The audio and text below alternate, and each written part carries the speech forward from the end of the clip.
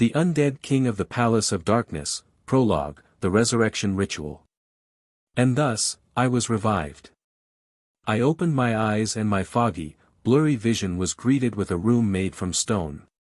Lining the walls were rows of bookshelves with a bright red magic array drawn on them. Everything felt so new, like I hadn't seen or felt anything before now. My slate had been wiped clean, like I hadn't had a will or consciousness or even any intelligence until now. All these changes felt like how one would feel when they are awakened from a dream, except it was more vivid than a dream. As if I had been brought back from the depths of the netherworld. Or, as if I had been pulled out of eternal slumber. Sense of sight, hearing and smell. My mind is overwhelmed by the astounding amount of information I receive through all of my 5 senses. As the chaos reached a peak inside my head, I hear a hoarse voice directed at me. Have you regained consciousness? How do you find yourself? Flesh man. The voice felt like it was drilling right into my head. I looked to my side and I came to the realization that I lay stretched out on an elevated platform of some kind. The voice issued forth from an old man who had on a robe that looks like it was made from darkness itself. His face, ashen with countless wrinkles, strangely enough could not be easily written off as a result of a very long life. He had blazing dark eyes, and by no means looked frail. His feather-light body held a very twisted, deformed and awfully repulsive staff in its hand. I couldn't grasp the reality I was faced with. I couldn't make any sense of it. All I could do was cast a glance full of suspicion at the old man. He continued as if it was a matter of course for me to not make a satisfactory response. My name is Horace Carmen. One who defies mystery, a mage and your lord. Flesh man. Bow before your lord. The moment those words were uttered, the moment it pierced my eardrums, I felt a strange sensation run through my whole body. My body began to move against my will. It raised itself off the platform with movements that were sluggish as that of a newborn baby. It twisted back and forth, and my knee bent the other way contrary to my will. Before I realized it, I had my head hanging down, with my eyes to the floor, kneeling in front of the Lord. The smell of mold. Gray stone floor. Suddenly, it dawned upon me. Everything was so vividly reflected in my eyes as if it was the middle of the day, despite there being almost no light seeping into the room. Something felt off. And with my sense of discomfort as the starting point, my mind started to slowly sort out all the information. My brain that was maxed out at processing all the new information it received from the environment, also starting putting all my memories in order. All of a sudden, my head was struck with a resounding clang. I could feel the impact but there was no pain accompanied. No, it wasn't just that. I couldn't feel the usual throbbing of my heart. Or the usual ache in my head that felt like my brain was being stirred by several tiny daggers. The very pain that was impervious to any kind of analgesic was also gone. Nor did I feel what made it seem like my insides were rotting, melting and being weighed down. The mind that had become clouded under the torture of the never-ending agony, felt lucid and sharp like a polished new knife. As strange as it may sound, at that moment, for the first time ever, I felt normal. Also, at that very moment, I understood what it felt like to be human. As I was completely lost in a daze at the thoroughly unforeseen events unfolding before me, Lord Horace's voice pulled me out of my reverie. Flesh man. My slave. The one who returned from depths of perdition. I shall now bestow a name upon you, you nameless bastard. Nameless bastard. That's not right. I did have a name. The name my parents gave me when I was born. Although it has been a while since anyone has called me by it. But, I stopped short of uttering it. It was a gut feeling.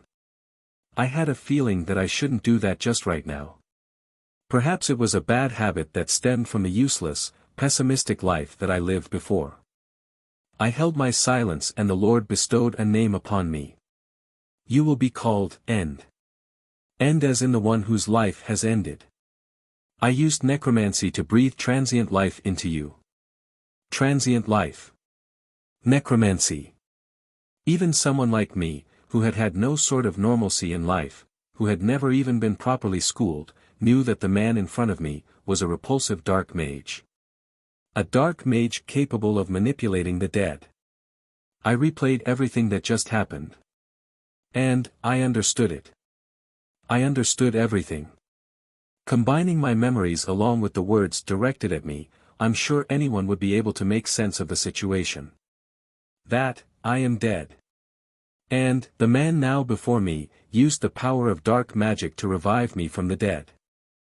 The Undead King of the Palace of Darkness, Chapter 1, The Living Dead. End. Follow me.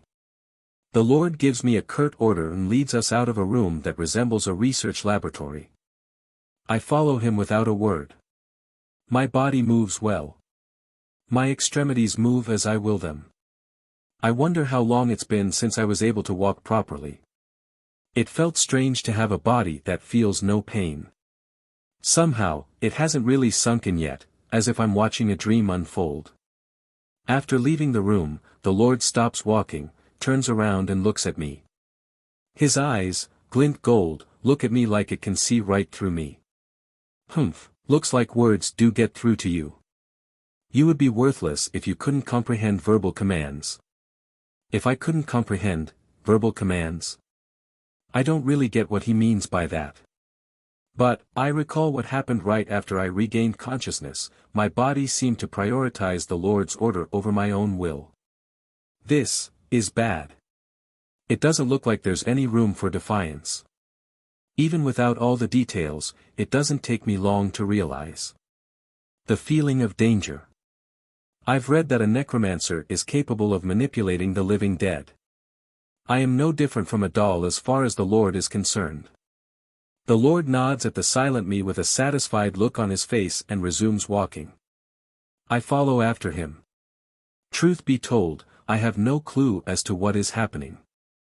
About why I was resurrected, where I was, what I would be ordered to do, the reason, the details or what future holds in store. It can't be that the reason I was resurrected was just to release me from my agony. But, there's one thing I do understand. That this isn't the time to bombard the Lord with questions or attempt to escape this place. I have to figure out all the details. Luckily, thinking was my forte. Before when I was alive, thinking was all I could do as I lay in bed, groaning in pain and evading death. Although, there isn't much difference to then and now, this is a lot better considering I'm not writhing in agony. After tagging along with the Lord for a few minutes, we descend a flight of stone steps and reach what appears to be the cellar. The Lord proceeds to open a huge metal door and enters the cellar. Surprisingly, the cellar looked very spacious. I swallow the words that almost spilled out unconsciously. There, lined up in rows were thousands of dead bodies. They all lay on a stone slab, a few spaces apart from each other. Unlike me, they didn't show any signs of movement. I have never seen a dead body before. Perhaps I would have been afraid originally, but for some reason, although I was surprised, I felt no fear. Stand by in this room, until I order you otherwise. His breath came out in white puffs as he directed a cold gaze at me and gave the curt order. The sound of the Lord's footsteps start to grow fainter. I give it a bit of time to completely disappear and begin to move from my position. First, I want to check how well my body can move. I swing my arms and shake my legs. The pain that tortured me for years was nowhere to be found. I feel completely fine even if I swing my arms, shake my head, stretch my back or lightly jump up and down. It feels like a dream. Although I almost wanted to laugh out loud, I settled for grinning like an idiot. This is the cellar. I dare say the Lord isn't going to come running back if I make a bit of a sound, but the situation is still unclear. I want to err on the side of caution. It would appear the room I was ordered to stay in was a morgue. No, rather than a morgue, I suppose calling it a storehouse might be more appropriate. Laid out on the stone slab were real, human dead bodies. All of which were almost completely unscathed. Their ages ranged from late teens to 30 years and most of them were men. They had all been properly clothed, looked uninjured but there were no signs of life. The bodies took me by surprise when I first entered the room but as time passed, I had already adapted to the situation. Before, when I was alive. Well, at that point, I was practically half dead anyway, and in reality I probably had already died once. Who knows? Maybe a few of them might end up becoming my colleagues. Such silly thoughts start popping into my head. The morgue was of a simple design. There was only one entrance, and apart from the stone slab on which the bodies were placed, there was a single table jutting out of the wall. The surrounding walls seemed to be made of stone and when given a light tap, a dull, heavy sound was returned. The room I woke up in looked more inhabitable than this one. Thinking that, I go to examine the table. Right now, I need all the information I can glean. No matter how small. I pull out the drawer very carefully. It hadn't been locked. It appears that the Lord expects all of the bodies laid out here to be functional. The first drawer that I exultantly pulled out, was empty. The second and third ones were also empty. The fourth drawer held a few strange fangs but that doesn't help explain this situation much. The fifth drawer was empty as well. The sixth one had about a dozen bottles filled with some strange liquid. Disappointed at finding the seventh drawer empty, I opened the eighth drawer. My eyes widened at what I find inside it. There's food in here. The words spill out in spite of myself. My hoarse voice echoes off the walls in the silent room that contains the bodies.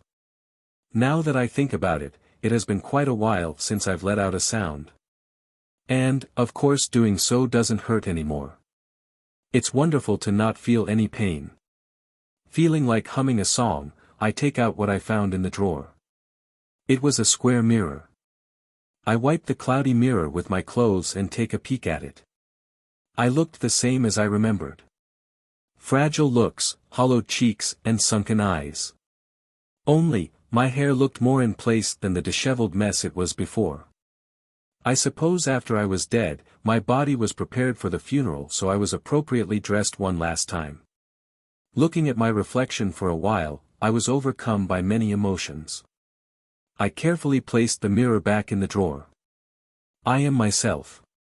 Although, it's a pity that I couldn't find anything else useful, I am satisfied with this for now. I make a quick check around the morgue and head towards its only entrance. The Lord did not lock the door behind him.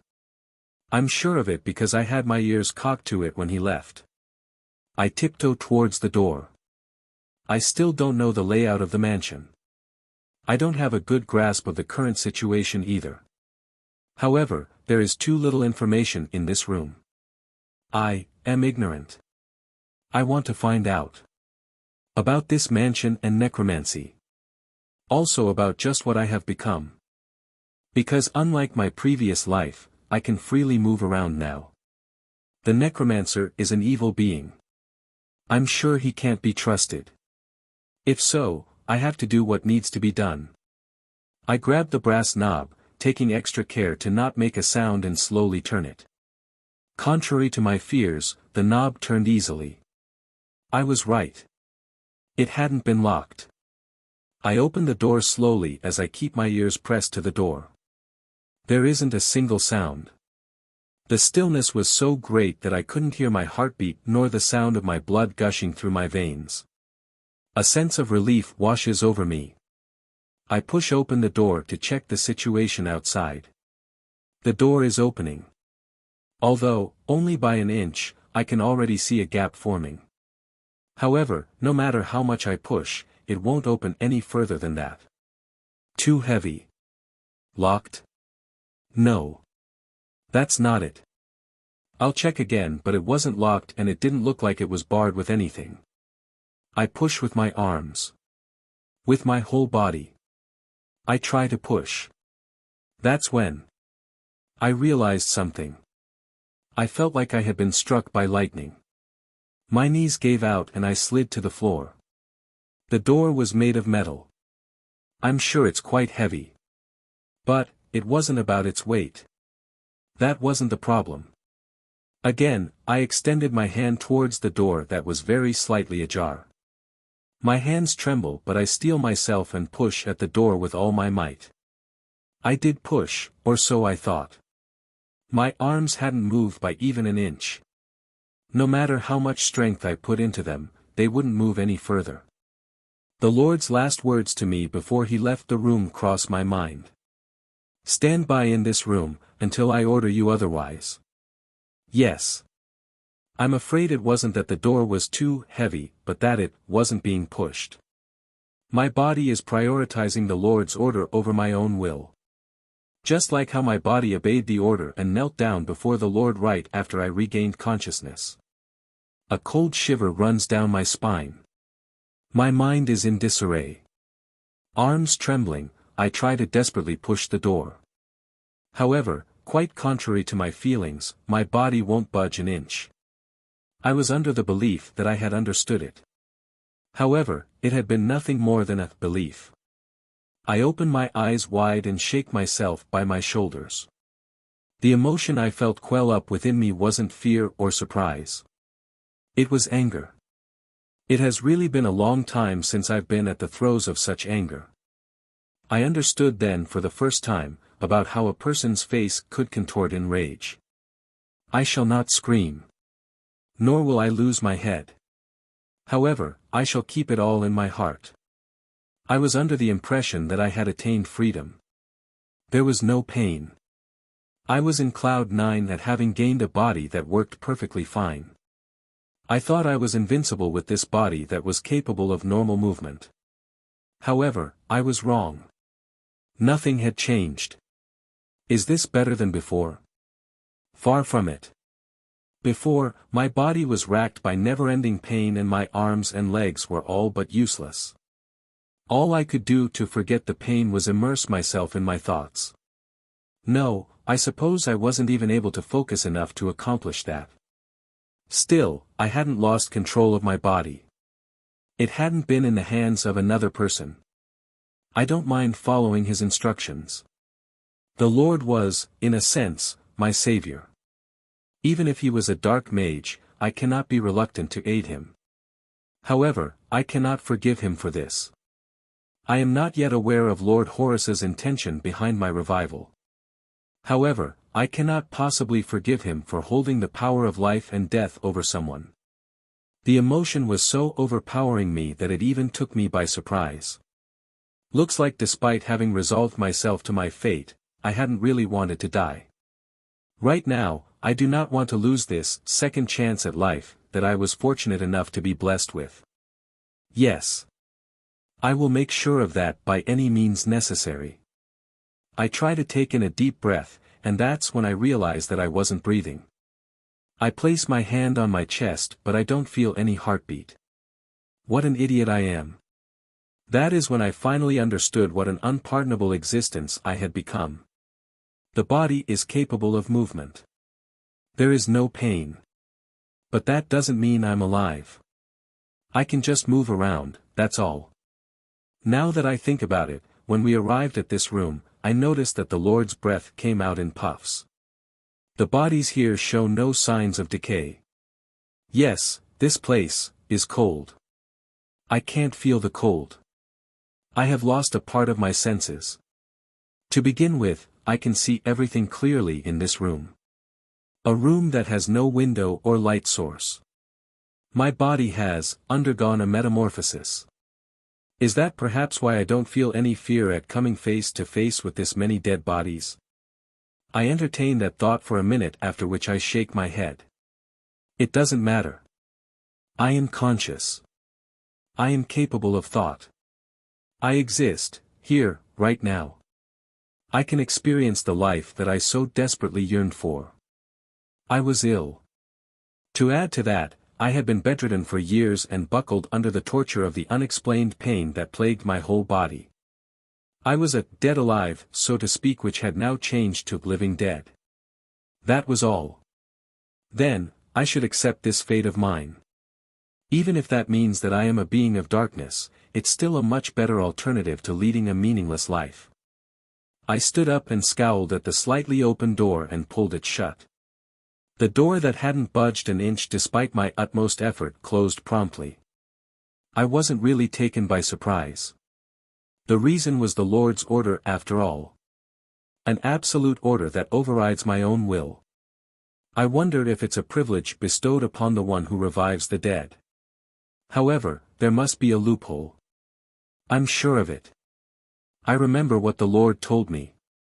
You would be worthless if you couldn't comprehend verbal commands, which means that for resurrected ones like me, incomprehension of verbal commands is a possibility. I will survive, no matter what. I shall collect information. The kind of information that will allow me to escape from the Lord's control. I am too ignorant of many things. I know nothing about necromancy, this mansion, or even the changes that my own body has undergone. Now is the time to gather intel. I have to patiently bear with this and wait for an opportunity to strike. Patience was my strong suit after thinking. Seeing as how that is going to be helpful now, perhaps my previous life wasn't all for naught. With renewed vigor, I walked over to the place I was ordered to stay and stared in front of me. I stood there affixed, and started counting numbers inside my head. I don't feel hunger, fatigue, or the need to sleep. My eyes don't become dry even if I don't blink. With eyes fixed to the front, indifferently, void of any emotion, I merely count. As I pretend to be just like one of the dead bodies around me. The Lord returned to the room when I had counted to around 2,000 and something. The Lord was enveloped in a long, pitch-black robe. After checking whether I had properly stayed put as ordered, he extended his arm to offer me something. Take it. It was a machete that was about a meter in length. Its blade was wide, dark gray, and had blood clinging to it, and yet strangely enough, it was actually oddly shiny. I did as ordered. I almost lost my footing under the brutal weight of the machete that pulls down my entire body. It doesn't seem like the Lord suspects anything. He looks at me straightening up and needing both my arms to hold up the machete and snorts in disapproval. Follow me. I am going to put you to the test. The Undead King of the Palace of Darkness, Chapter 2, The Test. I meekly obey the Lord and follow him out of the mansion. I am lost for words as I blankly look in awe at the scenery that unfolded in front of my eyes. I had spent most of my life bedridden. The reason being a strange debilitating illness that inflicted headache, stomachache, and never-ending pain all over my body. Nobody knew the cause. There was no known cure. No great doctors or sorcerers were capable of healing me. People weren't sure I would live past the age of 10, when I stopped being able to stand up on my own. For several years after, my world revolved around what limited scenery the window had to offer. I am ignorant of the ways of the world. Most of my knowledge consists of what I learned from books, and it has actually been more than 10 years since I've been able to go outdoors. However, even I can acknowledge that this area, where the mansion is located, is something extraordinary. The mansion was surrounded by dense, pitch-black, eerie woods. Since it was night time, the sky was dark and a huge silver moon shone bright. The mansion was surrounded by metal fencing that was pinned down to the ground by what looked like long stakes. The only way in appeared to be a solid gate that was firmly shut. I stood affixed while the Lord stopped and raised his hand ever so slightly. That looked to be some sort of a signal as soft footsteps started to approach us. I don't turn around but try to look through the corner of my eye. I almost end up exclaiming in surprise at what appeared before us but somehow managed to hold back. We were approached by 3 furry wolves. They were about half my size, and it would take some serious effort to be able to get onto them. The wolves split up and drew closer to the Lord. They let out a low growl and stopped in front of him. My gut told me that these wolves were corpses. Well, I suppose I should have known that considering the Lord. The wolves were swift with sharp fangs and talons, but their eyes looked clouded. Well, the Lord being a necromancer, I wouldn't be too surprised at him being able to bring back to life beings other than humans. I knew. I can't escape from here. Even if I somehow manage to get out of the cellar, I won't be able to flee this place. If I try to escape from here with no clear plan in mind, I will definitely be caught. For the past few years I haven't even been able to walk around, let alone run. And seeing as how both I and the wolves were revived from the dead, I feel the chances of me outrunning them are extremely low. The Lord removes a key from his breast pocket and proceeds to open the door. He said curtly, "Come, and show me your strength." Show him, my strength? I possess no such thing. The machete that I was given still lies heavily on my hand. If I wasn't a corpse, my arms would be too sore to hold up by now. My silent protests didn't reach him. I had no freedom of choice. As the Lord went past the door, I followed helplessly. The woods I stepped into for the first time looked even more eerie in the dark. The rustling wind, the insect and animal sounds, everything sounded scary. The Lord pressed on regardless, down the path that cannot rightly be referred to as one. Seeing him walk down with wolves under his command on both sides, he bore the air of a king. Well, I wonder if he is a king actually. The king of the undead with an army of evil undead under his command.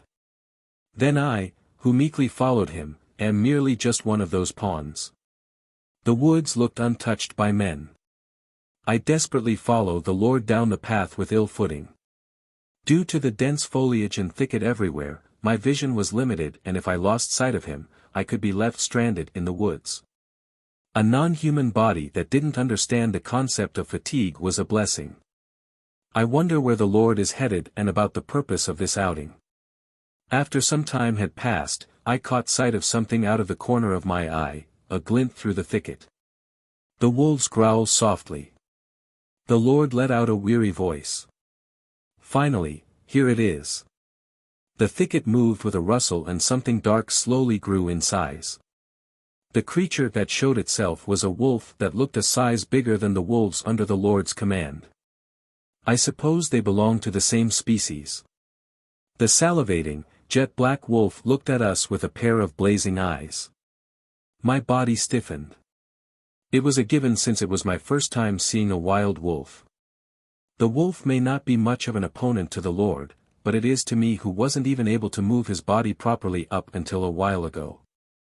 The dark wolf does not come lunging at us right away, but starts to slowly circle around, with its eyes fixed on us. However, the Lord doesn't seem to pay any mind to it and looked deep in thought. There's too many. It may be futile, against these numbers. Hearing that finally made me realize that we were surrounded. From every direction, several pairs of eyes were fixed on us. Jet black fur that dissolved into the darkness. They looked light-footed and their movements nimble. It was a pack of wolves. I had forgotten. Wolves tend to move in groups. If I wasn't a corpse, I'm afraid I would have passed out under the stress. However, I am one, so I slowly glanced around, letting no shock register on my face. I counted 16 pairs of glinting eyes, meaning there were 8 wolves. That is more than twice the number of wolves the Lord commanded. The Lord had a look of displeasure on his face and not one of fear. The wolves slowly started to close the distance between us. Upon witnessing that, the Lord simply snapped his fingers. That was all the mage, Horace Carmen, did. 3 wolves that were guarding the Lord leaped forward. I felt like I was in a dream. The wolf to the right, that had been guarding us, dealt a heavy blow to the wild wolf that had gotten closest to us. The wolf to the left bit into another wild wolf and tore off its neck. I stood still with eyes wide open at the gruesome scene. The wild wolves may be more in number, but the Lord's wolves were certainly stronger. That was apparent even to me who had never even gotten into a fight his whole life. Firstly, the Lord's wolves may be smaller in size, but they appeared to be physically stronger even to an inexperienced eye. The wild wolves were lithe and nimble, but the wolves under the Lord's command were swift like the wind. Secondly, they attacked without hesitation. With disregard to their own well-being, they leaped straight towards the opponent and bit into them. It felt like I was watching a well-tuned piece of machinery at work. Lastly, their movements never slowed down. They didn't flinch or falter even when they tore into the wolves and bit into their limbs and neck. In the end, they stopped only after 5 of those wild wolves had been killed, and the remaining 3 had fled deep into the woods. After which the wolves returned back to the Lord's side as though nothing had happened. However, it did not feel like it was out of loyalty. I simply stood dumbfounded at his strength and how horrifying it all was. Necromancers. They are considered to be the most vile among the mages who exist in this world. I don't know much about them, but I do know that they commit the blasphemy of manipulating the souls and the remains of dead beings. Necromancy is a forbidden magic in this world, and its existence is akin to a myth or a fairy tale, always portrayed as practiced by the mad villain of an opera.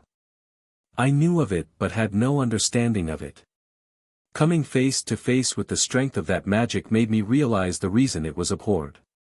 It was too sacrilegious. I don't have anything against those wolves, but anyone who witnesses that bloodbath would be led to the conclusion that they were evil. And I, who was resurrected by said evil practice, must be evil as well. Would I be able to win against this man, who openly defies the world order by desecrating the dead? No, I must win. If I don't, very soon I'm sure I would be subjected to the same pathetic fate as those wolves. The Lord, who had been inspecting the remains of the dead wild wolves his subordinates had killed, muttered. Humph. It's true that I don't have enough night wolves, but I suppose I'll leave these be. Let's go. Although I heard him whisper, finally, when those wolves appeared, it looks like they were not the end goal. But I suppose if the wolves were the reason for our venture into the woods, my presence wouldn't really be necessary. He did give me the machete, but there has still been no order. I wasn't even ordered to be his shield, nor was I asked to clear a path through the woods. I was simply asked to follow. Once more through the woods we went. I didn't feel the presence of any other humans in the woods. After all, I suppose humans wouldn't really venture into the woods at night, where they could be attacked by such huge wolves. It doesn't look like these woods lie close to town either. I spotted many animals pop up as we kept walking. Plus, they all showed hostility towards humans and were prone to attack on provocation. Perhaps, these are what they call monsters. At first, we came across wolves, twice my size, that the Lord referred to as night wolves. Then, there were monkeys that held something like a club in their hands. Foxes enveloped in blue flames and moss-green boars. Had I encountered them alone, I'm afraid I would have been an easy kill. The Lord's wolves effortlessly scattered the various scary beasts like they were nothing. Damn! These woods are more dangerous than I had first thought. Even if I somehow managed to evade the Lord and his wolves and jumped over the fence, I still wouldn't be able to escape here. However, I began to notice a few things as I followed behind the Lord. This body doesn't feel fatigue or absolutely any pain. The path was uneven and my arms and feet caught a lot of branches along the way, but it didn't hurt anywhere.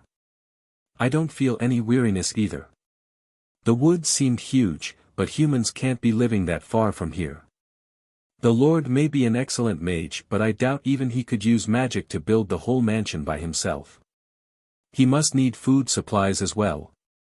It wouldn't be too out of the realm to assume that humans had access to the mansion. As I desperately tried to keep up with him, sorting my thoughts along the way, the Lord came to a stop for the second time. Was it another beast again? The leaves rustled and something big jumped out from behind the thicket. It was a bear. Maybe it was still a cub, as it was only half my size, but with its long limbs and huge claws, it looked plenty menacing. All the animals so far had appeared to move in groups, but this one was alone. I'm sure the wolves would have no problem dealing with it. But the Lord had other plans for me. He said. Just one monster, I see. And, fight, huh? It took a minute to sink in. Fight? Me? Well, from what little I know of necromancers, I supposed I should have expected it would come to this. Undead are nothing but weapons to a necromancer. But I had unconsciously ruled out that possibility. I am weak. I had never even gotten into fights, let alone fight a beast. I have never trained my body. I don't know how to fight. I look at the machete in my hand. It's not possible. The opponent may be small, but it is still a bear. I wasn't put through any sort of training. A human with no redeeming feature like me can't possibly win against a bear that has been blessed by nature. I could see that the bear was raring to attack. It showed no signs of backing away despite being faced with wolves drenched in blood. I do have a machete with me, but the bear has claws. I might have a body that feels no pain, but I doubt I'll be able to move around if it tore me to bits. It's impossible. Totally impossible. The Lord looks at me being indecisive and not holding up the machete. His order sends shocks through my brain. He says, "What is it?" "This is an order. Fight with all your might and kill it."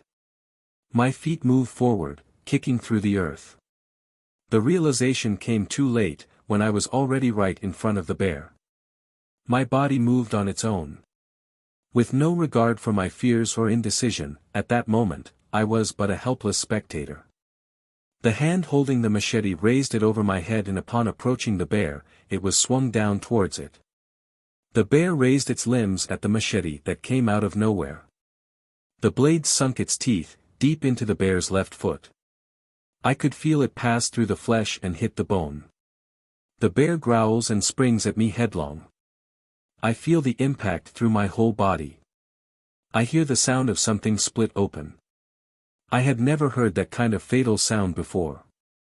However, I could feel no pain and my hand still held the machete. My head moves. Before I could let out a scream, it bends over and bites into the bear's ear. The reek of the malodorous beast pierces through my mind and onto my teeth. The sensation of the hard flesh and the fur hit me with intense nausea. My teeth shattered and my chin let out a horrible creak. The bear swings its head to shake me off. A part of its ear that had been bitten off falls down from my mouth. I stopped caring about the nausea and the odor. At that moment, I was a monster that anybody would turn away from. My left arm moved quickly, and lunged at the right eye of the bear that had pulled back a step. I momentarily feel my fingers pierce through something soft before it attacks my lunging arm with its left forelimb. Snap, I heard the bones break. The broken bones stuck out of my left arm. The fingers that I had put all my strength into were broken as well. However, there was no apparent pain, and the fingers that heeded the Lord's command showed no signs of stopping. The bear was indeed strong. Much stronger than someone like me. Try as I might, someone wimpy like me would never be able to win. Nevertheless, the Lord's order was much stronger than the bear. Even beasts that easily attack humans still feel pain, but I don't. My left arm forcibly removes the machete that had sunk halfway into the bear. Blood spurts everywhere, and the bear lets out a loud growl that is better described as a shriek. Maybe my spine had broken because everything started to spin. However, my body pays no mind to it, raises the machete over my head, aims for the bear's neck and swings down as the Lord's order comes to completion. The Undead King of the Palace of Darkness, Chapter 3, The Difference in Perception. The bear yelps out in pain and keels over. I simply keep swinging the machete down at the half-dead bear with all my might. My blade strikes relentlessly and tears through the thick coat of the bear and proceeds to hack at its flesh. The blood spatters everywhere, but my hand doesn't stop. My body is moving on its own. I am witnessing everything that is happening, from a distance, separated from my own body. The blood spatters onto my face and eyes. But I don't feel any pain. Well, if I had any sense of pain in the first place, I'm sure I'd be writhing in pain right now. My arms aren't strong. It had hardly held anything nor practiced any kendo swings. How is it possible for my noodle arms to tear through the thick coat of fur of a wild animal and hack through its flesh? The mouth that hardly held any food in it, is capable of tearing off a part of a monster's body? Well, I suppose normally the answer would be no. If I and the bear clashed, 10 times out of 10, the bear would win without question. Even if by some luck I managed to land a blow, I'm certain it wouldn't be fatal. And yet, right now, I am greeted with a complete opposite of the expected outcome. The bear still twitched, but the blows that my machete landed on it had cut through its flesh and reached its bones. It was obviously fatally wounded. However, how was I able to bring down such a robust beast? I could guess at the primary cause behind this, from the eerie shocks running through the arms that swung around the machete. Enough. It's dead. Stop. Upon the Lord's order, the arm that had been moving like it was separate from the body, comes to a stop. I'm not out of breath, nor am I tired or in any pain. An undead knows not those concepts. I looked down at my right arm. It was congested with so much blood that it looked like it could drop down and waste away at any moment. As far as I know, my right arm did not take any hits. I'm afraid the damage resulted from it hacking away at the bear with all its might. If I'd had any sense of pain, I wouldn't have been able to deal that many consecutive blows. At the very least, the blows would have been weak. The damage to the arm was that terrible. It wasn't just that. During close combat, the abdomen that took a headbutt and the left arm that was kicked down by the bear's huge forelimbs would be put out of commission with just one blow had I been alive. The blow was that powerful. The broken bone was sticking out of the left arm, and the finger that had been stirring the bear's brain up until a while ago was bent in a direction it shouldn't normally. I can keep attacking relentlessly with all my might without having to care about injury, pain, or fatigue. I suppose that is the advantage of being an undead. Nevertheless, that doesn't mean that the body can escape unscathed. I can still see the wounds on the Lord's wolves they received along the way. My body that had previously been tormented by extreme pain has now been remade into a body that feels absolutely no pain. This was more shocking to me than when I found out that I had been given new life as an undead. The Lord cast a brief glimpse at the bear's remains and surveyed me from head to toe, and frowned. I see this all it can do. Well, I suppose it isn't so bad considering it was diseased before. It did a good job. Even if it's not that useful, it's all good if it serves its purpose in the future. Those remarks are really uncalled for given that I was forced into combat. But, that doesn't mean I can retort. The Lord sighed and touched his staff to my bloody mess of an arm. He utters a few words of incantation. It sounded different from the recovery magic cast by the light mages who treated me multiple times before. Come forth from hell, he who is frozen in time, bestows negative energy upon this undead. Force reverse. The tip of the staff glowed purple and there was a weird sensation around the wound on my arm. All the blood dripping from the left arm promptly returned to the body and the broken right arm put into its rightful place. My chin is mended and my teeth that had shattered to pieces are all restored to their former glory. I have heard that restoration magic requires extreme finesse. It costs a small fortune to heal even something as simple as a bone fracture. I don't know if using recovery magic on an undead requires the same degree of finesse, but I can see that the Lord is an extremely skilled mage. Usage of magic is often followed by strong exhaustion, or so I have heard. However, the Lord looked perfectly fine. Well, I had already guessed as much since he lived alone in the neck of the woods. The Lord is no ordinary man. Lord Horace said with an unamused expression after confirming that my wounds had been properly healed. Let's search for the next prey. And, follow me. Eventually, I was ordered to engage in combat with a total of 5 monsters.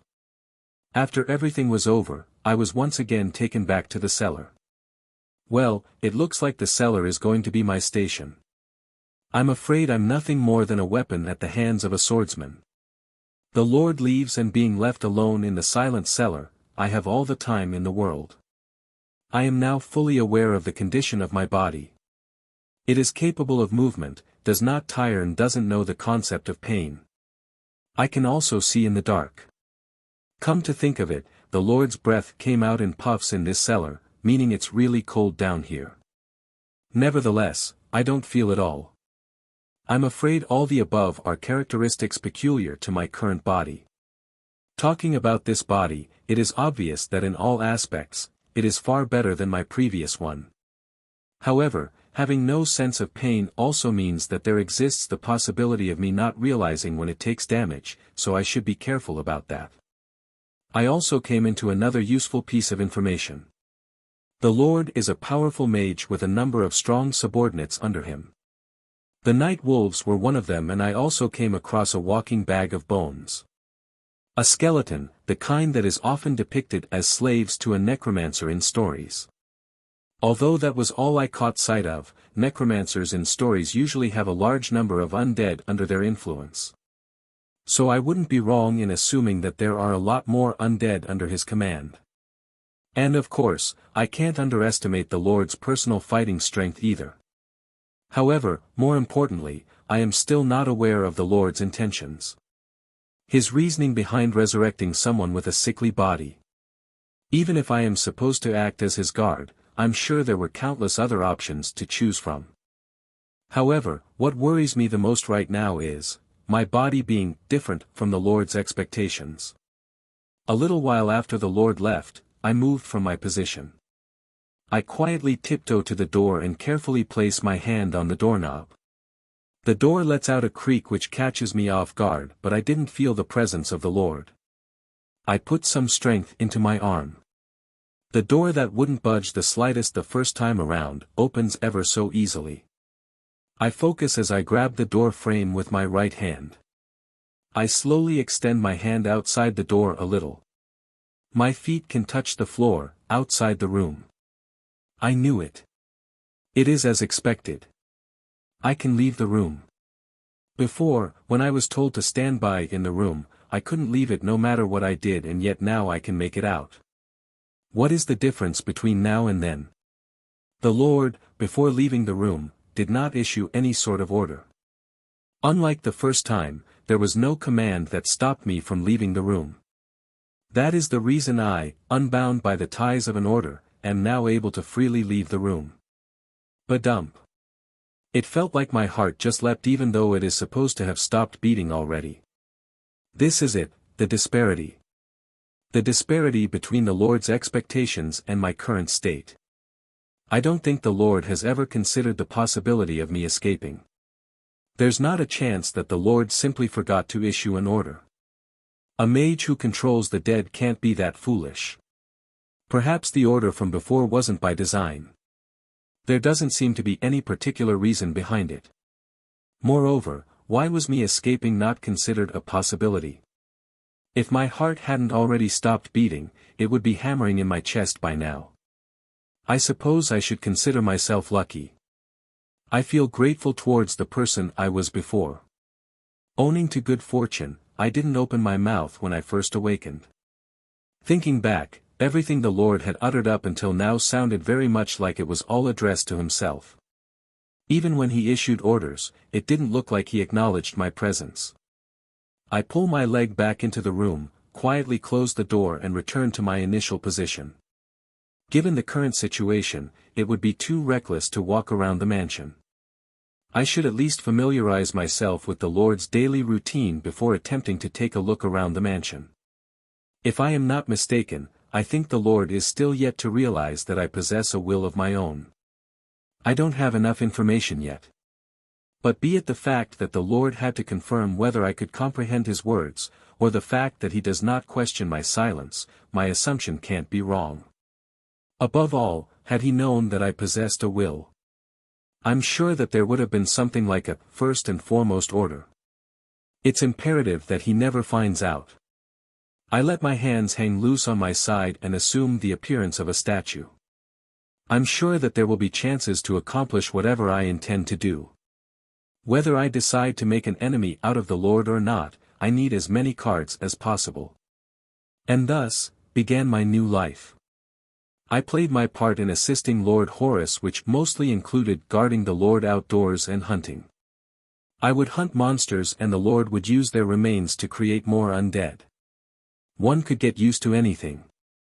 Even my barely existent fighting skills improved with each combat and I started defeating monsters more efficiently. There was no more need to resort to barbaric methods such as sinking my teeth into the opponent. As ever, my body shows no signs of pain or fatigue. To add to that, the Lord backed me up perfectly. I discovered that the Lord boasted a good range of offense magic skills. When I made the mistake of letting a monster pass by me, he just simply destroyed it. Moreover, it all happened in an instant and no trace of the monster was left behind. And, he had nothing to say about my blunder either. Upon witnessing the horror of his magic, I realized all over again that the monsters of these woods were no real opponents to the Lord. It was clear that he is stronger than I am. If I think about it, he wouldn't have built a mansion in these woods, if the monsters living in it were something he couldn't handle. I had somehow unconsciously taken this old mage for someone with poor combat skills. However, this has made me realize that, the plan of using the monsters to send him to his grave is in fact impossible. In any case, at this point, I have no idea what would become of me after his downfall. In the stories I have heard, upon the master's death, the undead do not disappear with him but are forced to wander the world forever. However, the truth is unknown. A week had passed and I had grown to be able to defeat a lone night wolf almost completely unscathed. I was also getting the hang of properly wielding the machete that I was given. A trick to dealing a death blow was to put the strength of your whole body into the strike. I stood in front of a night wolf that had its head split open and brain matter spilling out. The Lord had a dubious look on his face as he muttered. I wasn't so sure at first, but this corpse seems to be quite capable. Of course, I don't respond. However, something felt odd. The arm that had swung the machete with all its might was fine, unlike the bloody mess it was the first time I fought the bear. The first combat was done with much fear, confusion and through the effect of the order. Hence, the backlash was severe as I ended up using too much force. That said, I don't think it is only the reason behind why I improved so much in such a short span of time so as to be able to defeat a night wolf unscathed. I had a weak constitution. Since I had been bedridden for several years before my death, naturally, my muscles, bones and my organs had all but wasted away. The Lord's order may be powerful enough to have me display strength beyond my limits, but considering that the foundation was already weak to begin with, there must certainly be a limit to how much strength I can exercise. This body of mine is not alive. The Lord referred to me as flesh man. If I am dead, then physical growth should naturally be impossible. I am still supposed to be in my growing phase, but I don't need to take any food so my muscles cannot return to being as weak as they were before. Nevertheless, I have certainly become stronger. If not for that, it would be too unnatural for me to be able to slaughter monsters like I was some sort of skilled warrior in just a week. I don't believe I had the talent to be a warrior. The Lord observed me in silence for a while and muttered with a sigh. Is it getting closer to evolving into a ghoul? That was fast, almost too fast, not that there's anything wrong with that. Ghoul, I remember hearing about it. It's a type of undead that like to feast on human remains. But that is where my knowledge ends. The Lord's soliloquies are my only source of information. I suppose, the time has come for me to make a move. I steeled my resolve as I looked down at the Lord's forehead etched in wrinkles.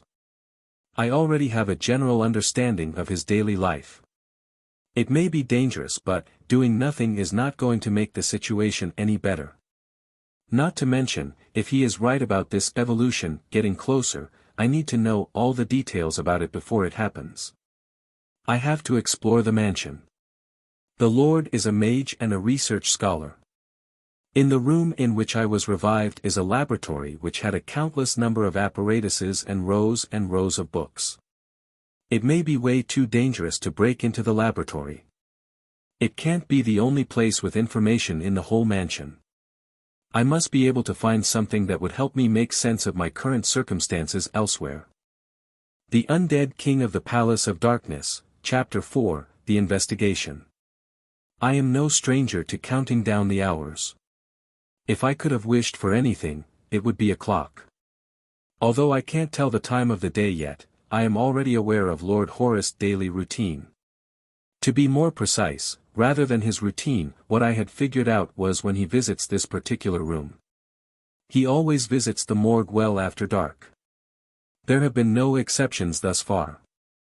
If my calculations aren't wrong, he visits the morgue once a day, at night without fail, and takes me out to the woods to hunt.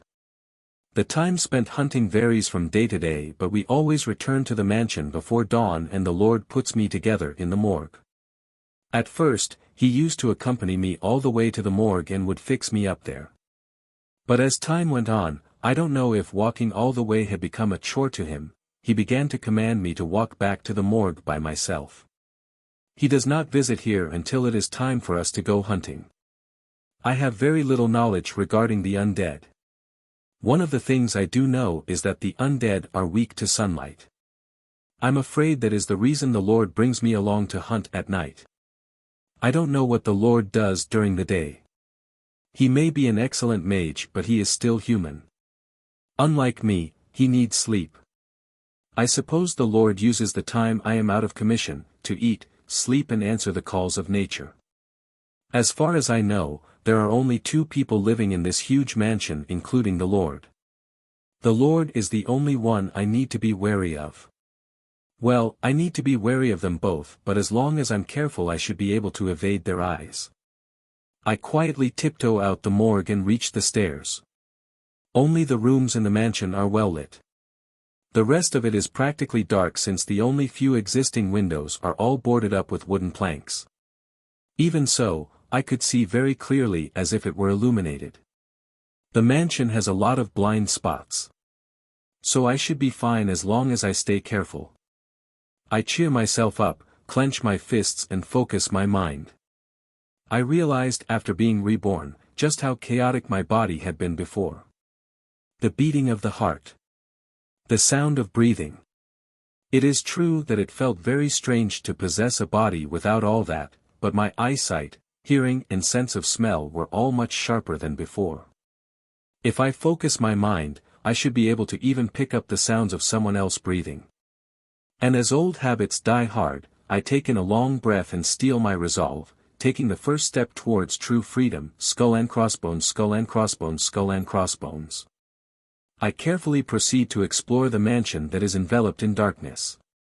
The aim being the study or the library or just about any place where I can find documents related to my present condition. Fortunately, I can read and write. As I was confined to the bed, reading was my only pleasure. The only language I can read is Lattice, which is the official language of the country I was born. Since the Lord seems to use the same language, I shouldn't run into any problems on that front. In any case, I just want any kind of information I can lay my hands on. For now, I decided to start searching far away from the supposed laboratory which the Lord always occupied. Unlike the mansion I lived in before, this place had no unnecessary fancy decorations except for rooms being carpeted. It gave the impression of a cold, inhuman place. I have to be careful to not let too much sound escape my feet. I should be fine if I keep it down. As any sounds would be masked by the other footsteps. If I close my eyes and focus, I can make out regular, solid footsteps echoing through the mansion. There were more than one set of footsteps. There are 2 people, including the Lord, who live in this mansion. If we were to talk about the undead, I'm sure there are a lot more than that. There were several sentinels on guard throughout the whole mansion. Furthermore, they were all undead sentinels. This place is Lord Horus' palace, so to speak. The dark palace inhabited by the king of the undead.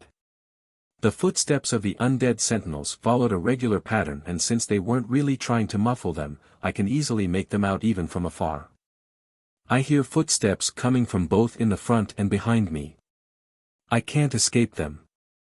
I retreat to the end of the passageway and crouch down. There is no impatience in me. I am ready to break into a run anytime, so I settle down and wait. My fears were realized as what suddenly appeared out of the dark was a skeleton that was lightly steeped in darkness. The difference between an ordinary skeleton and an undead one was that the latter's vitals were covered by some light armor and it was armed with a sword. Also that it was still up and about despite not possessing a brain or a heart. The armor and the helmet scrape against the bones and make a slight rattling sound. I could hear two of those skeletons walking abreast as if to block the passageway. Seeing them walking around despite not possessing any of the vital organs was just too unnatural and abhorrent that had I encountered them when I was alive, I may have passed away from the shock. They were referred to as skeletons in stories. Clad in armor and equipped with a sword and a shield, maybe they should be called skeleton knights. I came across them a lot this past week as I accompanied the Lord on our way to the woods. I was made to spar with it once. In direct contrast to its appearance, the skeleton knight was agile and had excellent sword skills. Although I had the upper hand in terms of strength and body weight, it wasn't an opponent that I could win against as of now. I may not feel any pain, but any physical damage inflicted on my body will make my movements sluggish no matter what. I could maybe take on one of them, but two at a time would just result in me being cut into pieces. My fight isn't over even if by some miracle I end up winning against them. This lair of the evil mage was heavily guarded against intruders. An ever-present army of skeleton knights patrol the corridors. Giving them the slip is close to impossible. They do not tire nor do they need sleep, just the same as me. But if my assumptions are correct, I should be fine. I had to roll the dice eventually anyway. The skeleton knight comes to a halt and with its body still, it rapidly lowers its head and looks down at me. I shrink into a ball and stay completely rooted to the spot. 1 second felt like a 10 or 100. The skeleton knight stared at me through its empty eye sockets for a while before turning away as if it had lost interest. It turned around to resume its patrol again. I breathed a habitual sigh of relief and started to relax my stiffened body. I had assumed that I would not be attacked. It wasn't that I was invisible to their eyes. Simply put, they had been ordered to not attack a fellow undead like me. The first time I came across them, the skeleton knights suddenly came at me with their swords drawn. And the Lord had to order them otherwise. Since then, they have been mindlessly obeying the order. I do not know if the skeleton knights possess any intelligence like I do, but judging from their behavior I doubt they have a will of their own. Also, considering that they wanted to attack me despite the fact that I was with the Lord at the time, I would say they are nothing more than puppets that move as the Lord commands. Ironically, one of the advantages of being placed in the Lord's mansion, is the fact that I am one of his undead. Owing to that, I will not be attacked by his other undead subordinates. I only need to be wary of ones who definitely possess intelligence. That would be the Lord himself and one other being in the mansion. But, it would be the end of me to be discovered by the Lord especially. If he were to ever find out that I was walking about freely, he would realize that his commands weren't thorough. In which case, he would either kill me or worse command me to revoke my freedom for sure. Taking my future into concern, that is something I certainly need to prevent from ever happening. I had successfully cleared a hurdle. I slowly got up and checked if I could feel the Lord's presence nearby. After the confirmation, I reached out my hand to the door that was the closest to me, skull and crossbones, skull and crossbones, skull and crossbones. I carefully opened the doors and inspected the rooms one at a time. As luck would have it, none of the doors had been locked.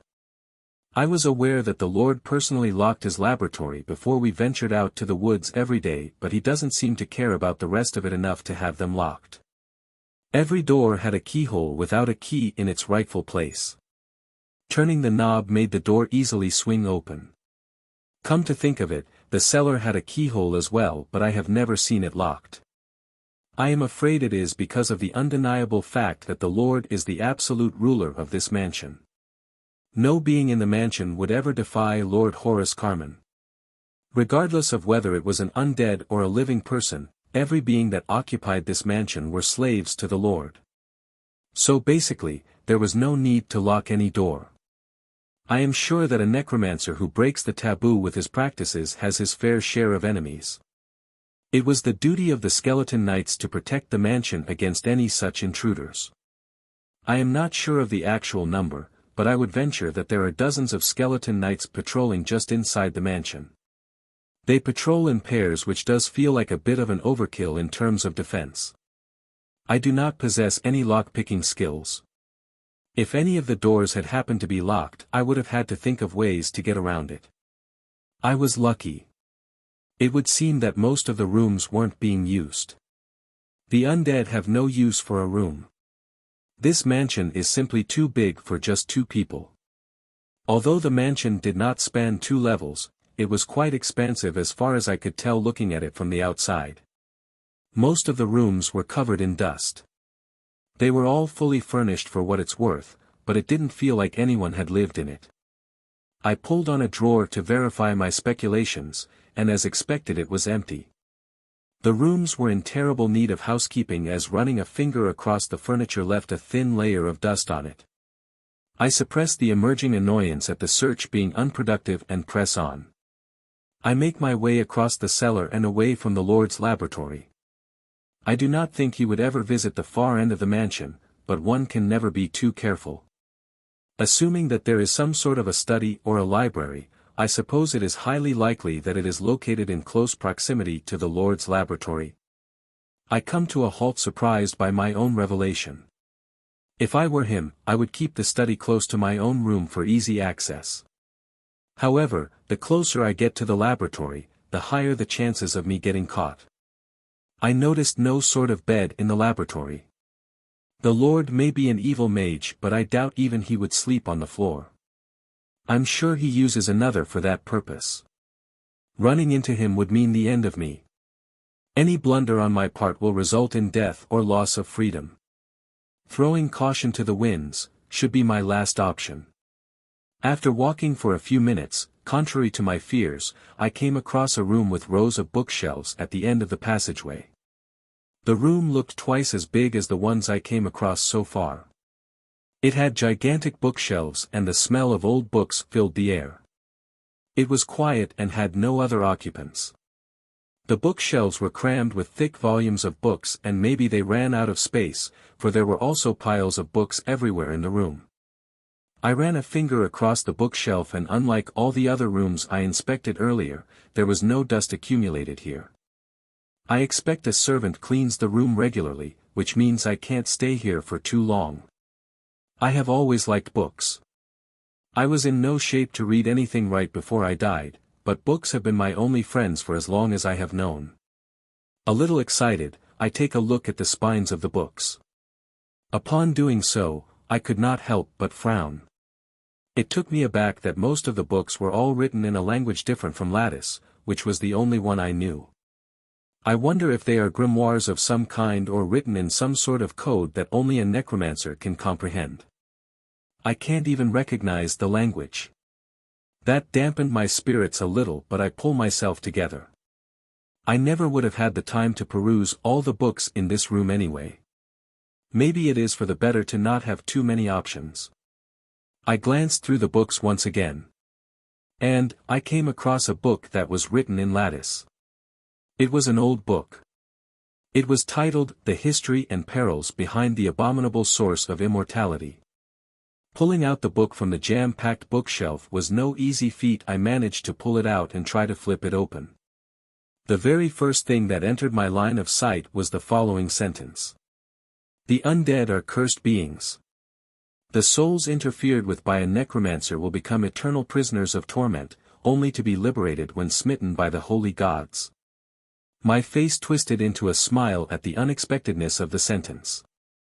I felt like I had just listened to a morbid joke of sorts. If the undead were cursed and at this very moment, my soul is being tormented, then what would you call my bitter past life? That pain, the hardship and endless torment on the body, can only be understood by those that have suffered through it. Those days when the pain was so terrible that sleep would evade me. Less and less people came by to visit with every progressing day. The faces of the light magic healers that had lost all hope and the feeling of helplessness I felt towards my own impending death. Those blessed could never understand the sufferings of the cursed. What I cannot stand is to be deprived of free will. That said, being reborn as an undead leaves me no despair. Before, when I was alive, had I been told that transforming into an undead would liberate me from my never-ending agony, I would have agreed without the slightest hesitation. Needless to say, I hold no resentment toward Lord Horace Carmen. Even if I came to be as a result of the practice of abominable arts. This book does not seem like it will be of any use. I shut it and cram it between two books and decide to look for ones that would be of more help. The Undead King of the Palace of Darkness, Chapter 5, Evolution. I maneuver a long, disproportionate arm that is already accustomed to using the machete, to slay a monster monkey that jumps out of a tree overhead. The sweet smell of blood fills the air and the woods grow quiet. I wonder if the monkeys sitting up high on the treetops, observing the fight, realized that the opponent was too out of their league. They let out a strange call and hightailed it deep into the woods. A body that can freely move around. The sensation of life dispersing from the monsters that I can feel through the machete. All of it fills me with a strong feeling of satiation that permeates my soul. In the beginning, after I was reincarnated, I thought the feeling of satisfaction may have been my body's reaction to free movement. But it appears I was wrong.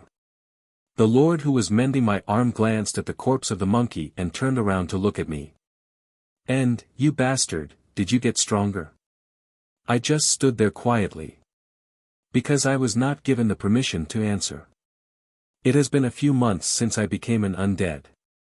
An unfettered body, which I had pretty much grown accustomed to. Owing to hunting daily, I have become able to read the movements of the beasts to a certain extent. I, who suffered from backlash at exhibiting strength beyond my limits before, am now capable of holding back my strength when hunting beasts. The number of times the Lord has had to mend me has also greatly gone down. I have been doing my best to focus so that I do not feel the strange sensation that I felt during my first combat.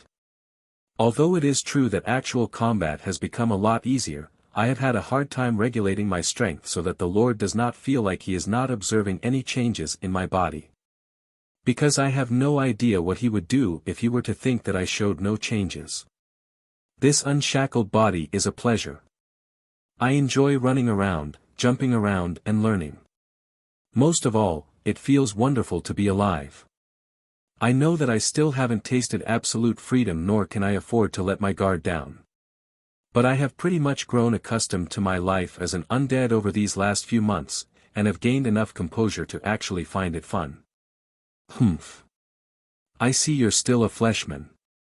You should already have a fair number of kills under your belt. It would not be too strange for you to have already evolved into a ghoul. The Lord stood in front of me, and tapped a bony finger to my arm and body, giving it a check. I simply stood still, my face betraying no emotion. A few months have passed since I got my hands on some books. I know a lot more about undead now than I did before. The Lord's library was a perfect place to learn things. I sneaked several books to the morgue and hid them on an unused shelf. I read them whenever I could find the time. That said, most of the books in the library were written in a language that I do not understand.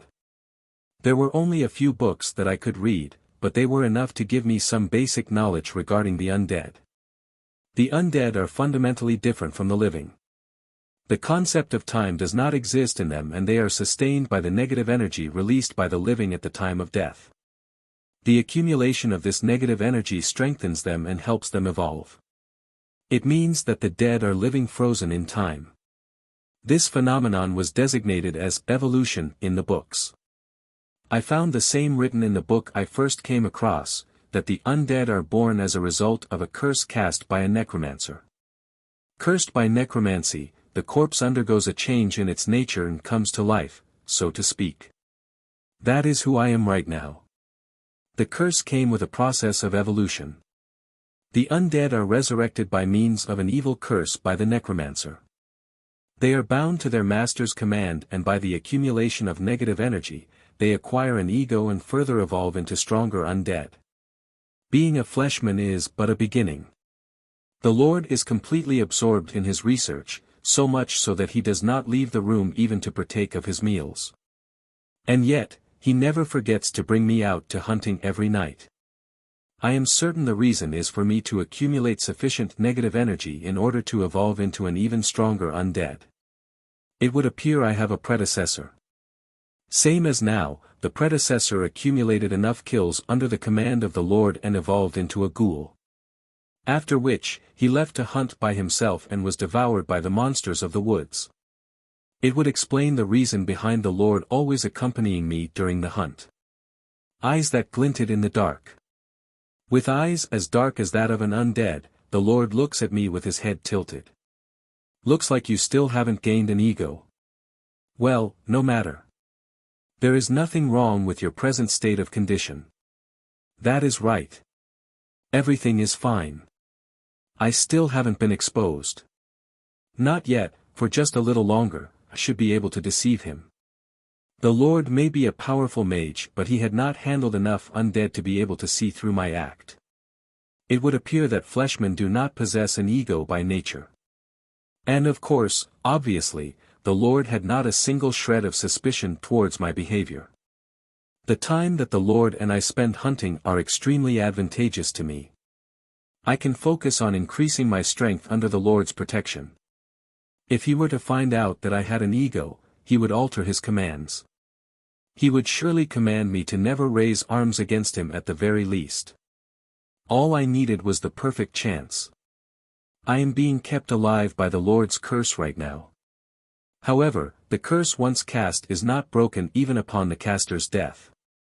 End. Carry the monkey's corpse and follow me. The usual command. I grab the still profusely bleeding arm of the corpse and follow the Lord. The overwhelming odor of blood and beast. The sweet-smelling corpse. Black blood trickled down the deep, shredded gash. I felt something hot squirm inside me, skull and crossbones, skull and crossbones, skull and crossbones. I have recently begun to feel hunger. Hunger. Something that I hadn't felt in a long time. It spread like wildfire within me and was too much to bear. I made my move after I was mended and left in the morgue as per the usual routine. It has been more than a month since I felt the need to eat. The moment I felt hunger, I understood that my body had evolved. Hunger. Sleep. Libido. The three basic needs of a living being. These desires had no place in a fleshman, but once evolved, it meant the exact opposite. I had a basic understanding of the undead by then, so I could tell that these desires happened as a result of evolution. Evolution happens as a result of taking quite a fair number of lives. I had evolved from fleshman to an existence referred to as a ghoul. The appearance of hunger was proof that I had evolved into a higher being. Unlike a fleshman, a ghoul possessed a bit of an ego and the brains of a human infant. The physical body is also enhanced due to the accumulated negative energy, but the biggest difference between a fleshman and a ghoul would be that the latter has intelligence. As I already possessed an ego and had retained my memories, the only advantage to becoming a ghoul is that I have a stronger body now. I do not know if that makes up for the disadvantage of having to deal with hunger. But even if that makes me weaker, it was still a change that I would welcome any day. Hunger. It is a very human desire. Being an undead was very convenient, but that desire was valuable enough that I would not mind forsaking convenience for it. I was not able to ingest any food before my death. I did not feel hunger. My mind was too occupied for that. Hunger was one of the things that I had lost. I suppress another emotion that I felt rise up besides hunger and strip off my tattered clothing and quietly leave the morgue. Ghouls feed on meat.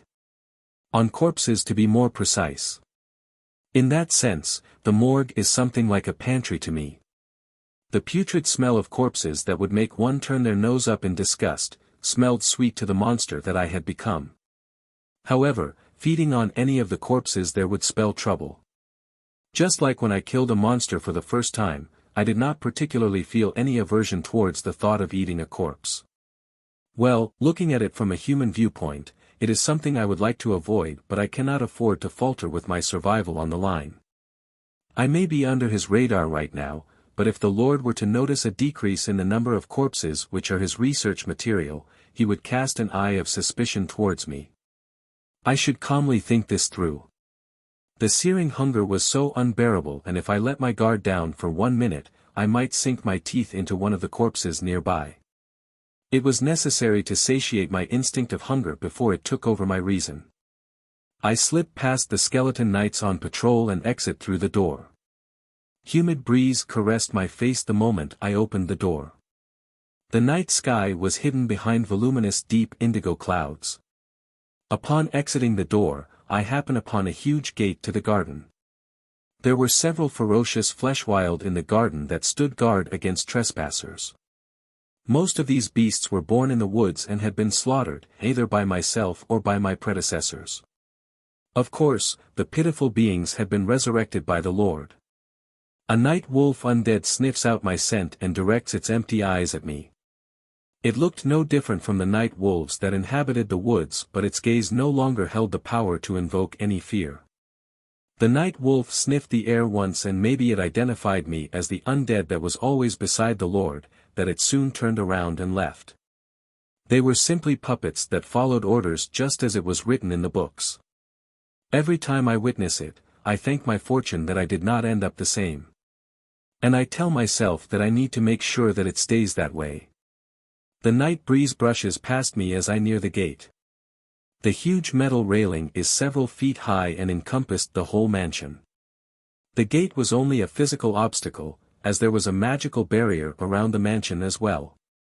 However, it has no effect on me since I am a comrade.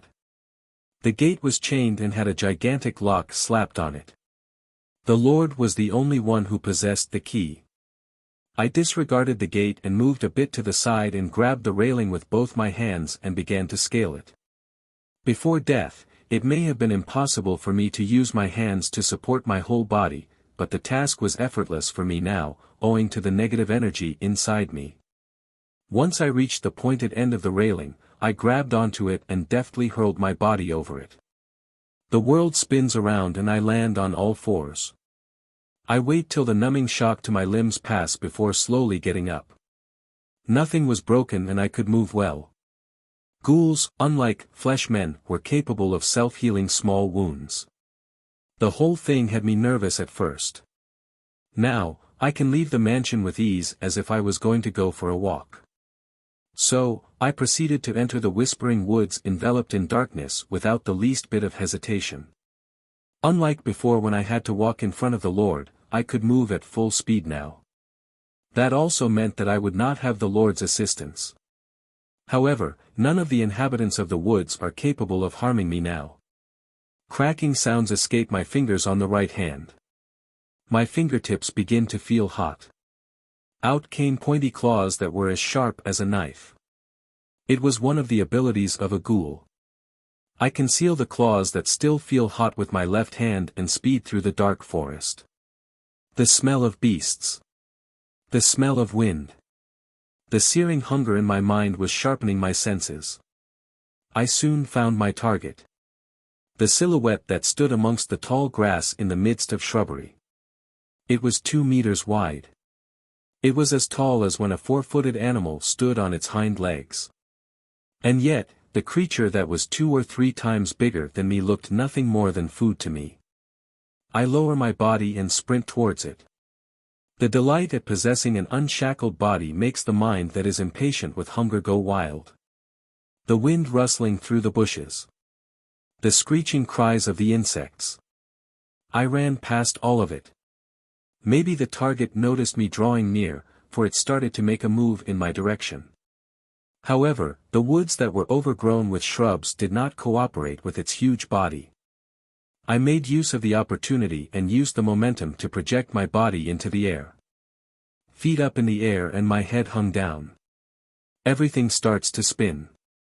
At the same time, the silhouette right below me turns its head around. Jet black fur. Blood red eyes.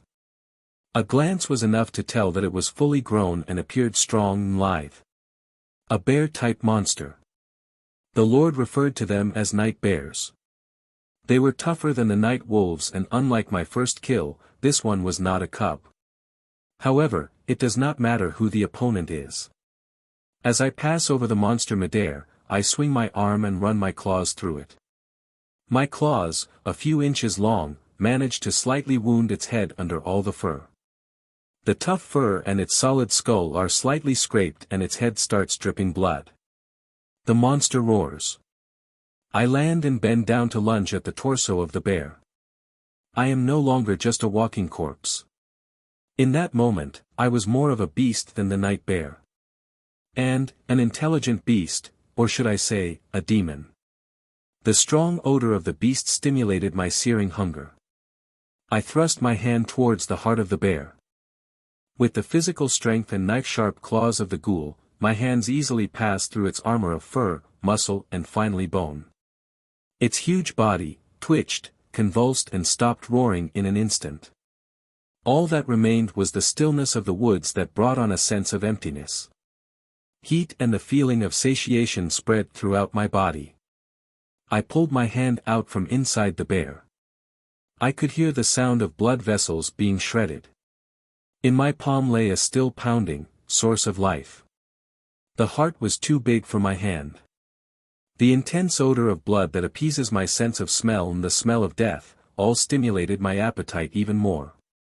I stepped away from the bear as I pulled my hand out of it.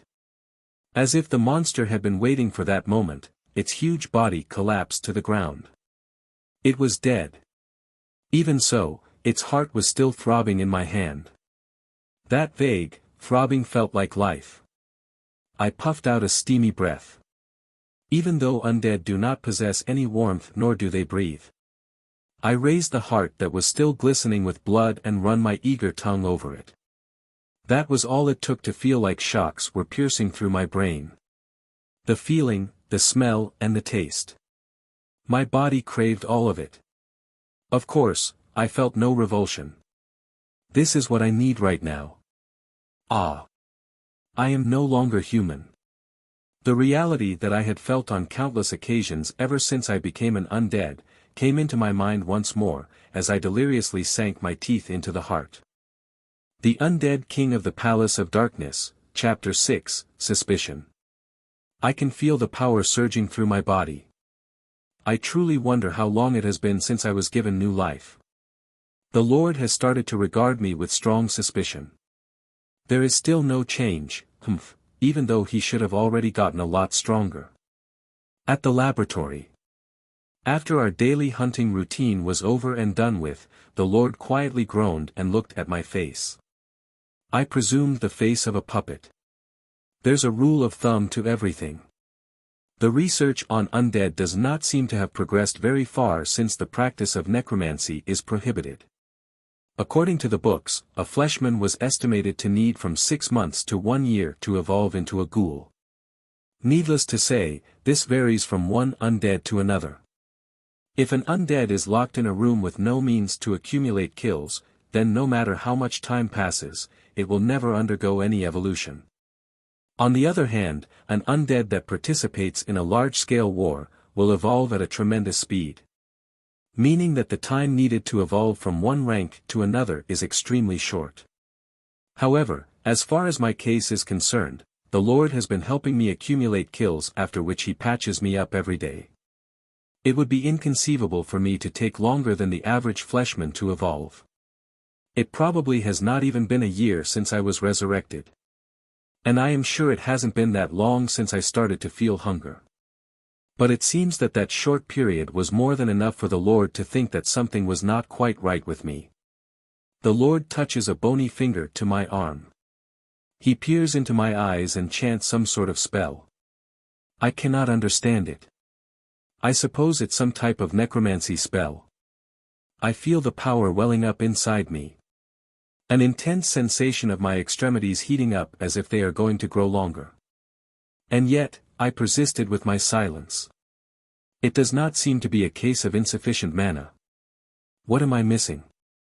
He grimaces and looks at me with an annoyed expression on his face. There was no doubt that the Lord was an excellent mage. It's evident from the fact that he has built his mansion deep into the woods, which was home to several ferocious monsters. Also from the countless number of books and dead bodies he was able to obtain. However, the Lord was limited by his preconceptions and expertise in necromancy. Fleshmen are the weakest of the undead. They can be easily created, and a dead body was all that was necessary. Easy to make use of but extremely vulnerable. A moving puppet that is only capable of following orders. It has no will nor purpose of its own, and therefore is incapable of moving a muscle, unless commanded by the Lord. My predecessors are also one of the reasons the Lord is caught in the grips of his preconceptions. My predecessors must have been a run-of-the-mill kind of fleshmen. They must have all foolishly followed the Lord's orders, and their progress of evolution must have been apparent. They suddenly gain intelligence. According to the books, the undead that evolved from a fleshman into a ghoul could be split into two categories. Namely, ones that come to terms with their situation and ones that vehemently oppose it. On the other hand, the Lord could not elicit a response from me. Crippled by his deep understanding of the ranking change that happens with the undead, the Lord is unable to comprehend my case. I am a peerless undead who managed to continue to survive thus far. The Lord is unaware of how to ascertain whether I did truly undergo evolution. Even though the Lord knows that I have become stronger as a result of accumulating negative energy, his suspicions still remain weak. The appearance of an undead does not alter upon evolution. I have certainly changed on the inside, but the Lord seems to have forgotten the best possible method of distinction. If I were him, I would have passed such a command as a shot in the dark. Did you evolve, you bastard? Speak the truth. I am bound to the Lord's commands. If such a question was ever to be raised, I would have no other option but to yield. However, the Lord, who is well acquainted with the basic nature of undead, which is that they do not possess intelligence, would never pose such a question. I could never behave out of character or do anything unexpected, since I am nothing more than a thing to him. After having examined my whole body, he furrowed his brows and yelled out in a disgruntled tone. "Rue, bring me a knife. Skull and crossbones, skull and crossbones, skull and crossbones." I could hear soft footsteps come to a halt in front of the door, and silence for a while as if there was some hesitation, after which the door opened with a creak. There is one more living being in this mansion besides the Lord. Although low on the scale of danger, I have always kept an eye on that figure. In came a frightened girl dressed in filthy rags. It was a young girl with black hair. I would say she was in her mid-20s. Scraggly and short-statured. Scrawny arms and legs. And as a defining trait there was a long, narrow, black collar around her neck. She was a slave, and that was the proof. Her eyes were dull and clouded much like an undead's. Her lips were chapped, and if one were not careful she could easily be mistaken for a fleshman. I did not know her name. But the girl that the Lord called Rue was a slave that he owned. Even if the undead were powerful and capable of killing monsters, they were unsuitable for any delicate work. So it was her job to help around the laboratory and wait on the Lord. She cleaned around the mansion, made the food and put away the books. Unlike the Lord, she did not seem to possess night vision, which was evident from the fact that she needed a light to walk through the passageways. Contrary to the Lord, she did not seem to have a set routine. I almost bumped into her a few times during my searching expeditions. I calmly looked at her. It would spell trouble if Rue were to happen across me, someone who is supposed to be in the cellar and ends up reporting to the Lord. However, at the same time, she could never do that. Slaves do not possess a will of their own, much like the undead. The collar around her neck is a magic tool that made a slave submit to their lord's orders. It had the power of controlling the slave's thoughts to a certain extent and is capable of bending their will in order to obey the Lord's orders. Rue was more strongly inclined to fear the Lord than I did. And I could see fear dwell in the eyes that looked at me as well. She possessed a will, but not free will. She could only do as ordered by the Lord. The knife. Ru panics and pulls out a knife from out of her pocket and approaches the Lord. He takes the knife from her outstretched hand and nonchalantly hits her on her head, knocking her off balance. "You dawdling scum." Contrary to his tone that was full of malice, there was no anger in the Lord's eyes. I am afraid it was simply done out of spite. Even if not for that, the Lord did not treat her any better or worse than a slave would normally be treated. Ru collapses. The Lord cracks his knuckles and stabs the knife into my right arm. The dull pain I felt emanating from my arm was probably 100 times weaker than what I would have originally felt had I been alive. And that also pointed towards the fact that there was progression in my evolution process. The undead are cursed.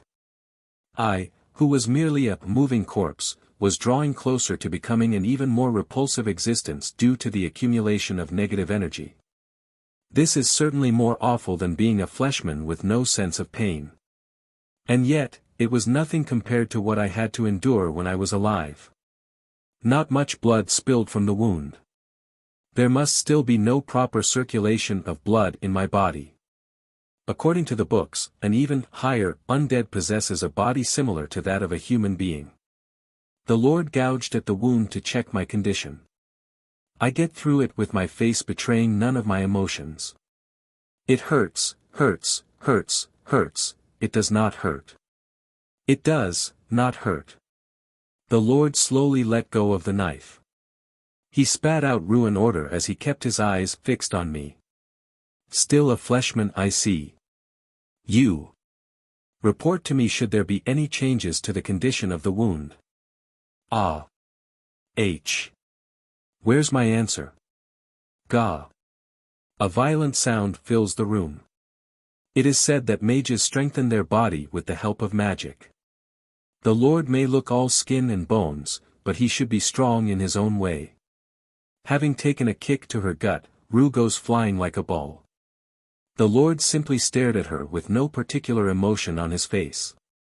The gash in my arm oozed blood and hurt. Whenever I got wounded during the hunt, the Lord would heal me with magic. It was a necessary measure if you intend to make long use of a fleshman, as it does not possess the ability to regenerate. The time it takes for a wound to heal.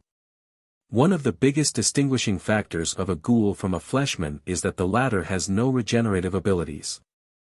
That is what he must have meant when he ordered her to report any changes in my condition. It appears that the Lord is trying to ascertain my evolution from a different angle rather than just the manifestation of a sense of self.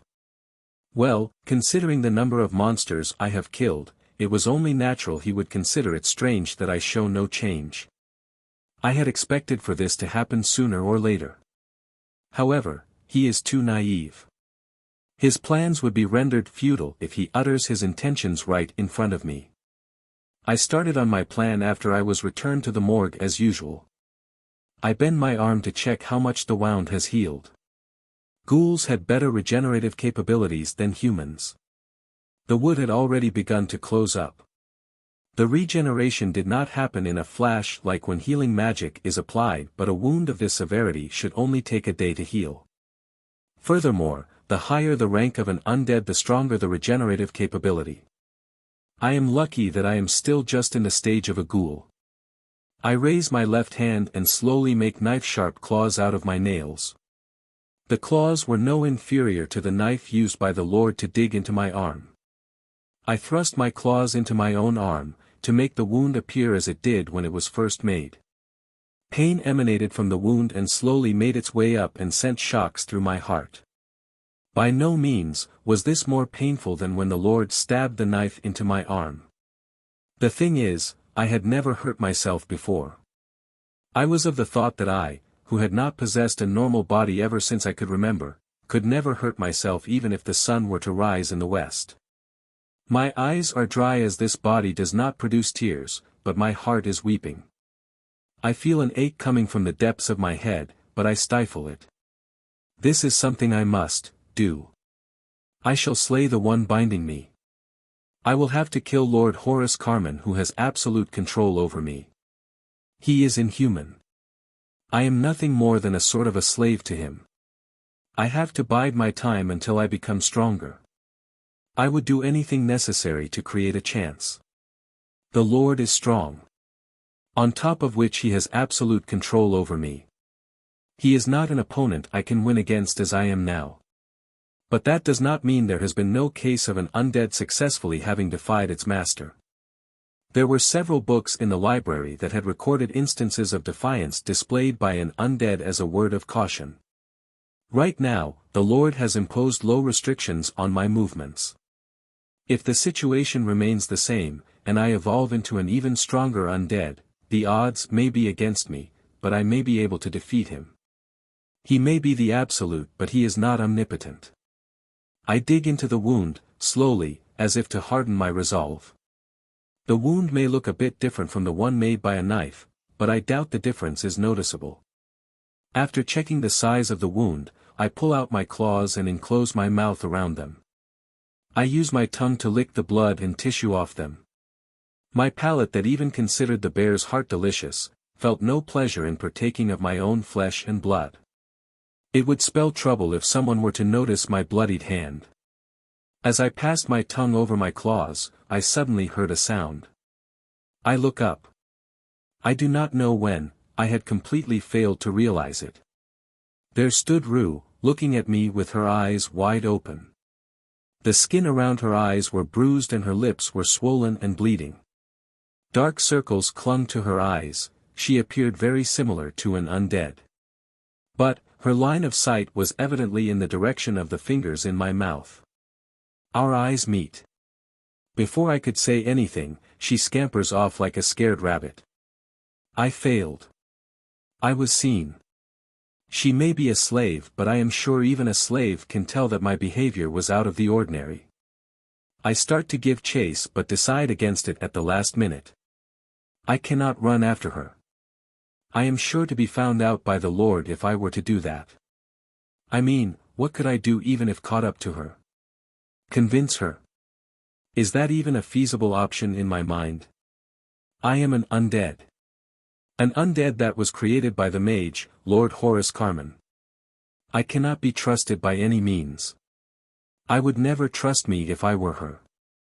In that case, I need not chase after her. It would be game over if the Lord were to discover me chasing after her. Because, the Lord never ordered me to do such a thing. I calm myself down. There was not a single drop of blood left on my fingers. The Undead King of the Palace of Darkness, Chapter 7, Trust. The lights flicker and a tearing scream echoes through the mansion. Rue was sent flying into the air and landed onto the dead bodies on the stone slab. It was the first time I had seen a person be blown off their feet. I suppose that was caused by offensive magic that the Lord seldom uses. The Lord's expression was the same as ever. His eyebrows were not furrowed nor was his face contorted, but one could surely see the spark of anger smoldering in those cunning eyes. Rue! You had the nerve to trick me. I remember telling you to report should there be any changes to the condition of the wound. Maybe it was due to the impact the fall had on her, she could not reply. The Lord treads on her hands on the floor. I do not remember ever ordering you to lie. Rue certainly did tell him the truth. But between me and her, the Lord seems to have chosen to trust me. Well, that is no surprise. He believes in his own magic. A slave's word. Her position must be taken into consideration. What's more, a slave who has not really proven her worth, could never carry any weight. All the more so when the story is ridiculous. I had understood that. Hence, I chose to let her be. I have been observing their interaction all this time. The kind of cruel treatment the Lord gives Rue. Perhaps, Rue dreamt that relaying the truth to the Lord would placate him, and that he might start treating her a little better. I would never have chosen that course of action had I been in her place. To think that she would decide to bet everything on that sliver of hope. Looks like she was desperate enough. Slaves are not even allowed to raise any objections. The Lord, after having delivered several blows, took her by the neck and brought her over to where I was lying. I am not sure if she bit herself, for a small drop of blood fell off her blackened lips. For just a moment, a wonderful scent fills the air. It almost makes me lose my calm, but I manage to compose myself after a bit of a fluster. Luckily, the Lord was busy chastising the slave that he had not noticed my slip-up. "Hey, you scum! What exactly changed with N, did you say? Say it once more." H. The Lord's eyes and Rue's vacant eyes were pointed in the direction of my wound. All they could see was that the wound looked no different from when the Lord made it. Well, correctly speaking, there was a slight difference, but the Lord was not looking that closely. "End. Raise your arm. Show your wound to me and this thing, clearly." I raised my arm out of my own volition. The wound was laid bare under the dim light of the room. The wound that ought to have healed had I been a ghoul was evidently still there. "Hey, Rue. I ask you once again. What did you say about this wound?" "Gah. Moss. It did, by itself." Maybe it was out of fear or because of the torment, she was not making much sense. The Lord makes a dramatic gesture as he looks at me. "Listen, End. The slave says that you gouged out your arm yourself." "Muahaha. Say, is that true?" "Yes." The answer is yes. But, I will not answer. The order has to be clear and precise. If he needs an answer, "Answer me," must be his order. But there were no such words from him. Hence I was not under obligation to answer. That was the loophole granted to beings with intelligence in order to escape the clutches of absolute dominance. The Lord looked at me for a few seconds, and I suppose he interpreted my silence in his own way. He directed his attention back towards Rue. Rue's shoulders trembled, she turned pale and sputtered out. "Ma master, it is lying. Kek kek. I had not told this to a slave like you, but undead can never defy their creator's orders." The Lord laughed out loud and knocked Rue to the ground. I watched them with my hand still raised.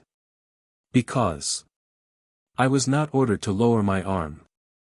It was only natural for a devoted fleshman that is only capable of following orders. Did you think you would be treated better if you reported that there was an anomaly? Did you really think that you could trick me, you useless dunderhead? Pitiful. The slave faithfully reported the strange truth to the master, but the master did not seem to place his trust on the slave. Their day-to-day interactions speak for themselves. Or maybe, the master's personality is at fault. If she had held her tongue, she would not have been chastised. But that does not mean I sympathize with her. I could have had my freedom stripped because of her. I wonder if the reason why I don't feel even a shred of pity towards her is because I am a cruel person. Even before a book. Shut it. You living scum that is lesser than a corpse. Looks like she knew about me reading the books.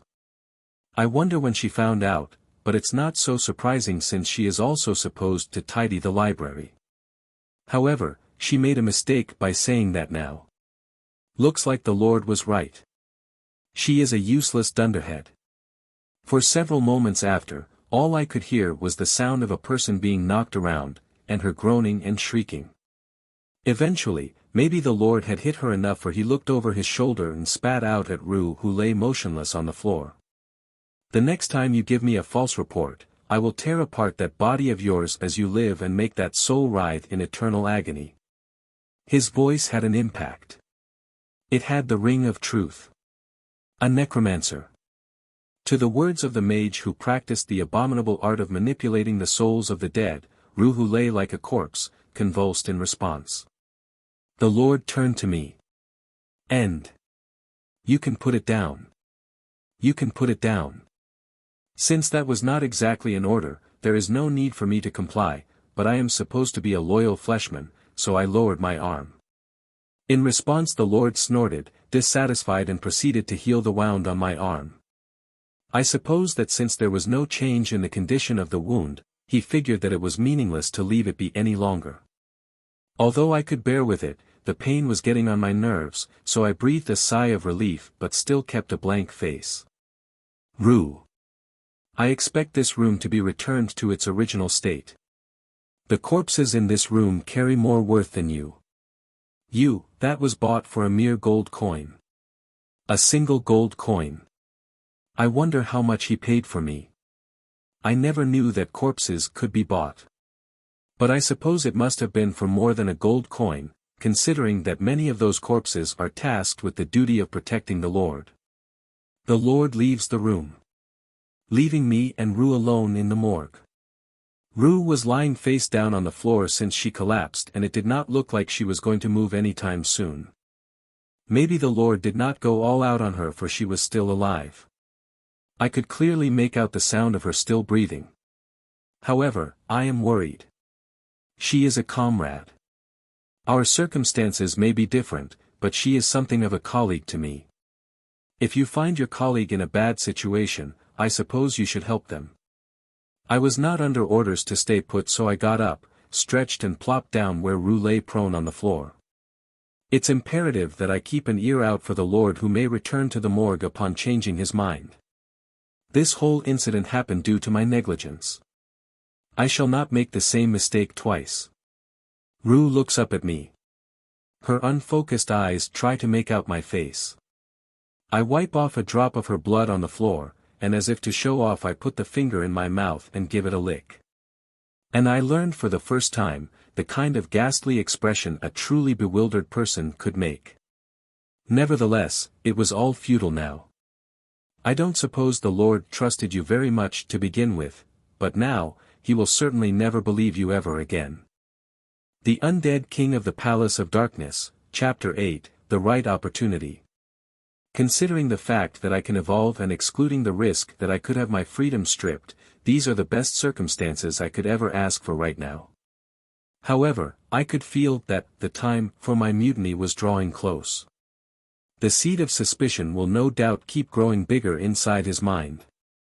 Even though the Lord dismissed Rue's words as lies, they must surely keep pricking him in deep recesses of his mind. All I need is to determine the best possible time to strike. I stopped retrieving books from the library every night.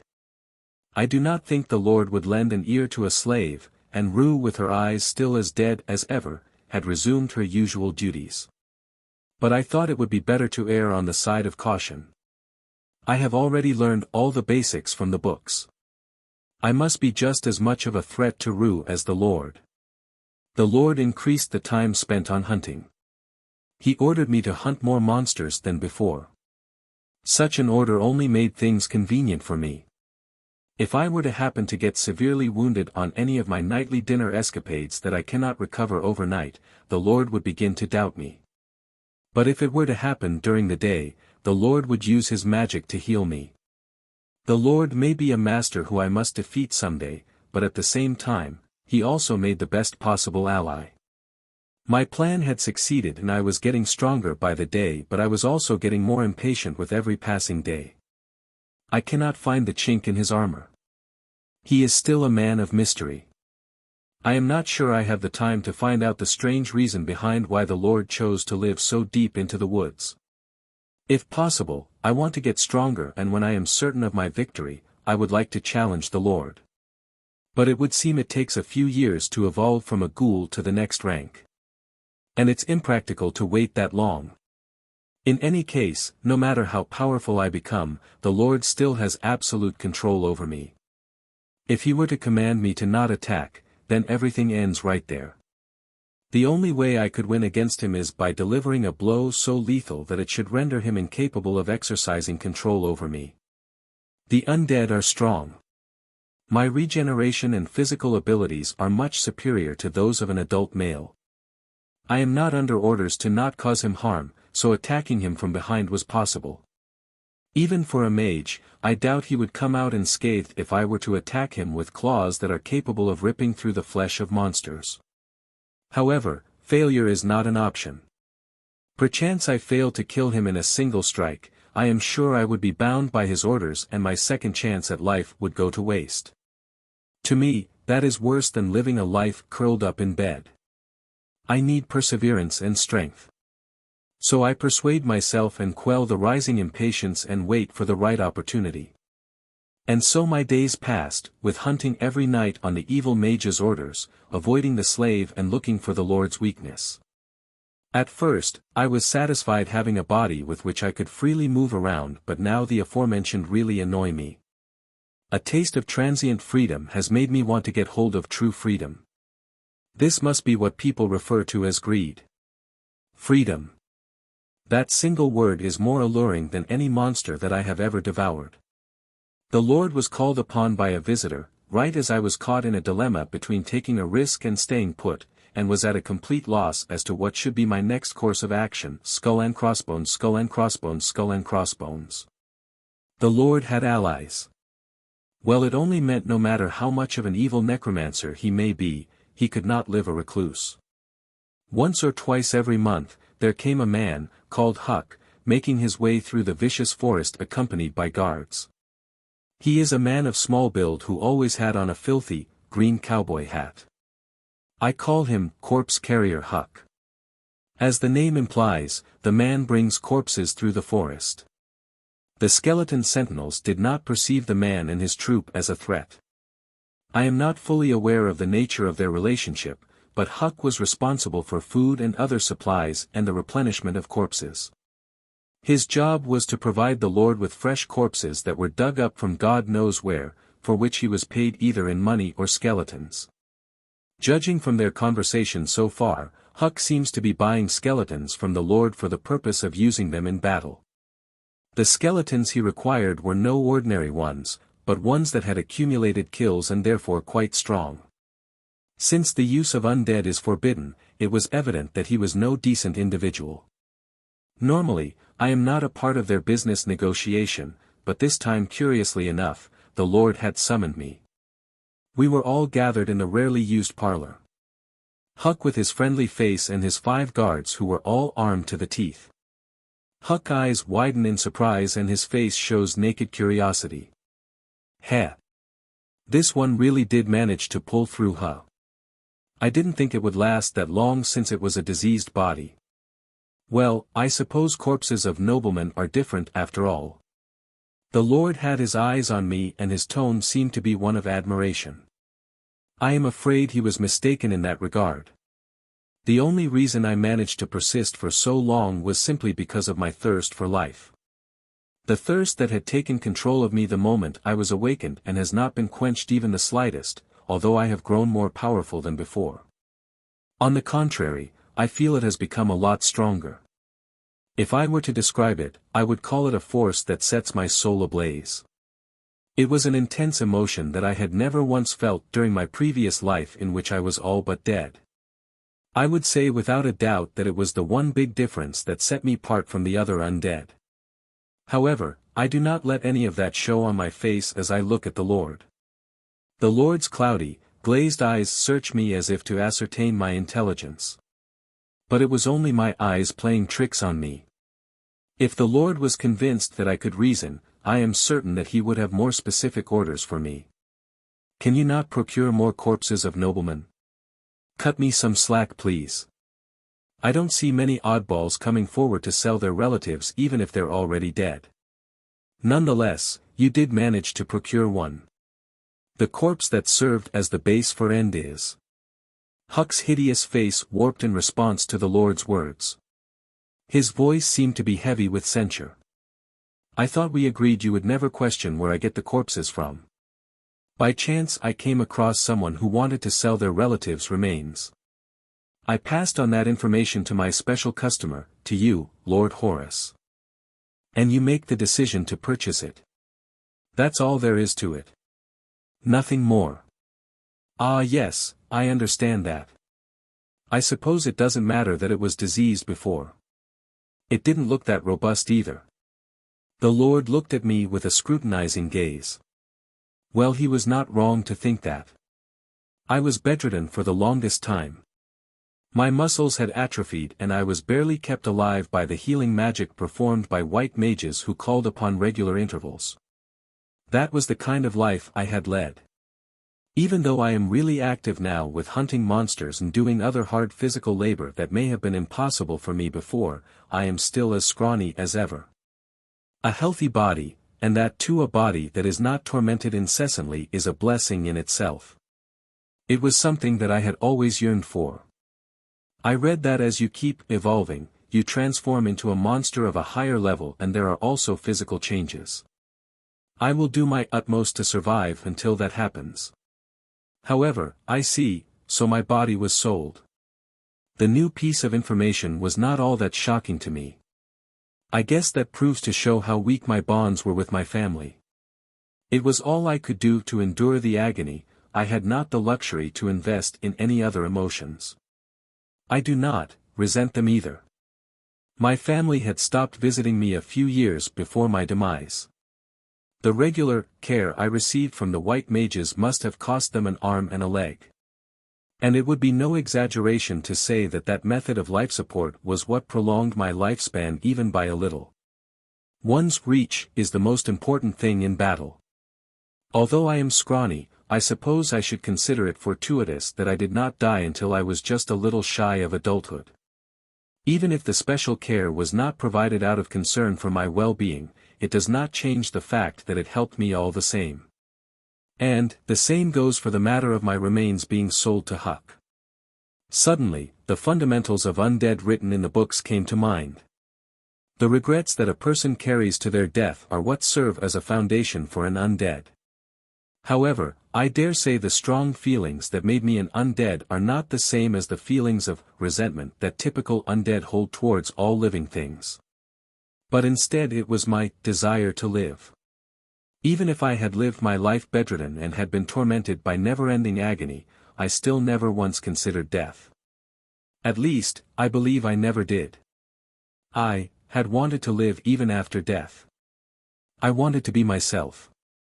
Maybe these pure feelings allowed me to retain my memories, which is originally impossible for an undead.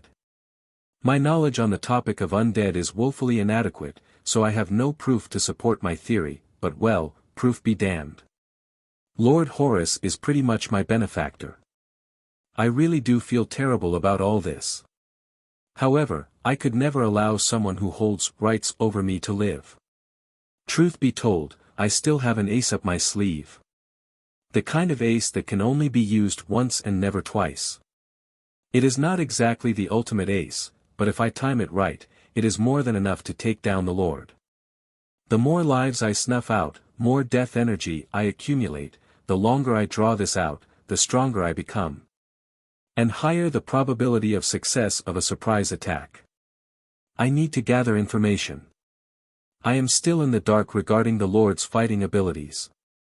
The apparent age of a powerful mage cannot be considered as reliable information. I have only ever seen him perform necromancy. I may have the upper hand at close range, but one can never be too careful against a crafty sorcerer. The most important thing was the right opportunity. My soul burned with a dark fighting spirit and my face blank when I heard Huck say with a grimace. Speaking of which, I heard that a bunch of Death Knights have recently arrived at NG. What did you just say? Don't tell me it was because you slipped up. Of course not. My clients are all tight-lipped, you see. But, the Knight's ability to sniff things out is the real deal. If I were going to be careful, it would be better for me to not visit here for the time being. The Death Knights. I have read about them before death and also found them in books in the Lord's library. They are a group of knights that belong to no country. They are the ones that bring about the end to the never-ending darkness. The strongest fighting force in the entire world. They often appear as heroes in tales. Ones who cut down any and all danger and tribulations with a swing of their sword of light. I looked up to them as a child, and truth be told, I had a fleeting aspiration to become one before my disease rendered me unable to do so. Necromancers who interfered with human remains and created the undead are the worst enemies of the knights. Among the picture books I read as a child, many of them told tales of battles between necromancers and the Death Knights. It goes without saying who emerged victorious. The Lord's face contorted in anger unlike I had ever seen before. It seems that the enmity between necromancers and the knights was not just fiction. And the Death Knights were also my enemies, since I am an existence against nature. Considering how unrelenting they were portrayed in the picture books aimed at children, I doubt they would allow my existence. Are they after me? If I had a few more years, I would set my experimented hounds on them, kill them and make eternal slaves out of them. I don't want to get dragged into the fight between the knights and Milord Horus. I will pull back for now. Hold on, Huck. There's something I need to ask of you besides the usual corpses. And, return to the morgue. Although it makes me quite curious as to what he wants to request of Huck, I cannot afford to ignore the order. I took my sweet time in leaving the room, and yet I was unable to hear the details of their conversation. Well, whatever. I did hear some unpleasant things, but I suppose it is better than proceeding ignorant. The time limit has been shortened further. I should figure out what I need to do in order to survive. Upon returning to the morgue, I lean against the wall, cross my arms and get my mind into gear. The Undead King of the Palace of Darkness, Chapter 9, The Weakness. I need to be certain of my victory. I, Lord Horus and the Death Knights. Between the three, there is no question that I am the weakest. I was able to hunt the monsters in the woods only because I had the Lord's support. I may have grown a little owing to experience and evolution, but in reality, I have not changed all that much from before. Typically, when a civilian with no combat experience turns into a zombie, an infamous undead of the lowest rank, it is said that their fighting ability will grow with time. Basically, there is a limiter in every human brain. It appears that if humans exert their fullest strength, the resulting backlash will damage their body. The limiter exists to prevent that from happening, much like a safety switch. Owing to this limiter, humans are able to live a healthy life, but at the same time they are rendered unable to exert their fullest strength. On the contrary, once turned into an undead, this safety switch disappears along with the sense of pain. Humans transformed into zombies do not fear wounds and exhibit the kind of inhuman strength that sets them apart from humans.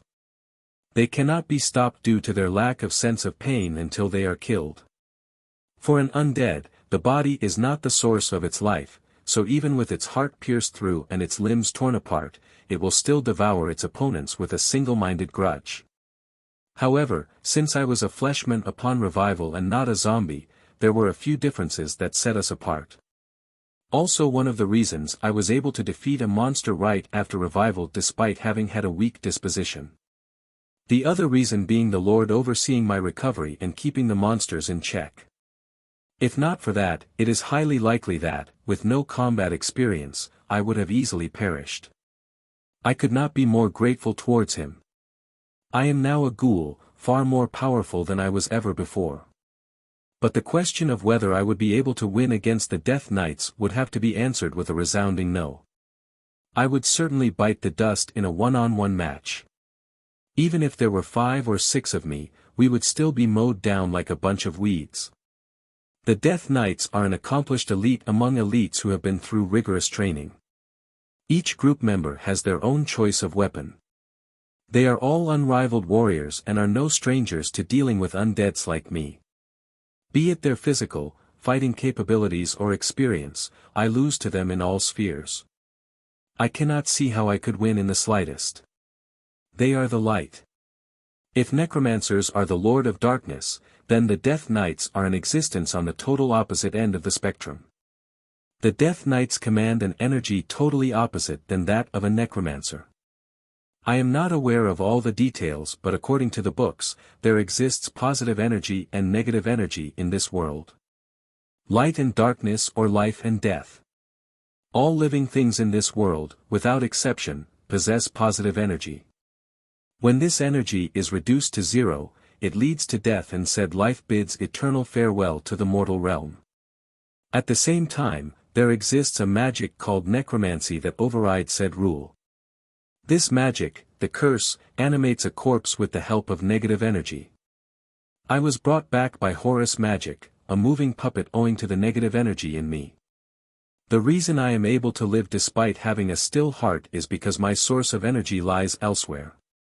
The source is not the positive energy that is produced by a beating heart anymore, but instead the negative energy that is produced at the moment of death. And unlike positive energy, negative energy does not naturally exhaust itself. That is the reason undead do not have a lifespan and the why they are referred to as such. However, that does not make the undead without flaw, nor does it make me invincible. The reason for my existence is the Lord's power that enables me to slightly deviate from the natural. If the damage to my body is so severe that it becomes unable to keep a hold on my soul, then I imagine I would die.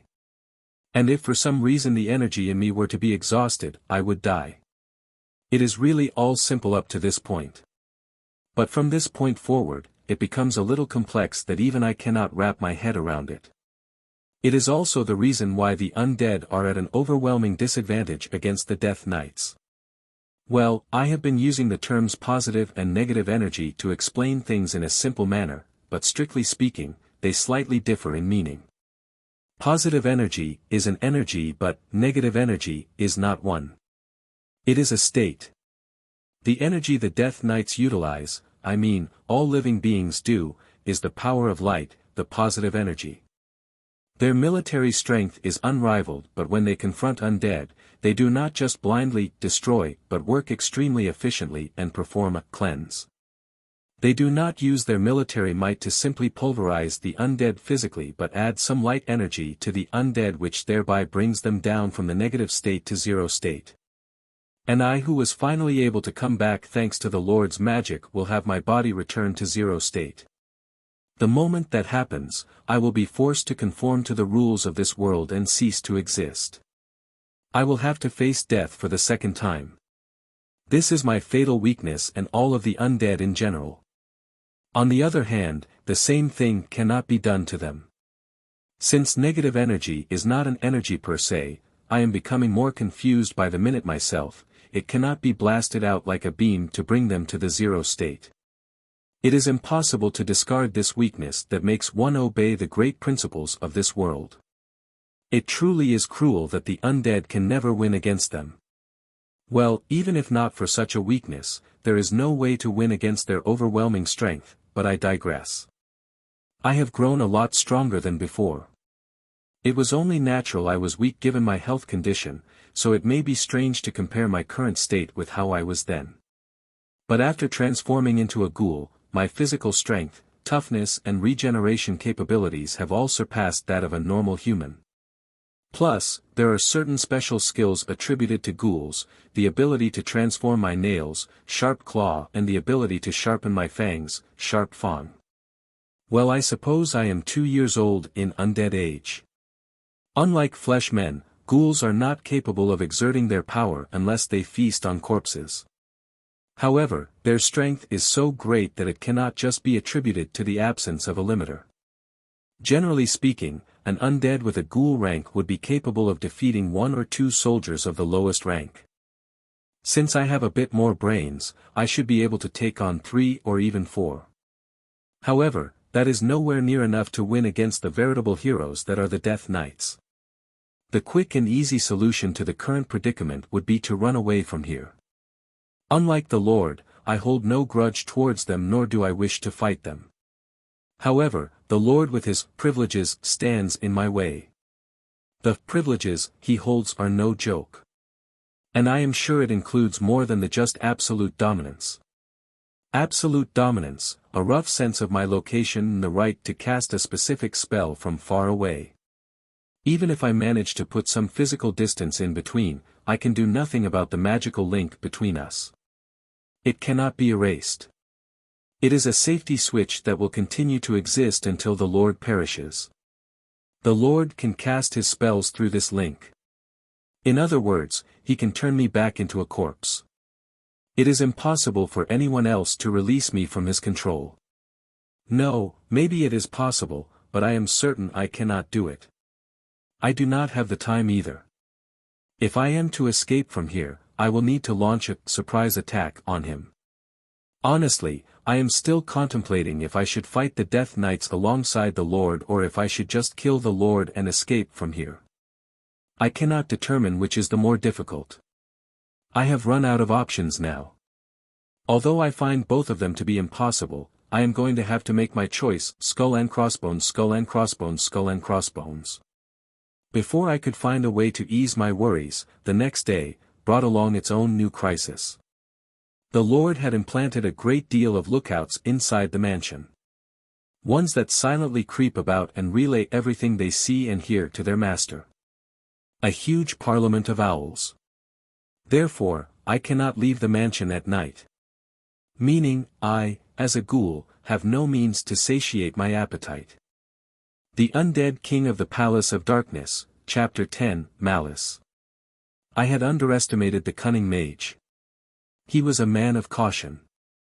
Well, I had lived in a very small world. My only source of knowledge was the books. I had come across nothing about surveillance magic on there. Well, putting aside whether or not that would make a difference now, I should have anticipated such an outcome. The magic used was evidently not necromancy, and there are no rules that forbid a necromancer from using other types of magic. In any case, I have no right to gripe about it. The countless owls that appeared out of the magic circle were released out of the window, wherein they disappeared into the woods. The only silver lining was there were no owls let loose inside the mansion. However, even that bit of luck may not really be enough to help me out of this deadlock. The Lord summoned Rue and barked out orders to the shivering slave. Rue. Feed the birds when they return. They are my familiars and also my eyes and ears. They are more diligent than you. Why yes. I understand, master. What should I feed them? Meat. Meat oozing with blood. Fresh, raw meat. No need to do anything special. Rue was still shivering but my mind was occupied with other matters. His eyes and ears. Things just took a turn for the worse. I am not crafty enough to evade countless of Lord's familiars and go on my nightly escapade. The skeleton knights that patrolled the interior of the mansion were excellent guards that knew not the concept of exhaustion. However, they are incapable of reporting information regarding the movements of their fellow undead. They have no voice either. But these owls are a different matter. Since he referred to them as his eyes and ears, I dare say everything they see and hear is promptly relayed to the Lord. It is now impossible to hunt at night given the current circumstances. It poses too much of a risk. The Lord is already in a state of alert. The night hunt meant two things to me. To accumulate energy in order to speed up the evolution process, and sustenance. The latter is the main problem now. The evolution of the undead does not just mean an increase in strength.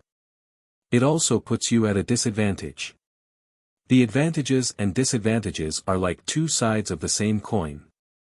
Ghouls have better physical abilities than fleshmen and are superior to the latter in almost every way. But unlike fleshmen, ghouls need sustenance. It is not just an option but a need. Ghouls possess a strong appetite. That too the kind of hunger that can completely surpass reason, an intense need to feed. I am afraid that is the primary reason for ghouls to attack humans and why they are referred to as such. The hunger I felt at the beginning of the evolution process was hellish, the likes of which I had never experienced before. A searing hunger, an urge that shook me to my very core. The only thought in my head being, I have to eat. And anything or anybody, be the Lord, Rue, or his undead, all would only look like a meal to me. Luck was the only reason I have been able to somehow suppress the urge until I could go out to hunt at night. Barely, by just a fraction, the urge to survive overshadowed the hunger. Had I slipped up even a little, I am sure I would have transformed into a ghoul that was ruled by its appetite, never to place the need for survival above the need to feed. A ghoul's need for sustenance is not something that can be resisted through sheer will. The time I could hold on for had reduced considerably. As far as I know, a ghoul could go on for about 3 days without a meal. It is just a battle of wits from that point forward. I was able to hold on for half a day last time. I should be able to do the same for now. But the fact that I have been pushed to this state is a defeat in itself. The strength of a ghoul is inversely proportional to its hunger. The hungrier I feel, the less powerful I will be. I have no idea how weak I could become, but I am sure there would be no time to dawdle. As usual, I accompany the Lord to hunt. I do feel a little weak, but I should face no trouble with monsters that I have experienced hunting before. I also have the Lord helping me. I suppress the hunger that is much like smoldering coal, and simply focus on following the Lord's orders. I slay the lumps of meat that appear before me. Kill and slay them. Scattered around are warm corpses dripping with blood. But I cannot lay my hands on them right now. If the Lord were to ever realize that I had transformed into a ghoul with intellect, he would most certainly put stronger shackles on me. I am fortunate to not be more strongly bound at this stage. I was at a loss as to what my next course of action should be. I had originally planned to hunt a lot, get stronger and attack the Lord in his sleep. But the Lord's been observing constant vigilance, now that he has been driven into a corner.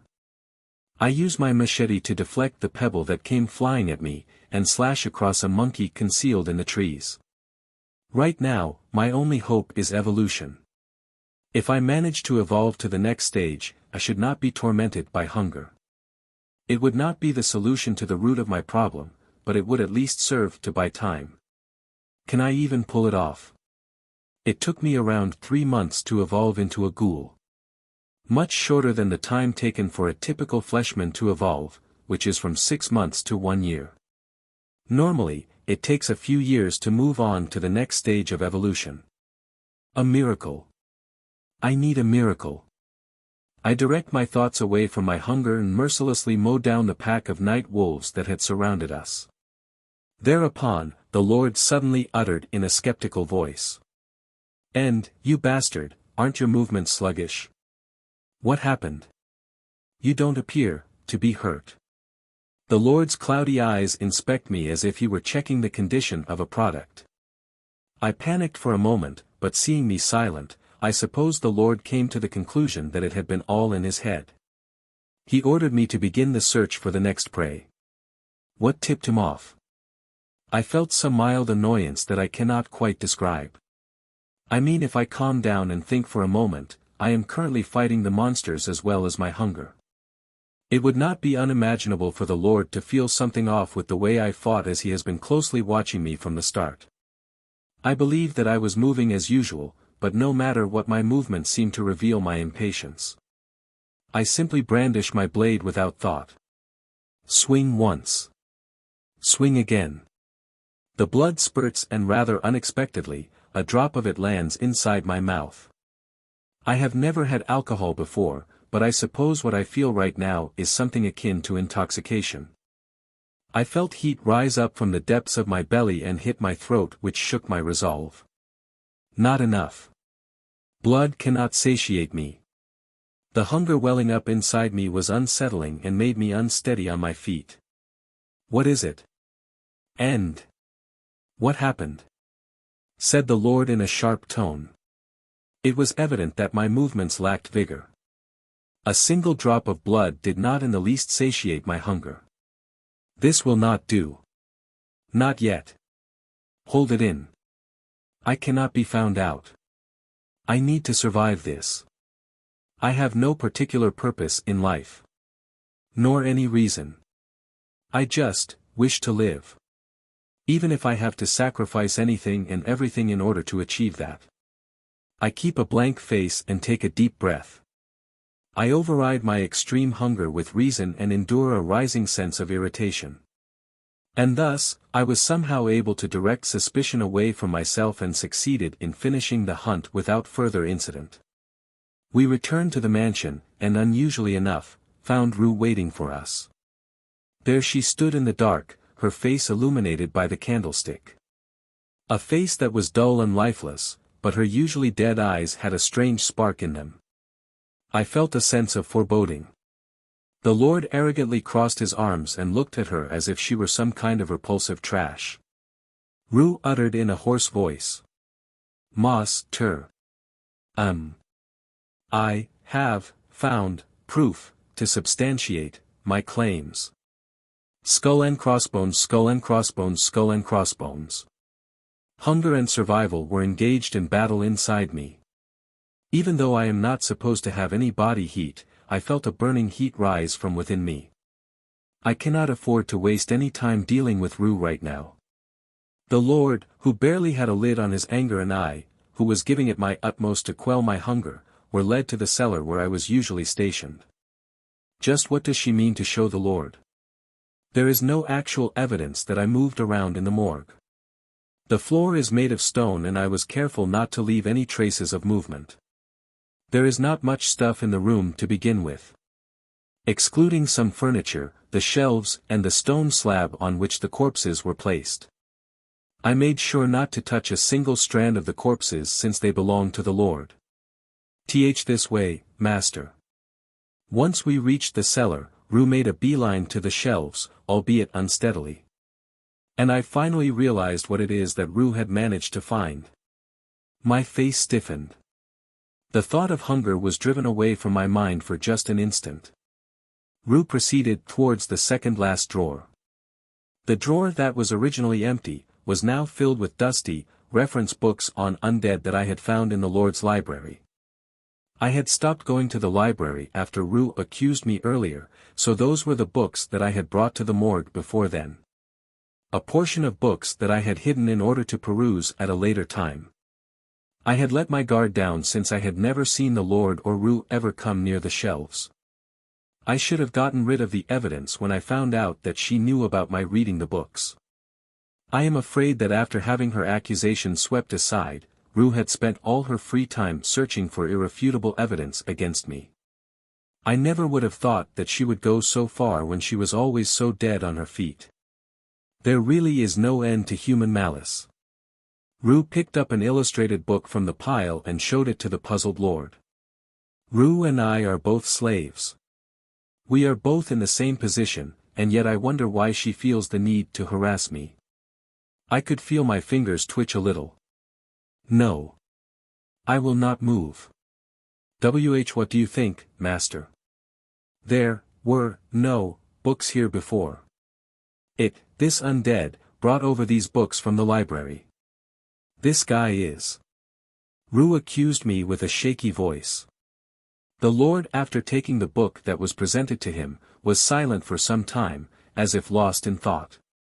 He then spoke in a voice that felt like it was from the pits of hell itself. So, where's the proof that you didn't bring these over here yourself? What? I had one. The Lord's trust in Ru had hit rock bottom from the looks of it. The Lord flung the book towards the floor. Originally, these books were just sitting there, gathering dust in the library. I doubt he placed any value on them. Ru looked at the Lord, completely at sea. The Lord spoke calmly. It was not an emotional outburst, and hence, one could tell that he was genuinely angry. You hopeless woman. I told you before. If you were to ever report any false information to me, then that would be the end of you. I employed you for so long, and this is how you choose to repay me. But it has always occurred to me that the collar that binds the slaves was flawed. That it should enforce absolute obedience, just like with the undead. The cold words hit a pale Ru who lay collapsed on the floor. The Lord pulled out a short staff from his belt with his right hand, and his left hand caressed it, as he took a step closer towards her. The tip of the staff glowed an eerie green. It was something I had seen several times before, the light that magically triggered the creation of an undead. Ru stiffened and I could see her face filled with regret and dread. She could not gather her strength and lay weak, and just her eyes begged the Lord for mercy. Forgive em.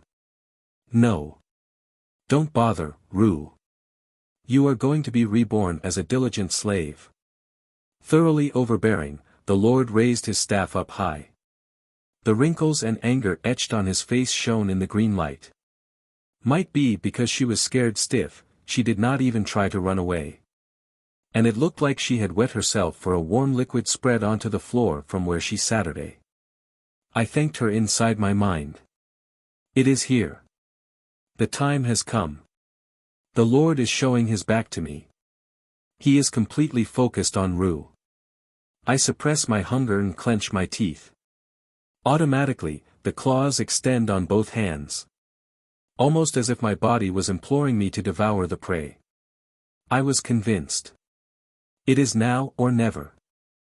I shall kill the Lord, my lifesaver and my enemy. I am not at my full strength, but I should still be able to kill one delicate human. If I let this golden opportunity slip by, I would never get another chance. I do not breathe. Nor does my heart beat. I am an undead. Stealth is one of the merits of being an undead. It has been embedded into my body. The way to take a life. It was something the Lord had taught me. The Lord is completely focused as he chants a few words of a spell. The staff is lowered on the pitiful slave who nobody would believe. In a flash, I lunged at his defenseless head with all my might. The Undead King of the Palace of Darkness, Chapter 11, The King of the Undead. I put all of my strength into it.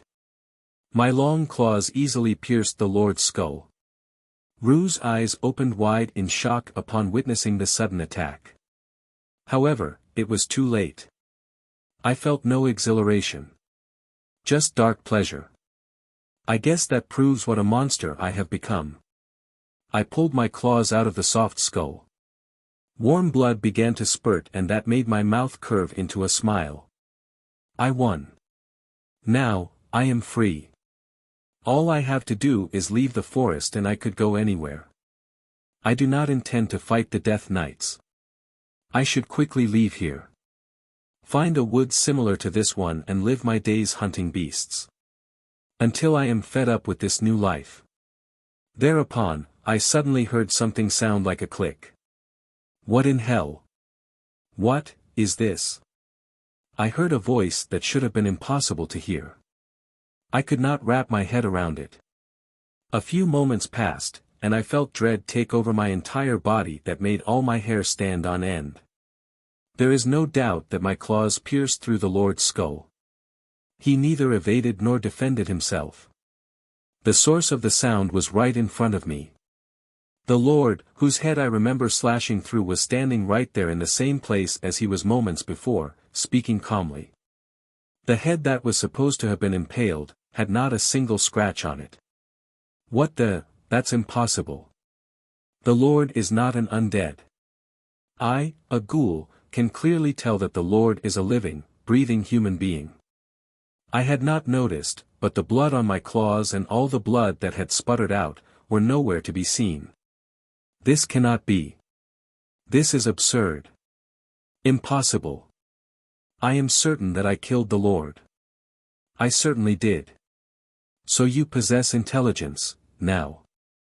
Or maybe you have for some time. Interesting. Not yet. This is not over yet. I steeled my resolve and thrust my arm with all my might. I will aim not for his head this time. But for the heart. My 5 claws easily pierced through his frail body along with the robe.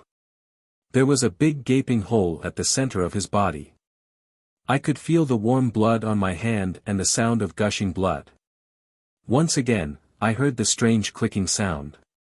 And I heard the Lord's voice once more, which should not be possible considering I only just pierced through his torso. His voice held no anger but what sounded like admiration. The reason I'm not dead is not because you didn't aim for my heart. But that's smart of you, really smart. I don't know how long you've had intellect, but even after evolving you were biding your time. Looking for a chance to kill me. Coo. I didn't hold any expectations, but this is much more brilliant than I could have ever imagined. Looks like he gave me some prime material. I should thank Huck. He is a monster. I, even as a ghoul, would not be able to escape a stab to the heart unscathed. It is impossible. So, this is what it means to be a necromancer. I knew that I would not be able to take him head-on. So I decided to use the perfect opportunity to go on the offensive.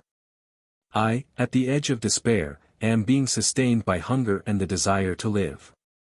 I pull out my arm. And the very next moment, the blood and tissue on my arm disperse like the fog. Several thoughts pass through my head in a flash. What now? How am I supposed to kill something that can survive a blow to its skull and heart? No, not quite. It is not that he can survive lethal blows. Nor is it some sort of superior regenerative power. Yes, by some means or the other, something is making it so that the attack never happened in the first place. Escape is not an option. I cannot defend myself either. I make up my mind in the blink of an eye. I shall kill until I get killed. And for the first time ever, I yell in front of the Lord. I raise my claws intending to slash across him. Just before my sharp claws could tear into him, I heard Lord Horus' voice break through my roar. Halt! The command struck me like a lightning bolt. My arm convulses, and falls apart at the sudden obstruction to its movement. The tissues start snapping and my arm starts throbbing with a dull ache. The body that was devoted to me, the body that was unrestrained, is prioritizing the Lord's command over my will. My claws will never be able to reach that flesh ever again. I almost had him. But now, no matter how much I will my arm to move, it would not budge an inch. At last, at that moment, I accepted my defeat.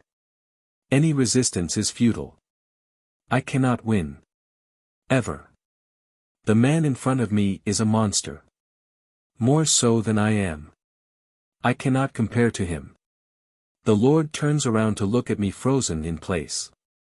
I could see no anger on his face, but just dark delight at the situation. And that, accurately portrayed the difference in power between us. The Lord was angered at Ru's false report, which in actuality was true. And yet, my rebellion after lying in wait to use the perfect opportunity to launch an attack was nothing to be angry about. If I had to worry for my life, I am certain there would be some sign of it on the Lord's face. My rebellion had not succeeded in the least, not even a little. The Lord revealed his secret as if to annoy me. Kukuku. End. I'll admit you're smart, but you don't know anything about magic. The reason you lost is because of your assumption that I only have one life. Ah. I permit you to speak. What do you mean? I have been trying to attack for some time now, but it was as if my body had turned to stone. It would not even stir. The Lord's grin widened as he slowly pulled out a round, silver rock out of his pocket. I had never seen such a rock before. It had a strange glow to it. It must have had a smooth surface before, but now it had a big crack on it. Kukuku. I've split my life into 120 fragments. All you did was snuff out 2 of those. For you, my subordinate, to kill me, you'd have to take my life 120 times in a single instant. And that's about it. You can expect any top-grade necromancer to have done the same. The rock cracked further and shattered into pieces on the Lord's palm. But now is not the time to be looking at that. 120 lives, he says. That cannot be true. There were no such details even in the fairy tales I have read before. His cowardice knows no bounds. But at the same time, I now understood where his confidence came from and had no other choice but to accept it. If that is true, I have no chance of winning. If it were 1 or 2 lives, I could probably succeed by launching a surprise attack, but it is improbable to do it 120 times. There was never any chance for my rebellion to succeed since the beginning. I was hit with an intense sense of regret. However, it was all too late. I had had no other choice. It was only a matter of time. The most important thing is what lies ahead for me. What is going to happen to me? How is the man in front of me going to deal with a ghoul that carried out a rebellion?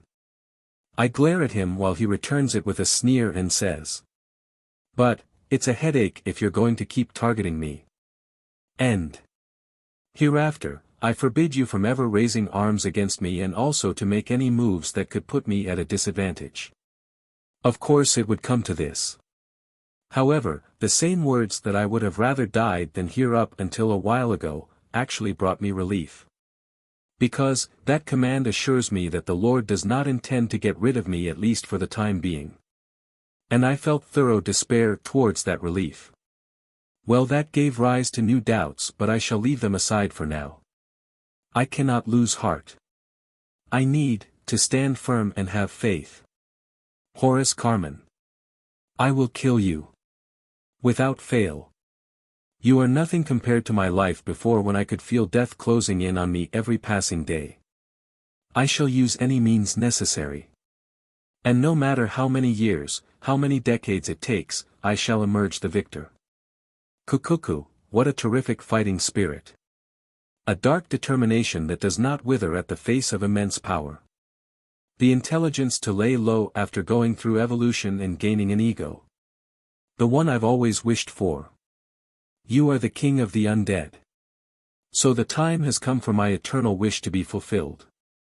Although, the immortal killers, the death knights are almost upon us, fufufu, ahahaha. The Lord rolled his eyes and let out a shrill laugh. His eyes shone bright in the dark. I could see Rue, who was almost turned into an undead, crouched on the floor, shivering. Oh, laugh. Laugh all you want. All that matters is I will be the one laughing at the end of it all. I am going to put you to good use, end. Your consent is not really a matter of concern. Let me free. I will comply. Well, he already knows everything. Fake obedience is not going to fool him. But I know that is what he expects from me. I glared at him, to which the Lord laughed happily as I had predicted. Ah, I did hear that it was death from an illness. What a ferocious man you are. Still, I suppose it's all right. And, I permit you to move. Do it, once more. I permit you to move. My body that had been frozen in place up until now, easily regained its mobility the moment the command was issued. I immediately turned around, and sprinted towards the door at full speed. Ignoring the dull throbbing in my arm, I made a run towards the stairs. I heard a flustered yell from behind me as I climbed the stairs. End. Don't run. So, it was pointless. I mean, I knew it was impossible right from the start. But I couldn't not try. I stood there unmoving, as the exasperated Lord approached me. Well, it looks like I can't let my guard down around you. But those are the qualities I'd expect of the king of the undead. Skull and crossbones, skull and crossbones, skull and crossbones. And so began my life as a captive. Although everything looked the same outwardly, my days of being bound hand and foot by unseen shackles thus began. The Undead King of the Palace of Darkness, Chapter 12, Intentions. I am out on the night hunt with the Lord. Now that there is no need to conceal my abilities, the monsters in the woods are no real opponents to me. I had already gotten used to the physical abilities of a ghoul.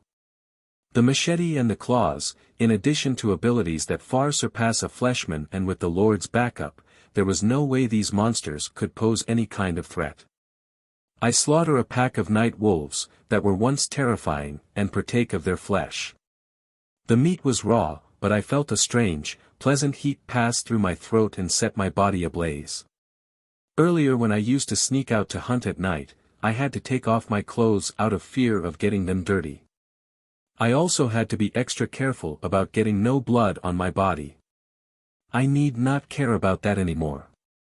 As he looked on me drenched in blood, fervently devouring the corpse, the Lord muttered. To think you evolved into a ghoul in just 3 months, what a talent. And that you managed to hide it so well. How many months did it take for my predecessors to evolve into a ghoul? 10 months. But that was not slow in the least. You are just too fast. Not disregarding the fact that it may depend upon the individual, I suppose it is, because you're a noble. Indeed. I was from a small noble house that ruled over a small land. However, not high nobles like the ones that came up in stories. There were not any great accomplishments made by any member of the family tree either. Just that, it was richer than the average house. I am grateful to them for having prolonged my life after I was afflicted with an incurable illness. However, I do not think I ever felt like I had any special qualities just because I had a bit of noble blood in me. My razor-sharp teeth dig into the night wolf's meat clinging to its bone as I glared at the Lord. No matter if it's a noble or a commoner. Everyone's just a corpse once they're dead. Indeed. Oh, well. Considering your growth so far, you should be able to evolve into a dark stalker very soon. I can think about the reason behind it all at a later time. The Lord almost sounded like he was speaking to himself. All I managed to obtain as a result of my desperate effort at rebellion was very little new information. And the most important fact of all is that the Lord is not someone who I can win against as I am now. My hands are tied, now that I have been forbidden from ever attacking him or doing anything that could put him in harm's way. Even if not for that, it would be impossible to snuff out a 120 lives before I receive an absolute order. I was able to take 2 of his lives since I took him by surprise, but even if he had not stopped me, I doubt I would have been able to kill him. The Lord has his magic. And I have no way to counter it. I had thought that I did not need to take it into account if I caught him off guard. But I had underestimated magicians too much. The only reason I was not killed then, was probably because the Lord did not consider me as much of a threat. Dark Stalker. Dark Stalker is the next stage of evolution from a ghoul. According to the books, not many of those exist in the world. Although that does not mean I could match the Lord's strength even if I evolve into one. Will I be able to win against the Death Knights if I become a Dark Stalker? Well, of course not. Don't think too much.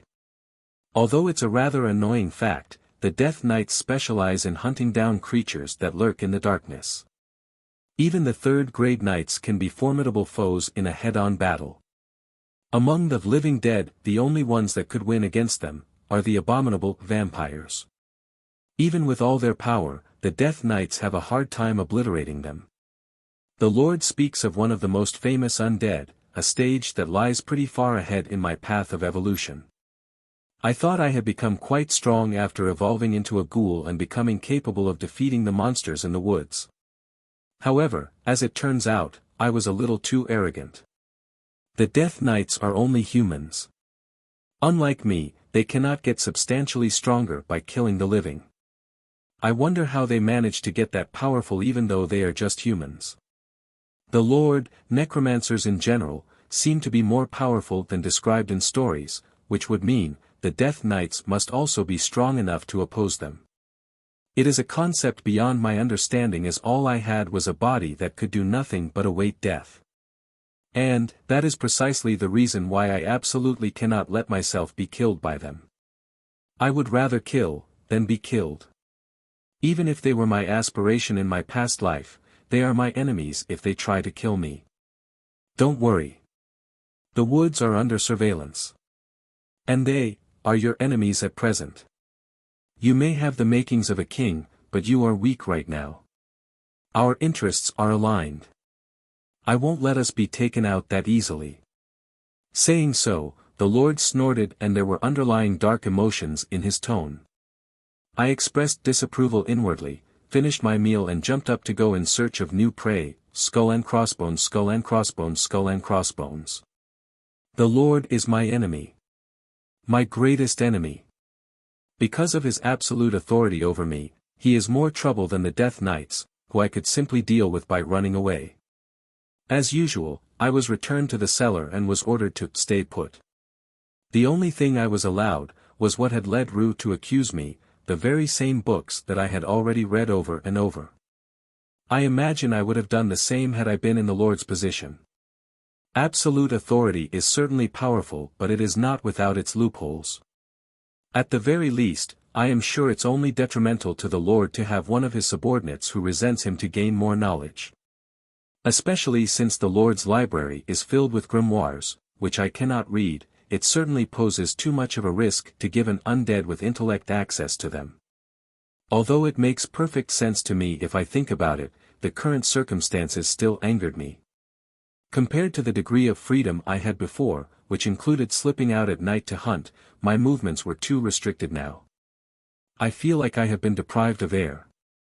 Well, naturally it is still far better than getting killed. In the morgue lined with corpses that were off limits to me, I was left alone to my thoughts and maybe a bit of exercise. The only thing that is fortunate about this whole situation is the Lord's assumption that my intellect is a result of my evolution into a ghoul. The worst thing is not the Lord forbidding me from defying him, but the fact that he is simply too strong. Too strong. I wonder how you could snuff out the existence of someone who has 120 lives. Given the number of lives, accidental death is out of the picture. Death from natural causes is not something I could expect either. Above all else, I have no idea what the Lord's motives are. Why, despite my defiance, does he still take me out to hunt every night, which will only help me evolve? Why, despite trying to make me stronger, does he not give me the necessary knowledge pertaining to that strength? And, what in the world, is the king of the undead? What is he trying to accomplish in these woods? I tried to ask him about it, but he only evaded my questions. Well, he is a necromancer. I am sure he is up to no good. I dare say, the joy on his face when he looks at me, is not what a father shows to his son, but because his experiment had succeeded. Does he want to make me stronger in order to have a strong pawn under his control? I, who rebelled against him. That does not make sense. The Lord does not place any trust in me. I looked at the owl in the corner of the room. It has its shining eyes fixed on me, looking at me mechanically. It was the Lord monitoring me. The death nights are closing in on us. I have to kill the Lord no matter how. 120, since I snuffed out 2 of those lives, what remains is 118 lives and the Lord, whom I have to somehow outwit. I huddled into the corner of the room and lowered my head. Scratching my head, I opened my eyes wide and racked my brain for a solution.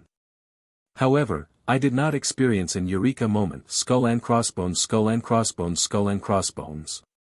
And thus, 3 days had passed, as I led a trapped, restrained life. After the usual hunt, the Lord frowned and said, "End. You are going to accompany Rue into town as her guard." The unexpected words hit me so hard that I forget my caged life for a minute and open my eyes and ears wide. The Lord looked at my expression, with furrowed brows, stroking his staff. "The town has its dangers, but I can't possibly go along. I have a device that will help you conceal your dark aura. It should be alright if you stay careful. I'm sure you'll be fine considering you succeeded in deceiving even me. And, that is where I will end up seeing heroes. The archenemy of the necromancers and undead alike. They, who are proud of the overwhelming advantage they possess over darkness, and who are purported to be the strongest warriors ever since time immemorial. The Undead King of the Palace of Darkness, Chapter 13, The Death Knights. It has been quite a while since I have been outside. The last few years of my life before were mostly spent in bed. So it must be around 5 or 6 years since I have been into town. The sunlight pouring down from the sky pricked my skin. The hunt happened almost always at night, so it's been a while since I have been outside during the day. However, that does not mean I am out of commission in daytime. The class of undead that is the most susceptible to sunlight is the vampires, who turn to dust at mere exposure. However, that is not because their negative power is suppressed by the positive energy of the sunlight, but more due to the nature of the curse. The restriction imposed on their movements during the day is what allows them to manifest tremendous power during the night. With the undead curse, as a rule of thumb, more the weaknesses, more the strength. In exchange for hunger and a mild sense of pain, a ghoul is given many skills in return. And according to the Lord, one of the lowest classes of undead, the ghouls, are not affected by sunlight. One of the curse's effects, which is restriction from sunlight, does not apply to flesh men before they evolve. However, the negative energy they possess is too low that the meager positive energy from the sunlight is too much for them to bear. So, overall, ghouls are the most suitable to be active during daylight. However, long periods of exposure to direct sunlight does inflict some damage. But equipped with the object from the Lord, a jet black robe that reduces the effect of the sunlight and keeps the damage to the minimum, I can move almost the same as usual. Apparently, the next class in the stage of evolution, Dark Stalker, are more susceptible to sunlight. So this may be the last time when I am able to walk around freely during the day. Rue, who was asked to run errands along with me, walked ahead in silence. The only exposed part of her skin was as pale as mine, and with bony arms and legs, she looked closer to death than me. Dark circles clung to her face, her hair was unkempt and she had barely cleaned up. She had on much cleaner clothes than usual, but that was only because they were clothes prepared by the Lord so as to not arouse any suspicions among the public when he had to send her into town. In the end, the Lord's attitude towards Rue had not changed in the least, even though she had put her life on the line to expose me. She escaped her fate of being turned into an undead, but that was all. I am not aware of Rue's personal circumstances nor am I curious about them. However, it is evident that the Lord does not value her in the least. Although I do not find myself curious, I do pity her a little. Probably only slightly more than the Lord, but she reminds me of when I spent my days trapped and bedridden. If I do succeed in killing the Lord, I may not mind setting her free. We had been assigned with the task of picking up some goods that the Lord had requested from Huck at the nearby town of Engi. Trailing after Rue, I easily make it out of the woods and into the town.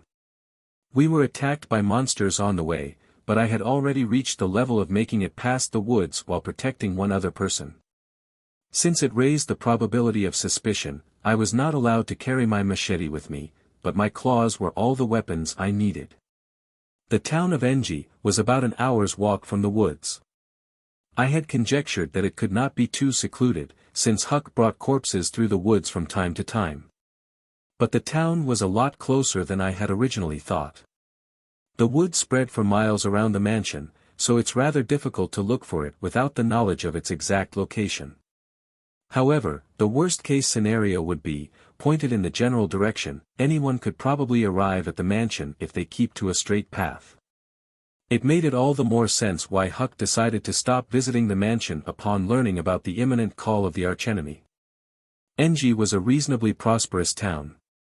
It was not a city, but it cannot be called a village either. The gates were sturdy, the earth had hardened over time and numerous carriages could be seen going around. It was the hustle and bustle that I had once yearned for. I entered the town using the identification papers the Lord had prepared for me. Nobody seemed to suspect me of being an undead. I may be an undead, but my physical appearance is not all that different from a human. I am on the paler side, but the same could be said for a lot of humans as well. A little display of intellect, which is rare among undead, should blow away any doubts. The most feared undead of all are the vampires. The reason being their high intelligence and the fact that they can easily conceal themselves amongst humans. I may be a ghoul, but I can speak and I am capable of being active during the day. In terms of concealment, ghouls may be the best amongst the undead, even surpassing the vampires who are only able to be active at night. I look around at the people excitedly, taking in all the sounds, colors and smells. Rue. Want to take a look around town? The Lord's mansion enshrouded in darkness was pretty good, but this was a sight for sore eyes. We were only given a limited amount of money, so it cannot be squandered. But I thought it should not be a problem if we checked out the town. As I looked wide-eyed at the bright spectacle around me, burning it into my memory, I heard Rue's curt reply. We were ordered by the master to run the errands and quickly return to the mansion. But we weren't ordered to quickly run the errands. It should be alright if we get our stories straight. Your duty is to guard me. We've been living in that darkness the whole time. It shouldn't hurt to have a little fun. I ran after the quick-footed Rue, and gently tried to persuade her. Rue has been serving the Lord a whole lot longer than I have. She must be that much more dissatisfied. We are not under surveillance by the Lord. There's no way he'll find out. We won't exactly be going against his orders. We were asked to return post-haste but weren't presented with a time limit. The restrictions imposed on you are far weaker than mine. There's no way you can't do what I can. The existence of slaves is not openly discussed in public, but it is commonplace. So I am aware of the restrictions imposed on them. The collar on a slave's neck is a magical device. However, unlike the limitless absolute order against the undead, the magic in it is far weaker.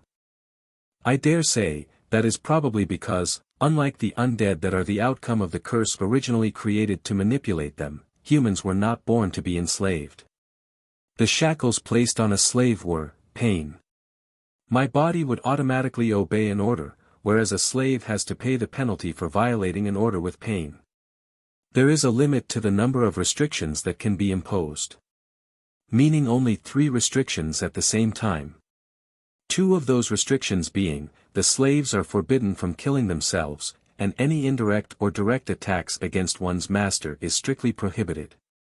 Since they are constantly under these 2 restrictions, there is but one other restriction that can be freely imposed on them. The order has to be as precise as possible. If the order is too open for interpretation, the slave might inadvertently violate it and the resulting pain inflicted as a penalty could end up killing them. Or on the other hand, the slave might exploit the loopholes in it. There are several ways to bypass a slave's order.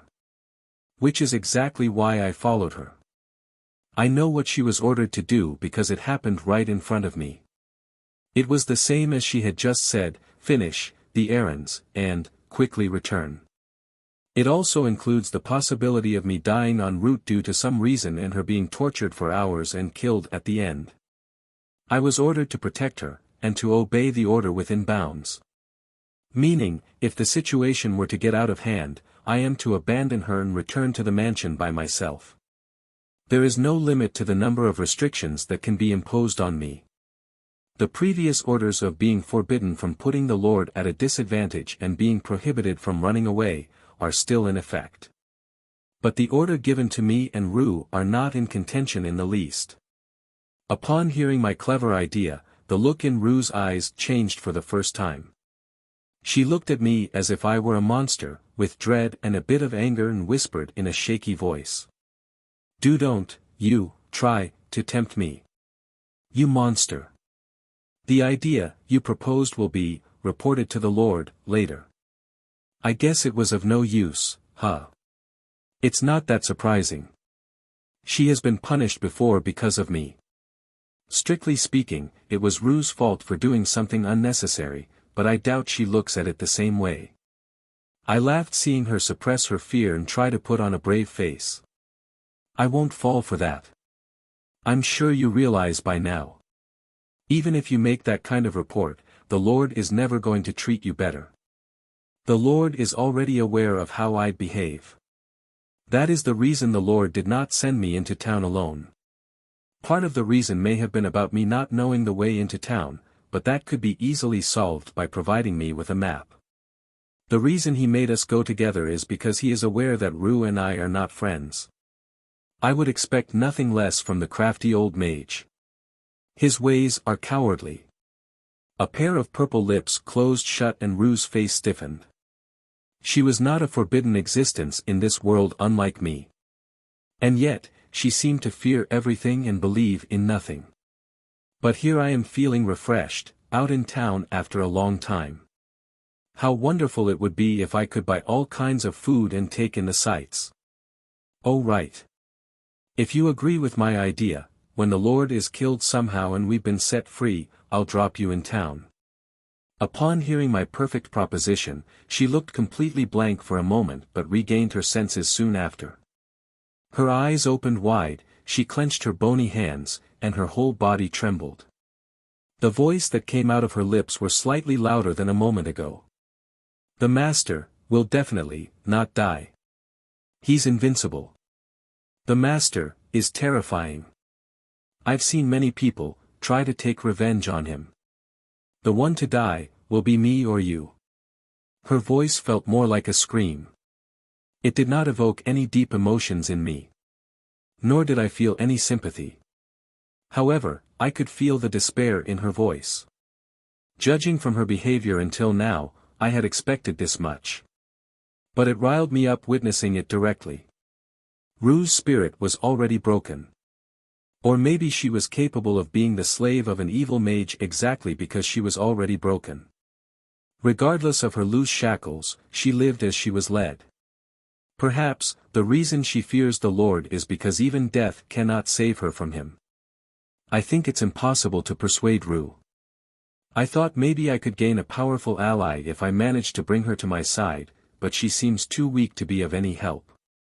I have to think of so many ways to persuade her, just to borrow a little bit of her help. I see, that's pretty scary. At my tepid words, Rue slightly hung her head and trudged along as if she was a puppet on strings. I sighed, and decided to accompany her as the Lord had ordered. The Undead King of the Palace of Darkness, Chapter 13.5, The Death Knights. We picked up what had been requested and made our way towards the exit of the town. Huck was very surprised when he saw me with Rue, but he didn't say anything. He has a generally favorable impression since despite his shady business, he has a principle of not prying into his clients' affairs. The object that the Lord had requested was wrapped in a thick cloth, so I could not tell what it actually was. Except that it was about a meter long, with a narrow tip and wide bottom. The shape was too peculiar for it to be a weapon and it was rather heavy for Rue to carry. However, it must be quite something for the Lord to take the risk of sending me into town. Huck only spoke of relevant details, so I have no clue what it actually is. It could perhaps even be the Lord's secret weapon. In the end, I could not look around town. But if I manage to survive, I am sure there will be more chances in the future. Very reluctantly, I followed after Rue, and thus, I encountered the living sun. It was near the exit that it happened. Just a glimpse made me lose consciousness for a moment. I could feel the strength leaving my body and my arm losing grip on the object I held on to. I felt dizzy, like what happens when you stand up too fast, which makes me lose balance. I frantically force myself to regain composure. Rue shoots a puzzled look over her shoulder. Standing there were a number of Death Knights. Clad in shiny, pure white armor, all armed with different kinds of weapons. At a glance, they look like ordinary knights. However, what sets them apart from other humans, is the amount of positive energy they possess. I, as an undead, am capable of sensing the positive energy in humans, who are food to me. They far surpassed any human I have encountered thus far in that regard. Although they were still a good 100 meters away, they were too dazzling to look at directly. It's not that they were actually radiant. No other humans directed their gaze in that direction. However, I understood now. Despair was too feeble a word. If I had to compare, they were the light, the moon, the sun, a marvel. My limbs began to quiver, and even though it should already be a thing of the past, I found myself fighting for breath. If I were to get any nearer, I am sure someone weak as me would be blown away to bits. My brain, my instincts were desperately signaling me to run. Although I do want to escape, my legs simply would not move. I will vanish if I get closer. Even if I do not, I will be killed the second they lay eyes on me. The curse on my body screamed as such. That is, the archenemy of the undead. The heroes. The warriors. The apostles of light. The ones who bring death to necromancers. The Death Knights. I always wondered why they were all that fearful to the Lord who possessed 120 lives. Although not as vehemently as Rue, I had not doubted the Lord's victory. However, now that I have seen them in person, now I understand from the bottom of my soul, why the Lord considered them the archenemy. I had known they were heroes. And I had admired them dearly. But I had not truly comprehended their existence. That cannot be won against. Simply too impossible, as I am now. How is a ghoul whose only talent is to devour corpses supposed to defeat beings that shine far brighter than the very sun? What is it? Pick up the package, quickly. Rue's voice brings me back to my senses. I burn their image into my mind as I slowly lean over to pick up the fallen package. Nevertheless, we have to defeat them. If they do attack, even if I have to devour the light in order to survive, then naturally, I should do it in order to prevail. Although the Lord referred to them as his archenemy, he did not flee from them. Since there's no way that the cunning necromancer knows nothing about his enemies, he must have the means to defeat them. I try with all my might to ignore the light that eats at my body even at this distance. It's all right, I will not be discovered. I am still quite far away from them, and I also have the amulet from Lord, which was prepared in the event that I should encounter them. An amulet with a black crystal. The amulet stops the negative energy within me from leaking out, thereby preventing the Death Knights from sensing it. I clasped tightly the amulet inside my pocket, and headed towards the gate, gradually picking up my pace, while at the same time, gathering as much information as I could. Maybe it's because I already endured its impact once, I could somehow push my body to move despite the heavy pressure. There were 6 of them. They were of different genders and ages. 3 very large, knightly-looking men and a blonde woman. The weapons I could see were a mace, a staff, a sword and a shield, a bow. All of the knights radiated more light than the average man. I have heard that the Death Knights are classified into 3 ranks. It's likely that they are knights of the 3rd rank. Ah, indeed. The Lord was right. I do not think I can defeat them. However, still, they paled in comparison to the other 2. There was a girl with a silver blonde bob and a beautiful silver treasured sword on her hip. She looked younger than the other 4, but the light around her was far more radiant than the other 3. It's only my intuition, but I would wager she was 2 or 3 times stronger than the other 4. She did not look human in any way. Her appearance outclassed anyone I had ever seen before, she was on a completely different level. If we were to face off, I am sure I would be killed before I could even make a move. She was the moon. Uncanny, strong, and yet enveloped in a soft light. An apostle of the moon.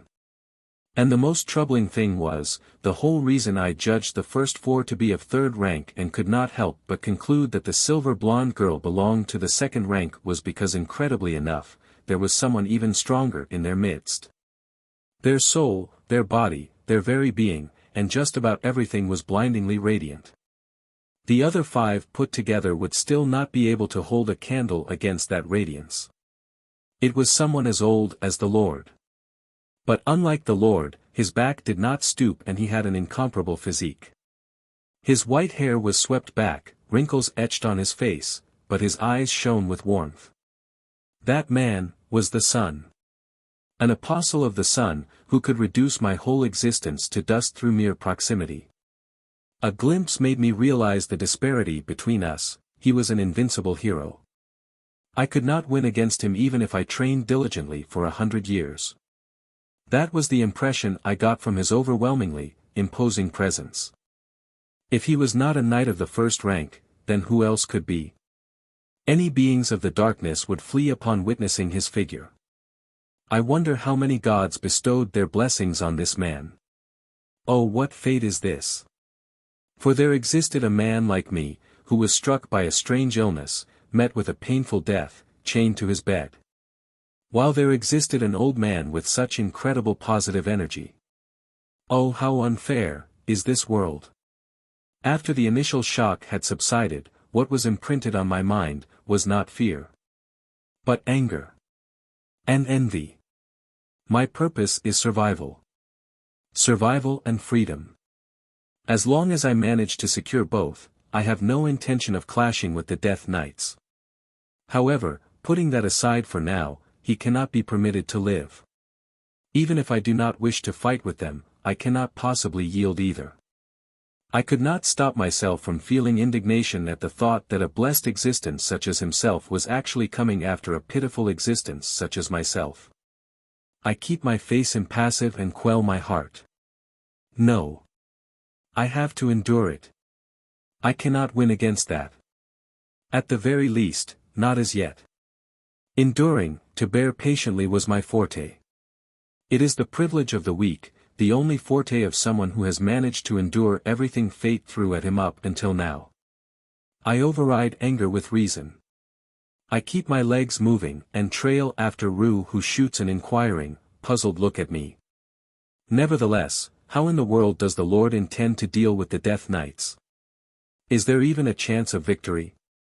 The Lord has countless other subordinates other than me, but they are simply too insignificant in front of them. The Skeleton Knights are certainly strong, but I doubt they can win against the third-rank Death Knights. The disparity in strength is simply too much. Shit. I don't know anymore. The Lord is certainly strong. However, the Death Knights are also simply too strong. Undoubtedly, it's the ultimate battle, the battle between light and darkness. I do not know how the Lord intends to use me in this battle, but if I clash against them, I will die. I would be wasting my precious second chance at life. As if I had gone back to being human, my head started throbbing. I felt very nauseous, my knees wobbled and my vision got blurry. It was no good. I could not get my head together. I need to get away. Now, somehow. I need to retreat. Somehow we managed to get into the line of people waiting to leave town. When I was about to heave a sigh of relief thinking all that was left was to follow them out, I suddenly heard someone call out to me from behind. "Excuse me, you don't seem to be very well. Are you all right?"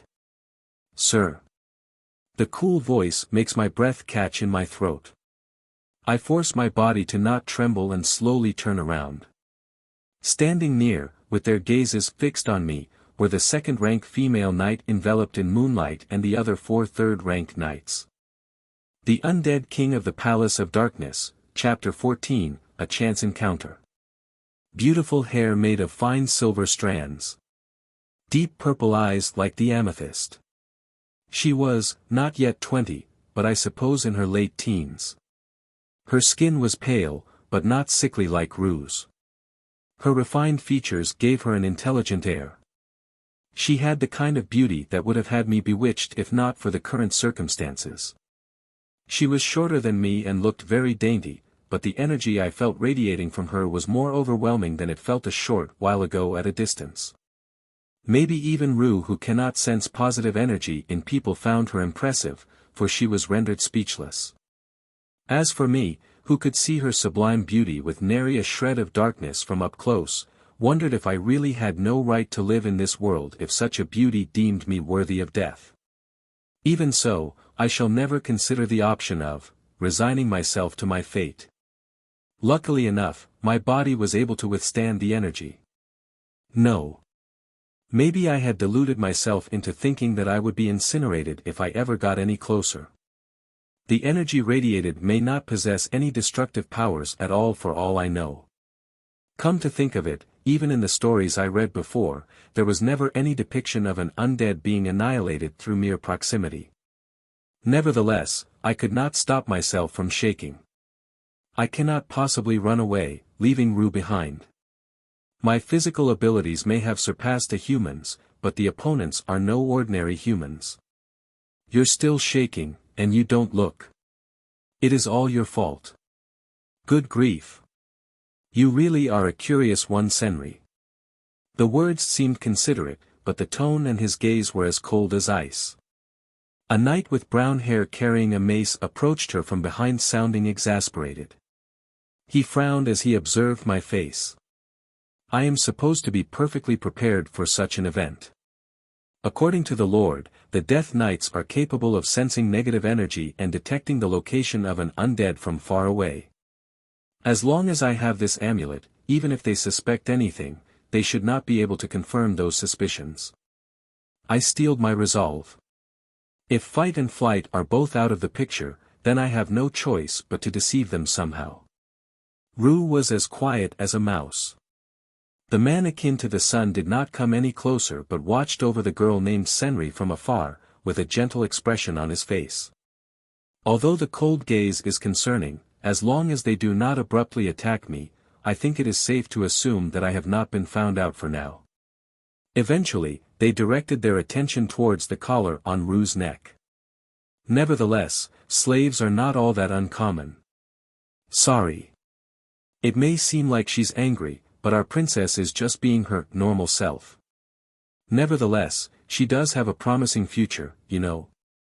Normal self. That is. Her sharp eyes looked as if they completely saw through me. And still you call that her normal self? Upon hearing her companion's words, the girl who looked perfectly capable of destroying someone with her aura alone, closed her eyes as if in disapproval. At any rate, Senri's concerns are not completely unfounded. You know, I hate to say it, I can see the shadow of death on you. You look deathly pale. Lofri. Watch your mouth. You're being rude. The blonde female knight from behind smacked him on his head and turned her attention toward me.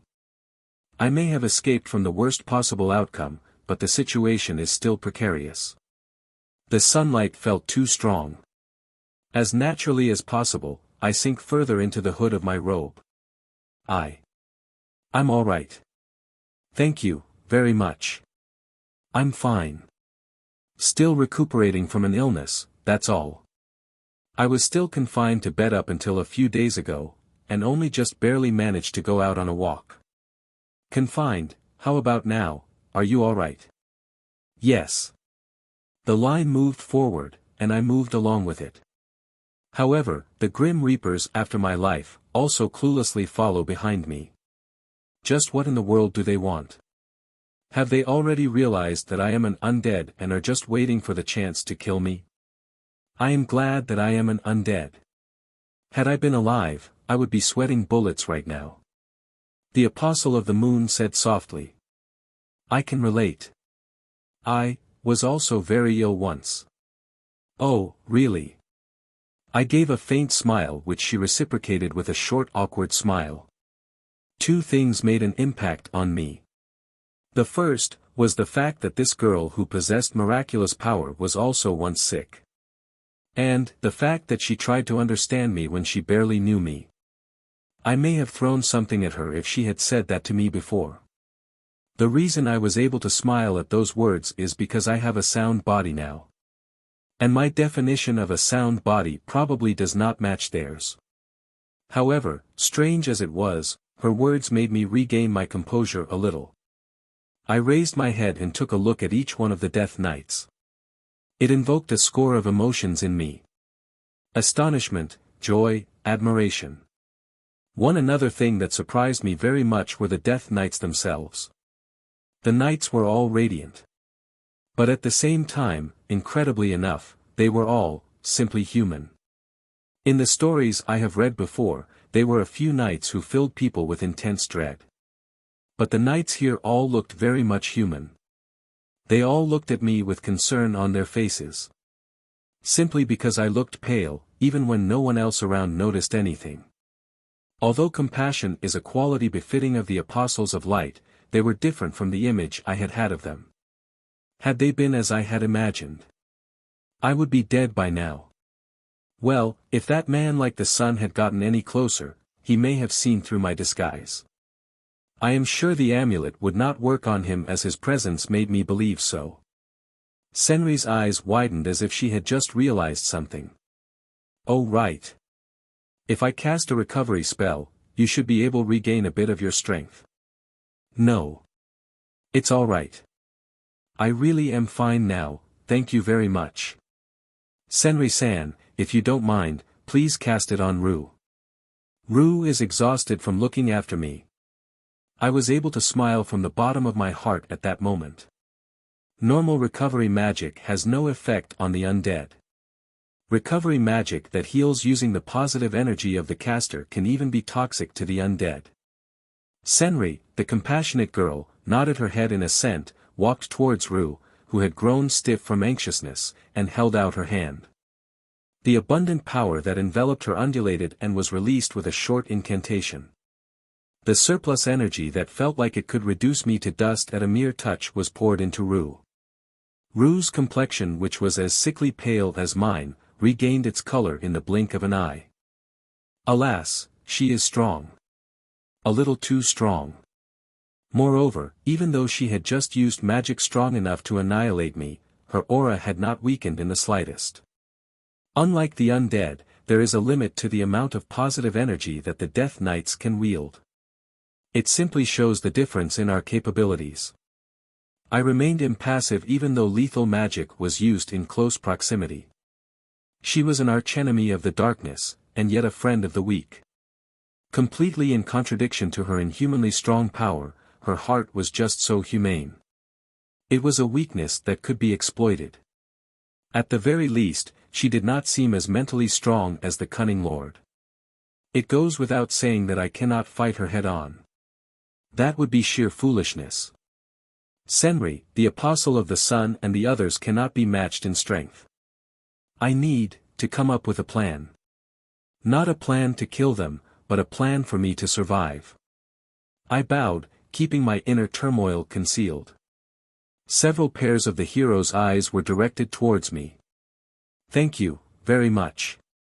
Well then, if you'll excuse me. I'm in a hurry. The moment I gave Aru a push, intending to get a move on, I felt a hand on my shoulder. I felt like my dead, still heart had been stopped. I have no pulse, or heartbeat, nor do I breathe. And as a matter of fact, my body temperature is far lower than humans. It was just a stroke of luck that my face did not betray my emotions. The one who had stopped me, was the blue-haired man who had quietly stood behind Senri the whole time. Excuse me. Ah, sorry for stopping you. Actually, we are trying to find a necromancer in the vicinity on our master's orders. A dark mage who trifles with death and souls. Oh my, that sounds rather terrible. Don't worry about it. Me aside, Senri is considered a never-before-seen talent. A mere necromancer could be killed in an instant upon discovery. But we haven't really been able to find many clues. The miserable bastard is reputed to be good at hiding his whereabouts. It really had me astonished that the mocking tone came from a Death Knight. But, in a sense, he looked a lot more dangerous than Senri.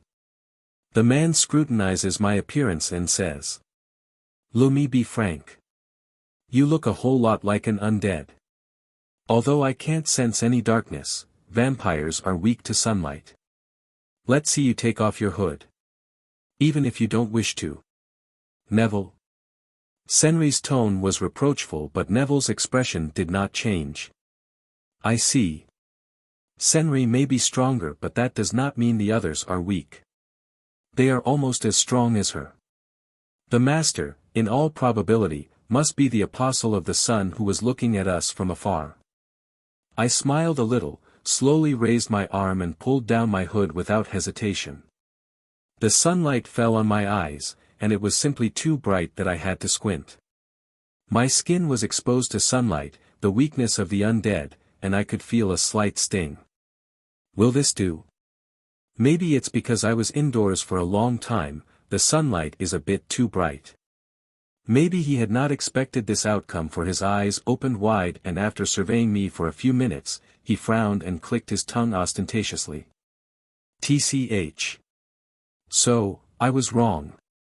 Yeah, that'll do. Sorry. Neville. I'm very sorry. Don't mention it. He's only doing his job. I smiled as I shook my head and receded further into my hood. But my heart was not as calm as my face. I have no pulse, or heartbeat, nor do I breathe. I have a low body temperature too. There were more factors that could have exposed me other than my tolerance to sunlight. The reason they picked sunlight was because it is the ultimate weakness of the undead. The kind of undead that are intelligent, powerful, and capable of concealing themselves amongst people, are generally weak to sunlight. Since they are professionals on the topic of undead, they did not think of ascertaining my identity based on the other factors. Come to think of it, do vampires have a pulse or a heartbeat? If I remember correctly, vampires can be killed by a wooden stake to the heart. Well, those monsters exist by slurping up blood. It would not be too strange for them to have blood circulate within their bodies. Once I return, I should go over the reference books again. I resolved to do so and bid farewell to Senri and the others with a smile. Well then, thank you very much. Until we meet again. I pray, we never will. This encounter was a coincidence. That was my impression for some reason. If we were to meet again, there is no doubt that it would be in battle. I will survive. Even if that means I have to become a monster. I do not intend to cross swords with them, but I have to sweep away any sparks that come flying my way. Even if they are not sparks but the raging fires of hell, skull and crossbones, skull and crossbones, skull and crossbones. What did you say? You came across the Death Knights? There was a drastic change in the Lord's expression upon hearing my report of what had passed. Unlike the Death Knights, you could sense the intense darkness behind the Lord's warped evil face. I told him everything that had taken place. After all, Rue would report back to him, so it made no difference if he heard it from me. Their head count and the weapons they carried. The energy that they radiated. The only thing I did not tell him was the sense of sweetness I felt emanate from them. And when I spoke about the man enveloped in energy as radiant like the sun, the Lord went ballistic. With anger and resentment burning in his yes, he banged his fists on the table. His actions matched the image I had of necromancers. A knight of the first rank, you say? Well, I never. Right when I'm so close to achieving my lifelong wish, who would have thought a first-rank knight would come to such a remote place? Just how much do they need to interfere with my business before they are satisfied? Can we win? OB6. Us. LY. The Lord screamed out, gasping for air. The words swelled with confidence and exaltation peculiar to those who have faced formidable opponents before. He was not lying. At the very least, he is convinced as much. He has the basis to be making such claims. However, if I'd had a little more time, I would have been able to wipe them out with even more power. So, this is going to be the final ordeal? No, maybe there's still time. It is a little frustrating, but there's not a moment to waste when we are going to be facing a first-rank knight's disciples and the man himself. The Lord removed the cloth over the package I had brought back. It was a smooth, curved pole. Black in color with a glossy texture. It had a wide base that got thinner towards the tip. And, that is when it finally dawned on me. I trembled in spite of myself. The Lord looked at me shaking and grinned wide. It was a fawn. The tooth of a preposterously enormous creature. If a single tooth of this creature was the size of my arm, I wonder how much larger its body is. At the very least a whole lot larger than any of the monsters in these woods. However, there's still not enough resentment. We need another fawn. I've made arrangements with Huck for that, but... Did you just report that you sensed a tremendous amount of power from the Death Knights? Ah, yeah. Enough to blow me to smithereens in an instant. Or turn anything to dust at the slightest touch. It was that kind of power. It felt pathetic to admit it, but they are all in a different league. No matter how I imagine, and even if I am not aware of the full extent of their powers, I am certain of it. Although I am still not clear on how much more power I can obtain through evolution, I doubt I could defeat them after just 1 or 2 stages. Nevertheless, the Lord laughed out loud in response to my statement. Kek kek kek. Mwahaha. And that is exactly what makes you the perfect candidate to become the king of the undead. Rest assured, the power you sensed shows the depth of your abyss. Undead are nothing but the deep shadows cast by light. And you sensed all that when you're merely a ghoul. The perfect vessel indeed. We should still have a little more time left until they get here. And, brace yourself for what's to come. His eyes shined with madness and ecstasy. His behavior is all the more terrifying considering the dead nights are almost upon us. I do not need more power. I did not ask to have a deep abyss. All over again, I realize just how dangerous the Lord is. I do not know what he's trying to pull off, but the man before me is a veritable monster. He may have veered in a direction opposite to that of the Apostle of the Sun, but by no means was he weaker, a true demon. I cannot help but get caught up in this battle between monsters. There is not a moment to waste. Ah, the Lord was right. There really is no time to lose. I shall make you the king of the undead. And I'll have the heads of the gods' vanguard who don't know their place. So, the Lord screamed. Ru shrank in fear. As if to wait for the impending disaster to pass. However, the more the Lord screamed the calmer my mind grew. I felt no fear.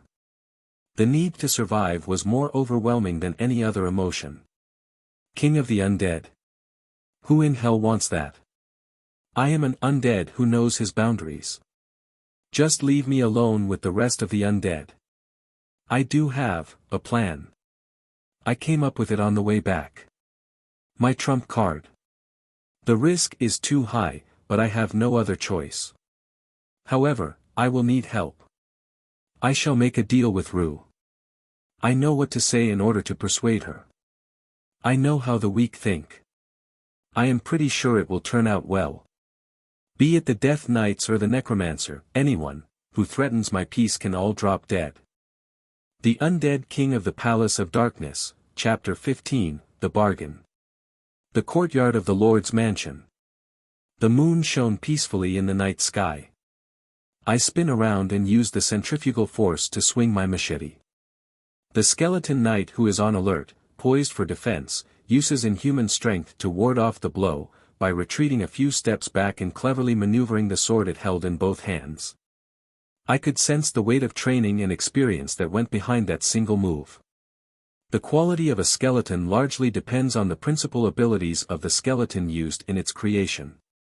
Because one's experience is ingrained into the body. If an accomplished soldier's skeleton is used, then a skeleton with adequate combat abilities can be created. On the other hand, if a skeleton with no combat experience, in other words, a civilian skeleton is used, there will be a huge difference between the two even though they are both the same class of undead. And this may be a cock and bull story, but the undead created from the remains of an ancient mythical hero is purported to have slaughtered even a dragon. Skeleton and fleshman are both one of the lowest classes of the undead. The undead can be created from 4 types of sources. Namely, a skeleton that is born from the skeleton of a living being.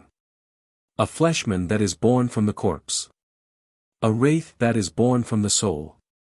A zombie that is born from the decomposed remains, as a result of necromancy.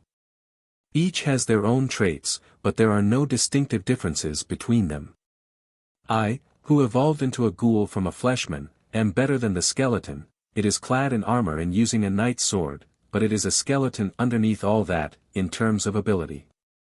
Even so, in this one-on-one fight, the reason all my attacks are parried, can only be explained by a difference in experience.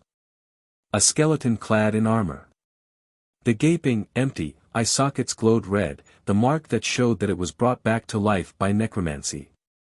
The opponent is a bag of bones, whilst I have a visceral body. I am stronger and faster. But the opponent is lighter on its feet and neither of us tire. With every parried attack, I am more and more convinced. This will not do. At this rate, I will never stand a chance against the Death Knights. In an actual fight between the two of us, I think I would emerge the victor. If my attacks got through, it would only take a single hit to level the skeleton, not to mention my strong regeneration powers. However, since that is a feat of strength, it will never work against a stronger opponent.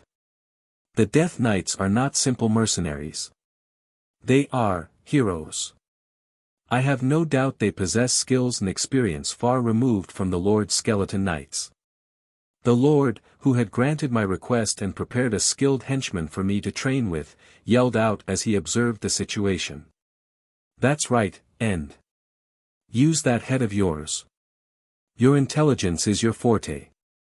Let all that resentment, emotions, and the negative impulses burst forth. The abyss in you is bottomless and is the essence of an undead. That is not what I desired. Indeed, an outburst of negative impulses might help me get stronger, but that is not my objective. Fighting them must be my last resort. If I lose my calm, and get my priorities mixed up, I may not even be able to escape here. The Lord seems to have recognized some talent in me, but I do not trust him enough to mindlessly believe him. However, I do require a certain degree of strength. If I survive this ordeal and manage to escape from the Lord, I am sure there will be countless other battles awaiting me. The reason I was more eager to cross swords with the skeleton knight rather than go out hunting to accumulate negative energy is because I had my future in mind. I needed to learn where I stood and experience the skills of a veteran fighter. So that in my admiration for power, I do not rush headlong into battle in the future. Since I had roughly understood the difference in ability, I did not hold back on my strength as I swung machete downward. I felt a dull pain in my arm, but the force of the attack broke the skeleton knight's sword and sent it flying, armor and all. Even so, the Lord Skeleton Knight was formidable. It immediately swung on its heels and took up a defensive stance. However, the victor had already been decided. I only need to close the distance to destroy it. There was no point in fighting any further. I lowered the machete. I do not know what kind of metal this black blade was made of, for there was not a single nick in the blade even after it smashed a sword to pieces. Just like the shadow amulet and the sunshield cloak I am equipped with when I step out of the mansion, this blade might be imbued with magic as well. Did that satisfy you, End? Yeah. Thanks. I got the general picture. I gave a brief reply to the Lord's inquiry. Yes. I came to a realization. I realized that it was impossible for me to learn the way of the sword. I do not know if it was because I fought all my battles thus far like a monster, fully relying on my strength, or if it was maybe because of my lack of talent. At the very least, it is not something I can learn in a day. And even if I did manage to learn, I do not have the time to apply those skills in a real battle. I should give up for now. It is better to use the other options at my disposal. Then, go hunting. Although there isn't much time, you need all the power you can get. Hunting should help you more than learning to fight. If you become a dark stalker, you'll be much stronger than you are now. That's the kind of beings the undead are. His words made sense. The main reason the undead are feared is because they can evolve and rapidly grow stronger through accumulation of death energy. The Lord looked puzzled for a moment upon seeing me nodding my head meekly, and then yelled out quickly. He gave short instructions to Rue, who had rushed in flustered. Rue! Provide the skeleton a spare weapon from the armory. I need to make preparations for the upcoming battle. And, finish your hunt and return to the mansion before dawn. Don't forget that you're not at your strongest under the sun. Yeah. Got it. I have no intention to court death. The Lord snorted in response to my short reply and retreated inside the mansion. Rue scurried over to the skeleton that had lost its weapon. Her complexion that had temporarily gotten all better due to Senri's magic, had already reverted to the way it always had been. It was an opportunity. There would not be another chance when the generally unused courtyard will be free of the Lord's familiars. Most of them are guarding the perimeter against intruders. Even so, I kept in mind that we could be watched, and moving as naturally as possible, I approached Rue and spoke in a low tone. Rue, I need a favor. I want to make a deal with you. There's something I want no matter what. It's nothing big and you won't need to go against the orders you've been given either. I refuse. A hopeless answer. The skeleton had its eyes on Ru, but that class of undead is incapable of speech. I am already under surveillance with a familiar following my every movement, but Ru was never watched. She is a slave and a true weakling. She simply indifferently carried out just the Lord's orders. In other words, a living undead. And, sadly enough, the Lord was right in his estimate of her. For even when she came face to face with the Death Knights, who are the Lord's enemies, she still did not seek for help. Even if she had been afraid of the bolt of pain that would shoot through her body upon violation of orders, the Death Knights would have been capable of taking care of that somehow. Ru is weak. As things stand, she may not live for long, and I am sure she is aware of that herself. I stooped over and looked into her tired, jet-black eyes and smiled. I will repeat my proposition from the other day. If you listen to my favor, I will safely drop you off in town, after the Lord dies. If you want, I could even stick around until you get settled. Master will never die. That is a meaningless supposition. She did not seem surprised, unlike the other day. Her body, her voice were not shaking. Although, her eyes held the same conviction from before. I am afraid, even if Ru had not been punished because of me, she would have answered in a similar manner. That is the kind of world she lived in. Well, let me give modesty a try. Then, consider that I'll owe you one. If anything happens, I'll help you out. So, please. No. I have no right to have you owe me anything. And I bet you'd never pay back what you owe anyway. Said Ru softly and frowned. Indeed so. If I had to choose between my debt of gratitude and my life, then without doubt I would choose the latter. Well, even if not for that. Ru never intended to heed my request from the beginning. As planned, I changed the course of attack. Then, why are you still standing there listening to me? What? Ru's eyes opened wide and she showed agitation for the first time today. The terribly human response of hers had me surprised, but I continued to fervently persuade her. If you really want for nothing, there's no need for you to listen to me. All you had to do was close your ears and get out of here. That's absurd, drivel. I shan't listen to it anymore. Actually, I know why. I am the same as you. A weakling. I know what you want and what you wished for. If you bring me what I want, I can give it to you. I had had it when I was alive, but Ru, a pitiful slave of the Lord's, did not possess it. Ru looked at me puzzled. However, her face looked even paler than usual. Perhaps, she did not realize her own heart's desires. I did not wish to extend such a proposal. But I did not wish to leave my life hanging in the balance. She had her head inclined and I brought my lips close to her ear and whispered persuasions. She listened, realized the meaning behind my words, and her expression changed. It was an extreme transformation. She looked like she could fly into a rage, on the verge of tears, and laugh out loud at the same time. It was a mixture of emotions. Why, that's absurd, why? I will keep my promise. Ru gulped and her body trembled. However, any further resistance was pointless. A trickle of tears fell from her eyes and down her lashes. Ru had finally realized what she had wished for so desperately that she would shed tears for it. How terrifying! The Master, Horus Carmen, has brought forth such a horrifying monster. The parched lips of hers cursed me. However, she could not reject me anymore.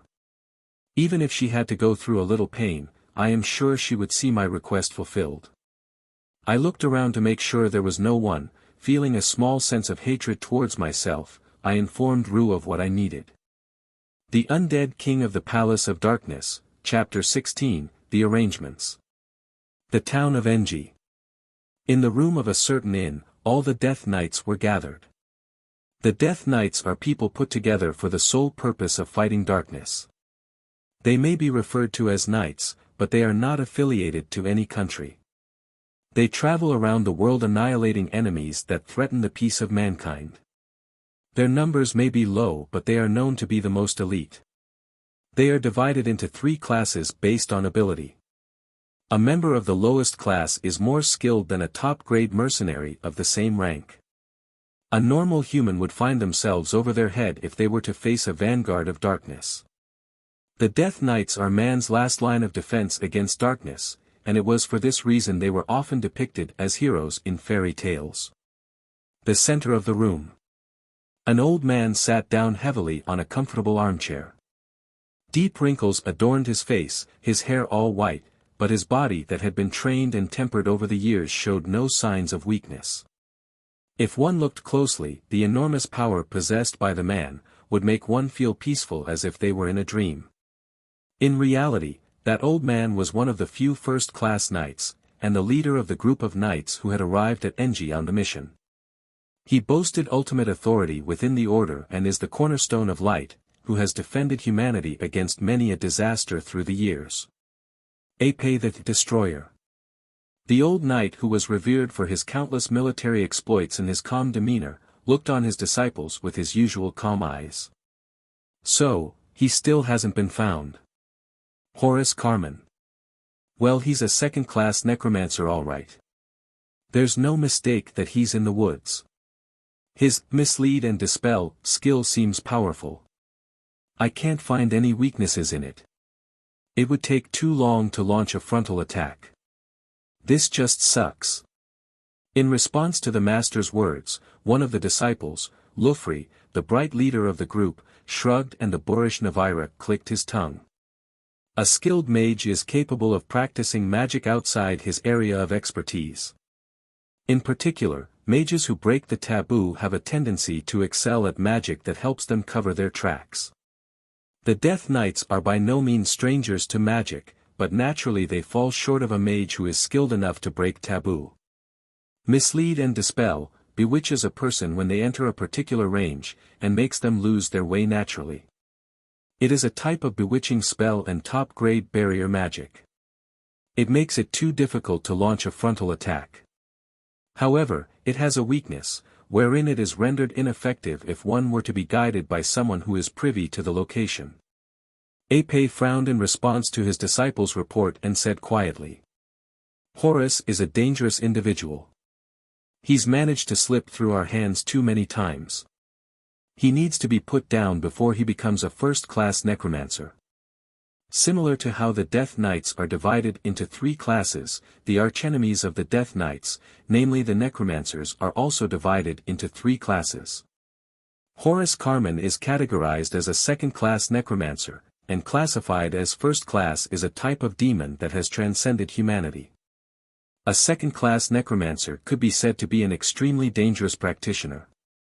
Naturally, the Death Knights will not face defeat, but depending on how things pan out, the possibility of losing a few third-class knights was very real. However, Epei gave a big warm smile that could clear the heavy atmosphere. One could catch a glimpse of absolute confidence behind that smile. The first-class knights who were few in number had other duties on top of subjugation of evil. And that was to pass down their strength and experience to the next generation. He directed his attention towards the youngest girl in the room who was yet to speak a word. Senri, you'll be in charge as planned. Work with the knights and destroy Horus. You can do it, right? Yes, master. A second-class practitioner is rather powerful. Naturally not as powerful as the first class, but still one does not come across them too often. Senri's voice was composed as she accepted the mission. Those purple eyes, with nary a trace of impurity, looked back at Epei. Epei nodded satisfied upon seeing the expression on her face. You don't need to worry, Senri. You are still young, yet your strength is exceedingly close to that of a first-class knight's. In particular, your blessing is one of the most powerful in history. Virtuous soul. The Sword Princess of Light. The one who was blessed by the god of creation at birth. Senri Silvis. She is an outstanding talent even amongst the Death Knights, which is an ensemble of the best of the best. Especially because of her blessing which grants her ability to dispel darkness. The necromancers refer to it as positive energy, and hers is the strongest ever among Apei's disciples. The Death Knights are put through a strict training of the mind and body to increase the strength of their blessing. However, Senri already had a tremendous amount of blessing when she was recruited by Apei. And the power of light has only grown stronger over the years. Undoubtedly, a being that came into existence for the sole purpose of being a Death Knight. With enough experience, she is certain to surpass Apei. Such a huge disparity in talent would not even evoke envy. The opponent is one of the strongest in the second class, but I'm sure you'll be able to defeat him with the help of your fellow knights. I intend to use the achievements from this mission, to recommend the promotion of Senri to first class. But I'm still. It doesn't matter that you're not yet strong enough. There's no point comparing yourself to me who's been a first-class knight for 30 years. I'm sure you'll catch up in no time. You have an innate talent for the sword, and need I talk about the strength of your blessing? The only thing I'm worried about is, listen carefully, it's your naivety, Senri. Because necromancers are crafty. Senri listened earnestly and nodded in response. The others also listened to their respected master earnestly. Senri looked at him straight on, and declared in a calm and composed voice. Not to worry. I've seen a lot of disasters they've caused. Necromancers are wrongdoers against humanity. The blessing placed on me exists for the sole purpose of putting them to death and for the salvation of the poor souls who were defiled by them. Your kindness, your righteousness, is your strength and at the same time your weakness. But fear not, for it's a path everyone traverses in their lives. Without facing troubles and hardships, one could never become a knight of the first class. Please count on us, Master. It's true that Senri has a naive side to her, but she's got us with her. Although her blessing is stronger than any of us, we have more experience fighting against darkness. We have each other's backs. The master looked at them with fatherly affection, and Lufri, who was beside Senri, stepped up and bumped a fist to his chest. They displayed all kinds of emotions as nodded vigorously. Apei nodded satisfied and crossed his long legs and stared at Senri. Even necromancers can't live without assistance. Strong magic needs a good catalyst. I'm certain Horace Ade lives in this town. Proceed with your investigation. That is your job, Senri. I shall provide advice upon request, but I don't plan to get involved directly. Yes, Master. That said, don't forget you're not a first-class knight yet. You have me backing you up. It should take time to accumulate enough energy in order to become a first-class necromancer. On the off chance that he has already advanced to first class, you're to report to me. Senri kept Master's words in mind and left with a few assigned knights in order to continue with the investigation. Skull and crossbones, skull and crossbones, skull and crossbones. At the base, Navira was engaged in conversation with Senri, who was checking the equipment. He is a long-haired man who had the position of vanguard and looked up to Apei, whose main weapon was also a mace. Senri, you should blow up the barrier along with the forest really. I'm sure you can do it with blessing as strong as yours. Mislead and dispel is certainly powerful but sensitive at the same time.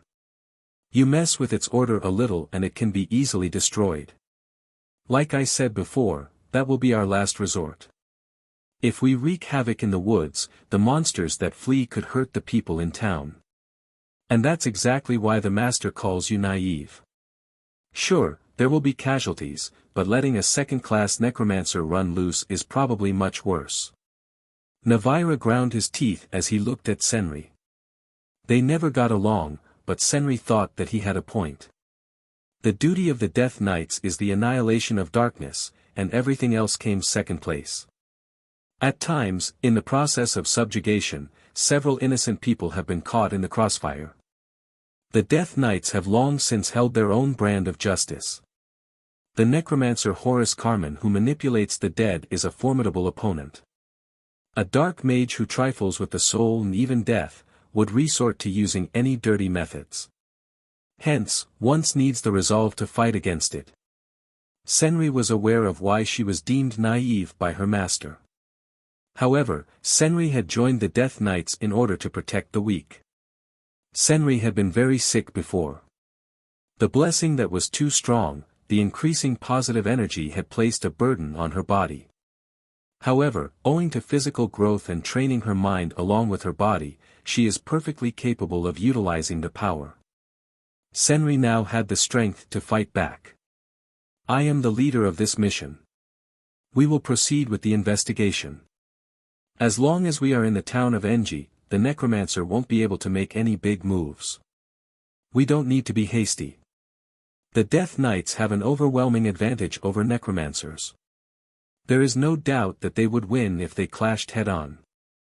Navira scratched his head and spoke with a harsh tone. TCH, forget it. You are the leader this time. But, set a time limit at the very least. Sure, we may be able to find someone who knows the location of their base, but we can't afford to waste too much time searching. Horace Carmen is not the only necromancer in the world. You understand? I know. We will settle this in under a month. A month is too long. The longer it takes, the more power they accumulate. The barrier around woods will be fortified as well. You may be able to escape this unscathed, but Horace is a powerful mage. Your fellow knights will die. His tone was almost threatening. Senri held her silence for a while, after which she raised her head determined. 1 week. If we don't find a lead by then, I'll destroy the woods. Preparations for it will be made alongside the investigation. The arrangements for the cleanup after the destruction, determining where the destruction should take place. Got it. Navira's mouth twisted into an almost callous smile as he looked at Senri's determined eyes. He clapped her hard on her delicate shoulders. Skull and crossbones, skull and crossbones, skull and crossbones. All the preparations were steadily underway. Upon the Lord's orders, I go into town with Rue. The whole town of Enji was enveloped in a tense atmosphere. Unlike during our previous visit, if one listened carefully, one could hear the rumors around town about the Death Knights. I fulfill the task assigned to me as I wince at the sundown pouring down on me. I reckon the Lord had us run the errand at noon because the Death Knights would be on high alert at dusk when the undead are usually active. Huck passed on to us a package very similar to one we were given prior. I made to leave the room as soon as we received the package, but was stopped by Huck, who had a message for us to pass on the Lord. His usually carefree face looked a little weary. Tell Lord Horace I look forward to the day I can meet him again. Those guys are searching for us. I don't intend to betray him, but they are good at sniffing out things. It's too much of a risk to deliver any more supplies. Ah, understood. You really are sentient, huh? Also to think you can move around just fine under sunlight, how terrifying. Lord Horace, your master is undoubtedly the strongest mage. Huck showed a bitter smile and shuddered ostentatiously. We left the room after the transaction was completed. Short though it may be, it was a time I had my freedom. The final showdown is yet to come. I entered a deserted back alley. Rue, who had always reproached me for my wanton behavior, followed me without a word. There is very little time when I am not being watched. I am under constant surveillance in the cellar where I am usually placed, and I am not allowed to leave the mansion without express orders. The only time I get to be free is when I am on these errands. Now with the Death Knights being watchful, the Lord cannot attach his familiar to me. I loomed over Rue, who had receded into her shell, and peered into her dark eyes. Did you get what I asked you for? Yeah. But, what, yous could, something like this. I knew you wouldn't disappoint. Thanks for the help. Really. I have no more time. The Lord has been shutting himself up in the laboratory more and more with every passing day. I reckon he is preparing to conduct some sort of ritual. The only time he sees me is when he has to order me to hunt. The Lord looked thoroughly exhausted, but his eyes had an eerie spark in them. He is trying to break some new taboo. It may not be my place to speak, considering I am an unforgivable existence myself, but it is rather repulsive. I am not a match to the Lord or the Death Knights as is. If they make the first move, the chances of us winning are slim to none. Her face displayed fear and doubt, as she pulled out from her pocket what had been asked of her. I all but snatched it from her hands, checked it, and smiled for the first time in a while. I may have been able to obtain it even if I had requested the Lord. However, that would invite unnecessary suspicion upon myself. I wanted it to be discreet. It may be something trivial to Rue, but to me, it is the key to survival. Rue did not seem like she was in pain.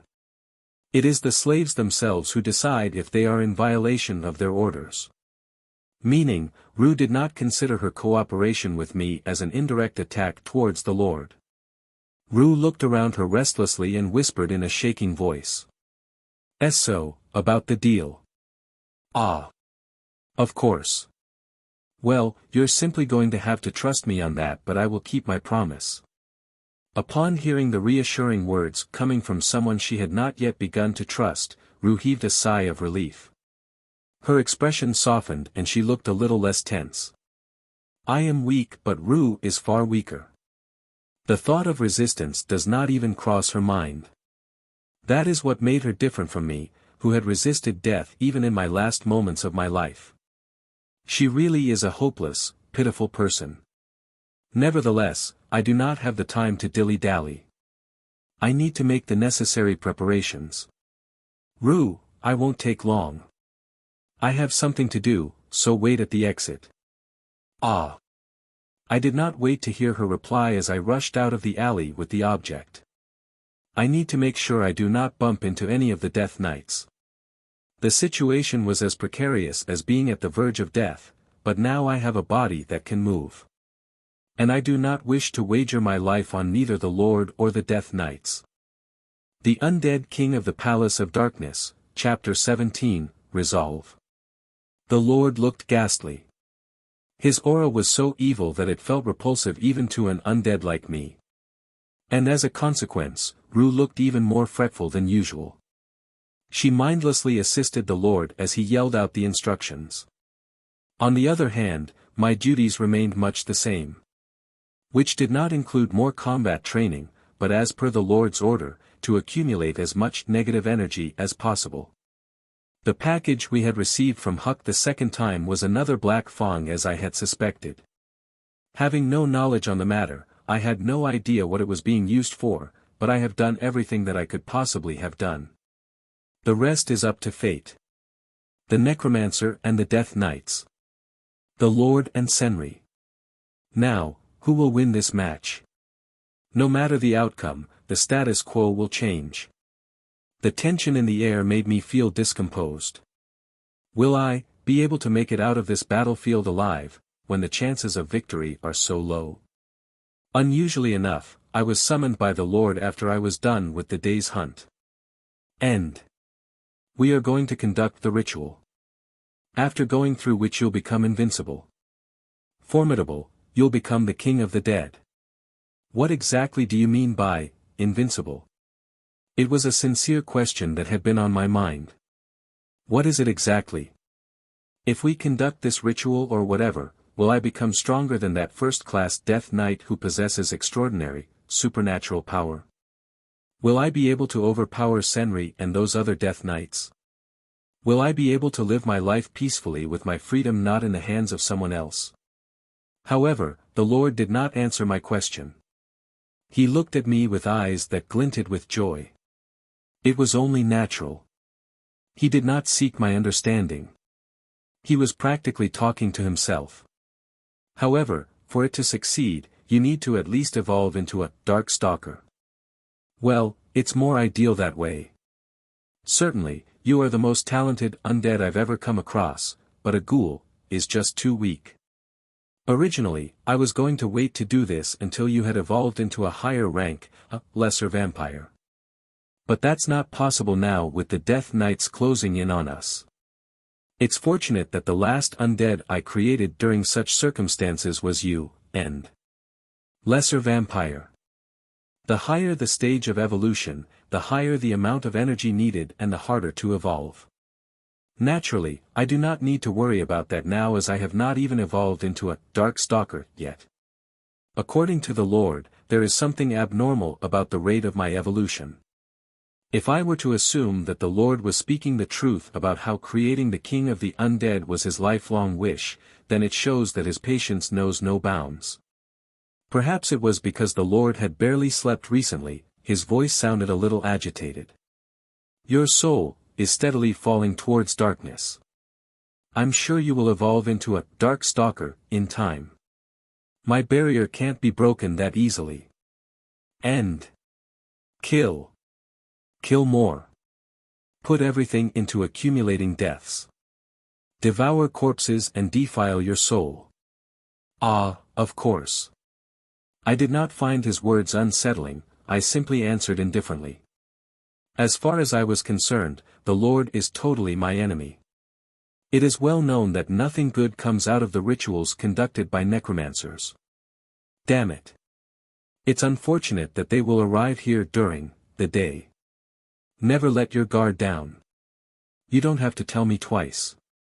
Very well. Return to the morgue, end. So, he does not forget the order even in this situation. A part of me found that admirable, so I obey the order and make to return to the morgue. Rue, who was forced to aid the Lord in the laboratory, looks in my direction, but I do not maintain eye contact for too long and turn away. Our deal was already over and done with. I have a trump card up my sleeve. I did use it once, but I am sure the Lord was none the wiser. The owl, the Lord's familiar, stared at me fixedly. The Lord seemed to be under the notion that we could make it in time, that we still had a little longer, but he was mistaken. There is no more time. The Lord, we have no more time. I am already prepared for it. I am sure the opponents are as well.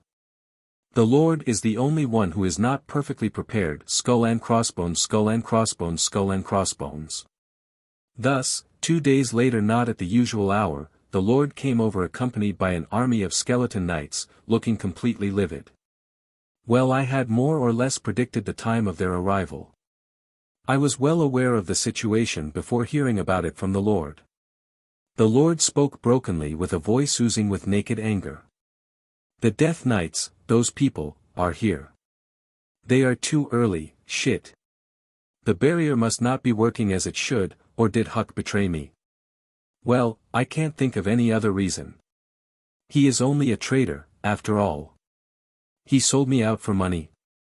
Rue was bound by her orders. And she had me as her chaperone during our visits into town. Even the Lord does not seem to have doubted the slave. I could see the strong fighting spirit in his eyes that glinted darkly. Lucky for us, the first-class knight doesn't seem to be here. We have no option but to fight them off. There's no time to even cast a barrier to buy some time. We haven't completed the ritual either. They are already upon us. Very well, those hypocrites who stand between me and my lifelong wish. Although the King of the Dead ritual is not yet complete, let us show them the mysteries behind necromancy. The Undead King of the Palace of Darkness, Chapter 18, The Strategy. Lufri, the third-class knight, squinted at the dense, overgrown woods. So, it wasn't a trap. I was certain it'd be an ambush. The barrier is down. It simply means we have someone helping us. Remarked Senri indifferently and folded the letter she held in her hands, which she then carefully placed in her pocket. The letter was an invitation. An invitation to Lord Horace' stronghold from an unknown sender. It is only natural that Lufri found it suspicious. However, any residual suspicions were cleared the moment we got here. Mislead and dispel is a formidable magic equation. It does not respond to physical attacks and there is no equal to its defensive ability. As long as it was in effect, even if Senri marched into the woods with 1,000 people, or even if the place of aim was just 100 meters away, they would not be able to reach it. There was only one way to get through the barrier. And that is to follow the lead of someone who knew the way. In the presence of a guide, the barrier loses its effect. It was its only weakness and at the same time the reason behind its strength. The trick does not work unless at least one of the guides is outside of the barrier. However, the person is an ally of the necromancer. They had to have known that they would be pursued as well. They must be somewhere around the barrier, but it is next to impossible to find a single person in a short span of time. I had thought that there was no other way but to destroy the barrier along with the woods. Senri had asked Neville for a week, not only to search for a guide but also to prepare herself to destroy the woods. However, there was no need to unnecessarily increase the number of casualties.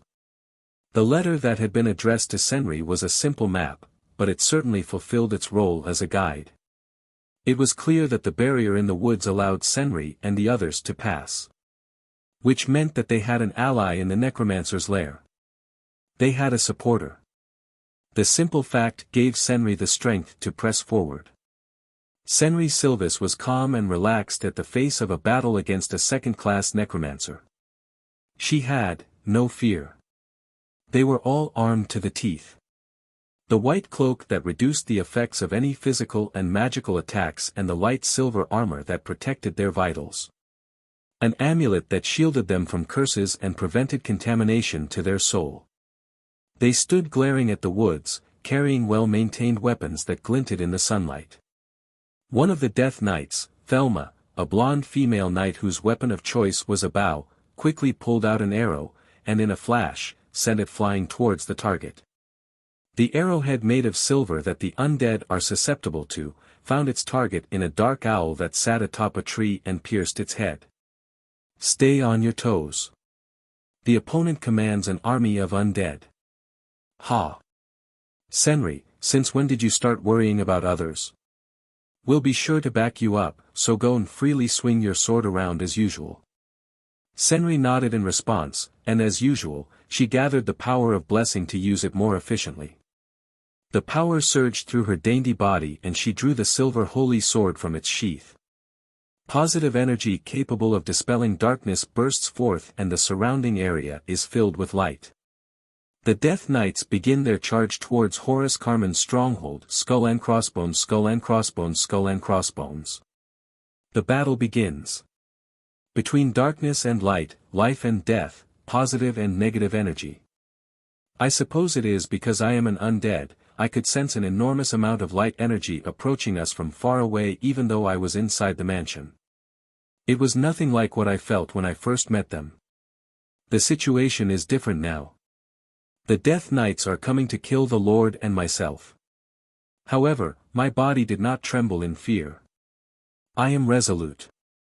Surely, no matter what I have to sacrifice and how much I have to suffer, I will survive. The Lord was the only problem. Even after sensing the tremendous amount of light, there was nary a semblance of fear on the Lord's face. I am not sure if that was because of the madness in him or because even in the face of such overwhelming power, he felt there was still a chance of victory. That was my only cause for concern. The Lord, who I am magically bound to as a servant, must die. As long as he lives, I am not even allowed the luxury of having the freedom to survive by leading a life on the run. The Lord threw open the gates of the mansion and raised the short staff he held and exclaimed. Ah, O great personification of death, imprisoned soul, crawl out of the depths of hell, answering my call for death, come forth and lay waste to all things living. Corpse Parade. Before I realized it, there were countless undead monsters gathered in the spacious courtyard of the mansion. There were wolves, bears, monkeys, crows. Amongst which were monsters I had hunted that the Lord had transformed into undead. Rue, who followed after, looked at the scene and her eyes almost popped out of her head and she looked breathless. She was trembling but her eyes were fixed upon the flesh wild in the courtyard. The trees rustled eerily. Although it was still daylight, it somehow felt as if the night had come. The body of one of the night wolves in waiting creaked audibly, and its already brawny body expanded even further. Its fangs grew double in size and its eyes shone blood red. The transformation lasted a few minutes. I stepped back in spite of myself. The Lord waved his staff as if he was conducting a symphony and the monsters howled as if in concert. An army of the dead. The term popped into my mind. I had wondered about how the Lord intended to fight against the Death Knights with the current undead under his command. The answer was, enhancement.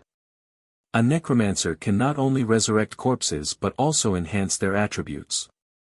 The resurrected undead looked completely different now. Bigger, stronger, more ferocious, and looked more cursed. The power I sensed emanating from them was no match to how they were a moment ago. Maybe their bodies had been imbued with too much power, blood and flesh chipped off them, and scattered around leaving a smell of rot in the air. Under the pouring light, dark monsters bared their fangs with intense bloodlust as if they were ready to devour the sun itself. There was no cue. The beasts stormed towards the woods in unison. They easily jump over the fence and vanish into the dark, dense woods. Leaving behind the skeleton knights enhanced by the Lord and the same old me. That should serve to buy us some time. It takes time to prepare the trap. I'm not going to be enhanced. Tremendous power. As long as it does not make me lose my mind, I would like to be enhanced by all means. The Lord turned a cold eye toward me.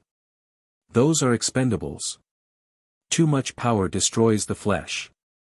I can't have the vessel of the king of the undead be destroyed. I see. Turns out it was not all that easy as it seemed. Well, if it was that easy then I am certain that the Lord would have done it a long time ago. However, there are still a lot of things to learn from him. Necromancers are an unlawful existence. Although it is meaningless to think about the future given the current situation, it is going to be extremely hard to gather detailed information about necromancers from anyone else other than the Lord. It really is a shame. They underestimate me. Kakik. I'll show them. I have all the necessary ingredients. I'm grateful to Huck. Ah, if we succeed in driving these people away and I meet with him again, I'll turn him into a magnificent undead. The Lord screamed. The still, grotesquely transformed skeleton knights all waited upon the Lord's orders. By ingredients, I suppose he means the giant fong from Huck. I did not manage to find out what it belonged to, but considering the confidence it has instilled in the Lord, it must be from some great monster. I do not want to get involved any further. I called out to the Lord who was getting excited all by himself. Lord! I need those items before battle. I wish to borrow the dark amulet, the sunscreen cloak and the machete. No one else is going to use it anyway, right? I need it in order to fight. It was a gamble. I needed the shadow amulet in particular. It is capable of fooling even the Death Knights. I dare say it is rather valuable. It is something absolutely necessary in order to lead a peaceful life on the run. The Lord looked suspicious just for a moment, but soon clicked his tongue and replied. Very well. It's in the desk drawer in the laboratory.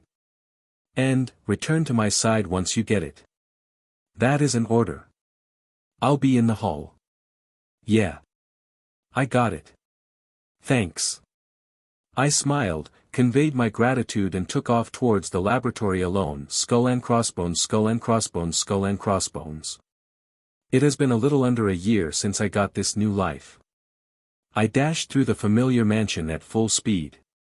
I suppose all the undead were summoned by the Lord. I could not find a single one of the skeleton knights that usually patrolled the mansion.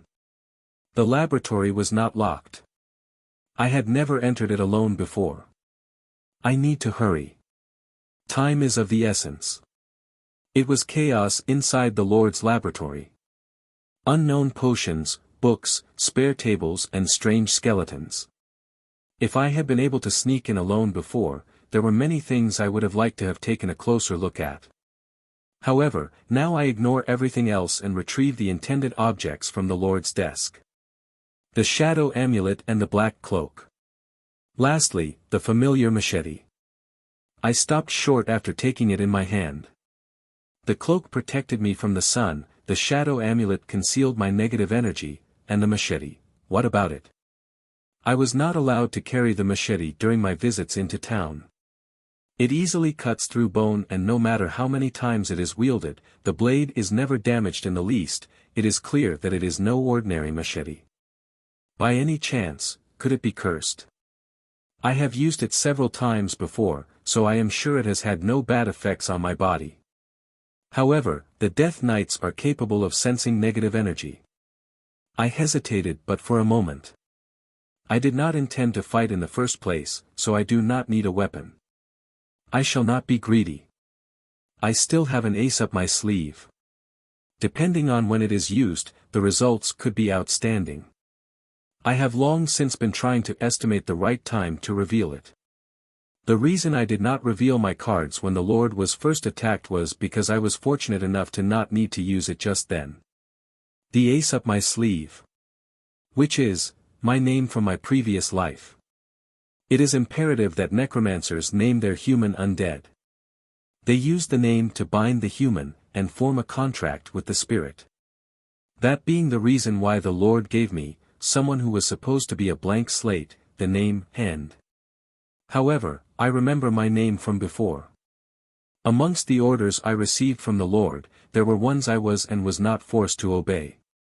I came to realize that a few days after I was resurrected. In my previous life, I was addressed by a different name for well over a decade, and I, who can vividly recall the memories from back then, I am not End. Ever since the Epiphany, I have intentionally obeyed every single order from the Lord. Even though I am not bound by name, I am still an undead who was brought to life by the Lord. If he were to give me an order that did not include the name End in it, then I might easily end up spilling my true name. I have been hiding my identity, waiting for the perfect opportunity to betray the Lord someday. And that time has come. I was the one who wrote the letter to Senri. Using the pen and paper I bartered off Rue. It was a gamble. There was the possibility that negotiations with Rue would fail, or that she might have a change of heart halfway through. Since I cannot exactly personally deliver the letter to Senri, there was the possibility that the letter might not even reach her. And even if it did reach her, she might not make a move. However, my gamble came through. The letter did reach Senri, and she did lead her fellow knights to woods in order to kill the Lord. There was not enough time for the Lord to complete his ritual for the birth of the king of the undead. I had made two miscalculations. First, I did not consider that Senri would not bring the first-class knight with her, and second, not thinking that the Lord had a lot more aces up his sleeve. The battle is not yet over. I gambled everything on Senri. If Senri were to lose here, I imagine I would be shackled to the Lord once again, never to be set free. However, all I can do now is pray. I donned on the protective cloak and put on the shadow amulet. I took a habitual deep breath in, and started off in the direction exactly opposite to that of the hall I was asked to return to. Sullivan, this chapter was twice the length of the usual chapter. Depending on the translator, we might delay next week's chapter. The Undead King of the Palace of Darkness, Chapter 19, Darkness and Light Part 1. A bear undead made huge by magic, rushes in, with its massive, hairy arm raised for attack, and is met with and slayed by a holy sword. The army of the undead was overwhelming like an avalanche. I assume they are the pitiful husks of the monsters that once lived in the forest.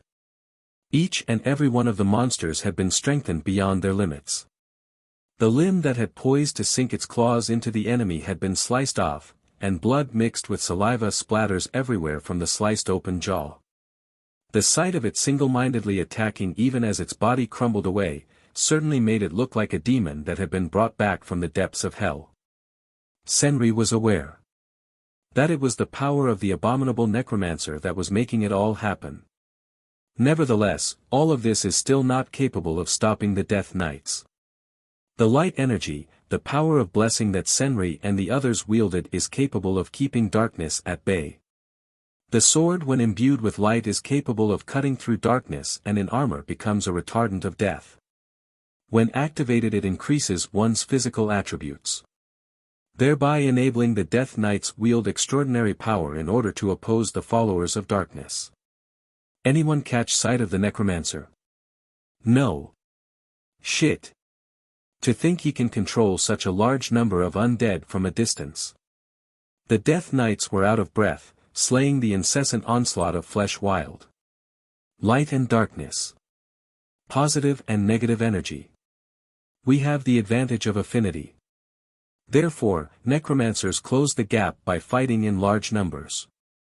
The monsters that have all been strengthened by the necromancer at the cost of the destruction of their souls, only further made it seem like hell. So much so that it posed difficulties even to the Death Knights who were accustomed to purifying undead. Senri. Should we take a step back? We can destroy these monsters, given time. No. Haha. I figured you'd say that. That's what makes you a candidate for first class, said the sweaty Lufri and grinned widely at Senri. We can still afford to pace ourselves, but the consumption of power is extreme. The power of blessing of my fellow knights is being chipped away at an alarming rate. The Death Knights possess an enormous amount of power of blessing, but that does not mean it is infinite. When exhausted, it takes time to replenish, and when completely drained, they have no other way to protect themselves from the retainers of darkness. Senri was hardly tired, but the power that others possessed was only 1/10 of hers. The undead that are attacking now are all the weak ones. Senri reflected as she cut down the wolves with an easy flick of her sword. A second-class necromancer is an existence very close to a lord of darkness. I hardly think this is going to end with only a mere army of flesh wild. The other Death Knights need to conserve their energy. Bringing them back home in one piece at the very least, is also a part of Senri's responsibility. I'll take care of them all at once. Wait, Senri. These are still. That's what Master would do. There was no hesitation. The weapon was bestowed upon her when she was made a second-rank knight. Senri held the sword made of precious holy silver and prayed. She thrust the sword into the ground. The power of blessing in her gathered at the tip of the sword and burst forth in a wave. It was not made to destroy, hence the pure positive energy became a wave of light that enveloped the whole place. Soul release. There was no explosion. The bare undead that was about to swing its huge arm and the pack of wolves that charged at them with no regard for their fallen brethren, all quietly crumbled to dust. The incessant swarm of undead that charged on relentlessly was not even able to make a single sound before disappearing as if they were an illusion. Senri watched it all happen silently with a sad look on her face. Soul release was one of the most basic spells of purification.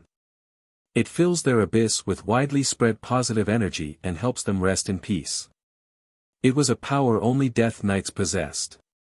It was almost impossible to defend against it, and there was no other way to better deal with a large swarm of lower-rank undead. Silence is restored. The heavy atmosphere is purged. Neville stops waving around his mace, throws it over his shoulder and starts whistling almost joyfully. To purge that large swarm of undead all at once, as expected of a second-class knight. I decide that complete consumption of energy would put us in a bad situation. Senri drew her sword out of the ground. She held it in her hand a few times, affirming the condition of her body. Satisfied, she nodded, and not an eyebrow was out of place. Soul release is a powerful skill, but since it releases a massive quantity of light energy all at once, it consumes a lot more energy than using a weapon imbued with the power of blessing. Therefore, the Death Knights, in order to maintain a proper control over the exhaustible power of blessing, first learn the skill of imbuing a sword with it. Nevertheless, the power of blessing in Senri rivaled that of an authentic first-class knight. Since she had released a large quantity of power all at once, she felt a little fatigued, but even that would disappear soon. She can still press on. She has not even used up 1/10 of her power yet.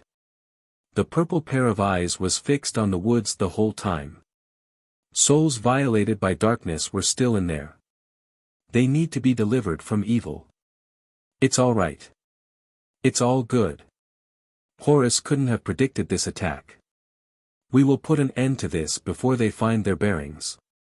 The knights all nodded earnestly, skull and crossbones, skull and crossbones, skull and crossbones. It was not hard to locate the mansion. I forcefully opened the locked gate and entered inside. Inside the fence, a strong smell of death lingered in the vast courtyard. However, the presence of undead could only be sensed inside the mansion.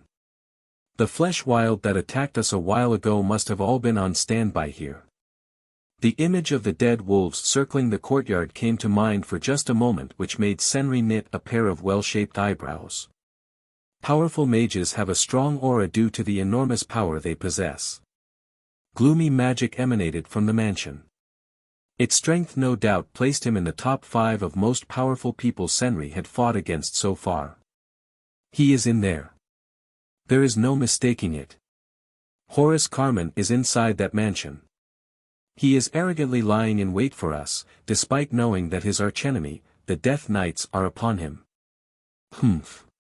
He doesn't think of escaping despite knowing about our arrival. Even though he's just a coward, he's awfully confident for someone who's going to be turned into a corpse before long. Neville smiled, unfettered as usual. However, he looked a little pale.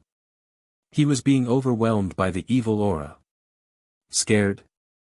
Neville looked a little taken aback at the words uttered accidentally, but soon regained his composure and clenched his teeth. He shook his mace, the head of which was made of holy silver, and exclaimed gruffly. "Who do you think you're talking to? I am a Death Knight, you know. What's more, I've been doing this a whole lot longer than you Senri. I've crossed paths with many a necromancer of his level. You just worry about yourself. It's your job to destroy whatever Horus Trump's card is. I got it. Trust me. Sheesh. I know about your personality, but you really don't respect your seniors enough Senri. We will not face any obstacles in the fight if we maintain our pace." As Neville said, the Death Knights who accompanied Senri on the mission were all seasoned fighters who served under Ape the Destroyer. Even if they find themselves threatened by the necromancer's power, they would not cower in fear. There was no sight of monsters outside the mansion. We must have fought the last of it. Horus intends to settle everything inside the mansion. The door to the mansion was provokingly ajar. I focus and activate the power of blessing to increase my physical abilities. The others followed suit and activated their power just enough to remove any look of fatigue. The necromancers become stronger by accumulating deaths, and in the same way, the beings of light are protected by light. There was nothing to fear. And thus, the Death Knights infiltrated the mansion, skull and crossbones, skull and crossbones, skull and crossbones. It was truly a long journey. A difficult one. Nevertheless, I finally saw the light at the end of the tunnel. It has been 20 years since I was classified as a second-rank necromancer. The earnest wish of any necromancer is to create the king of the undead. And with its birth, Horus Carmen could be officially categorized as one of the world's strongest beings, a first-class necromancer. It is not a coincidence that the Death Knights chose now to attack. They could subconsciously sense it. The birth of the King of Darkness. And so, they mean to prevent it by any means necessary. It was really my good fortune that brought an extraordinary talent such as End into my life. Be it the speed of his growth or the size of the vessel, it was the best Horus had seen in his long life as a necromancer. End, who had left to get the equipment, had yet to return. Whatever is keeping him. However, the Lord, who is his creator, can still sense that he is nearby. Although his smarts are a cause for concern, he is under orders. He should return once he is done. What Horus needs to focus on, is driving back the Death Knights. If I were to lose End right now, I do not know how many more decades it would take for me to get my hands on such an undead. Nevertheless, there is no need to worry. Once, just once, I need to succeed in repelling the knights. Originally, I was going to be prudent and wait until he progressed further in the ranks, but considering his quick-wittedness and his intelligence, the ritual may succeed even if he is just a ghoul. I slit my palm open and use my own blood to draw a magic circle. It would cast burden on Horus since he is a human, but the undead that were released were all decimated in such a short interval of time. The enemy is stronger than expected even without the first-class knight present. Horus Carmen decided to use everything under his disposal. So, this is the last trial. He scowled at the frightened slave who carried out his instructions. Everything was prepared. The slave was no longer necessary. Rue, I'll have you put to use as well. Rue pales and takes a step back upon catching the look in his eyes. Bony limbs and body. Deeply sunken pair of eyes and disheveled hair. Tattered clothes, a small existence that looked worse than a skeleton undead. And above all else, her eyes no longer held the spark of life. A typical slave. Horus smiled at his slave for the first time. Even a weakling has its use. The source of their power is their very own life, faith and pride. They can be weakened if those are defiled. What do? Rue let out a weak-sounding cry. Horus raises an eyebrow, but soon regains his composure and issues an order. I don't remember permitting you to question me, oh well. This will be the last time. Rue Doris. Join the Skeleton Knights and attack the Death Knights. Sullivan, another Cliff, surprised face. I wonder what is the difference if he asks her to fight again them. She's pretty weakened from the state of her body as is.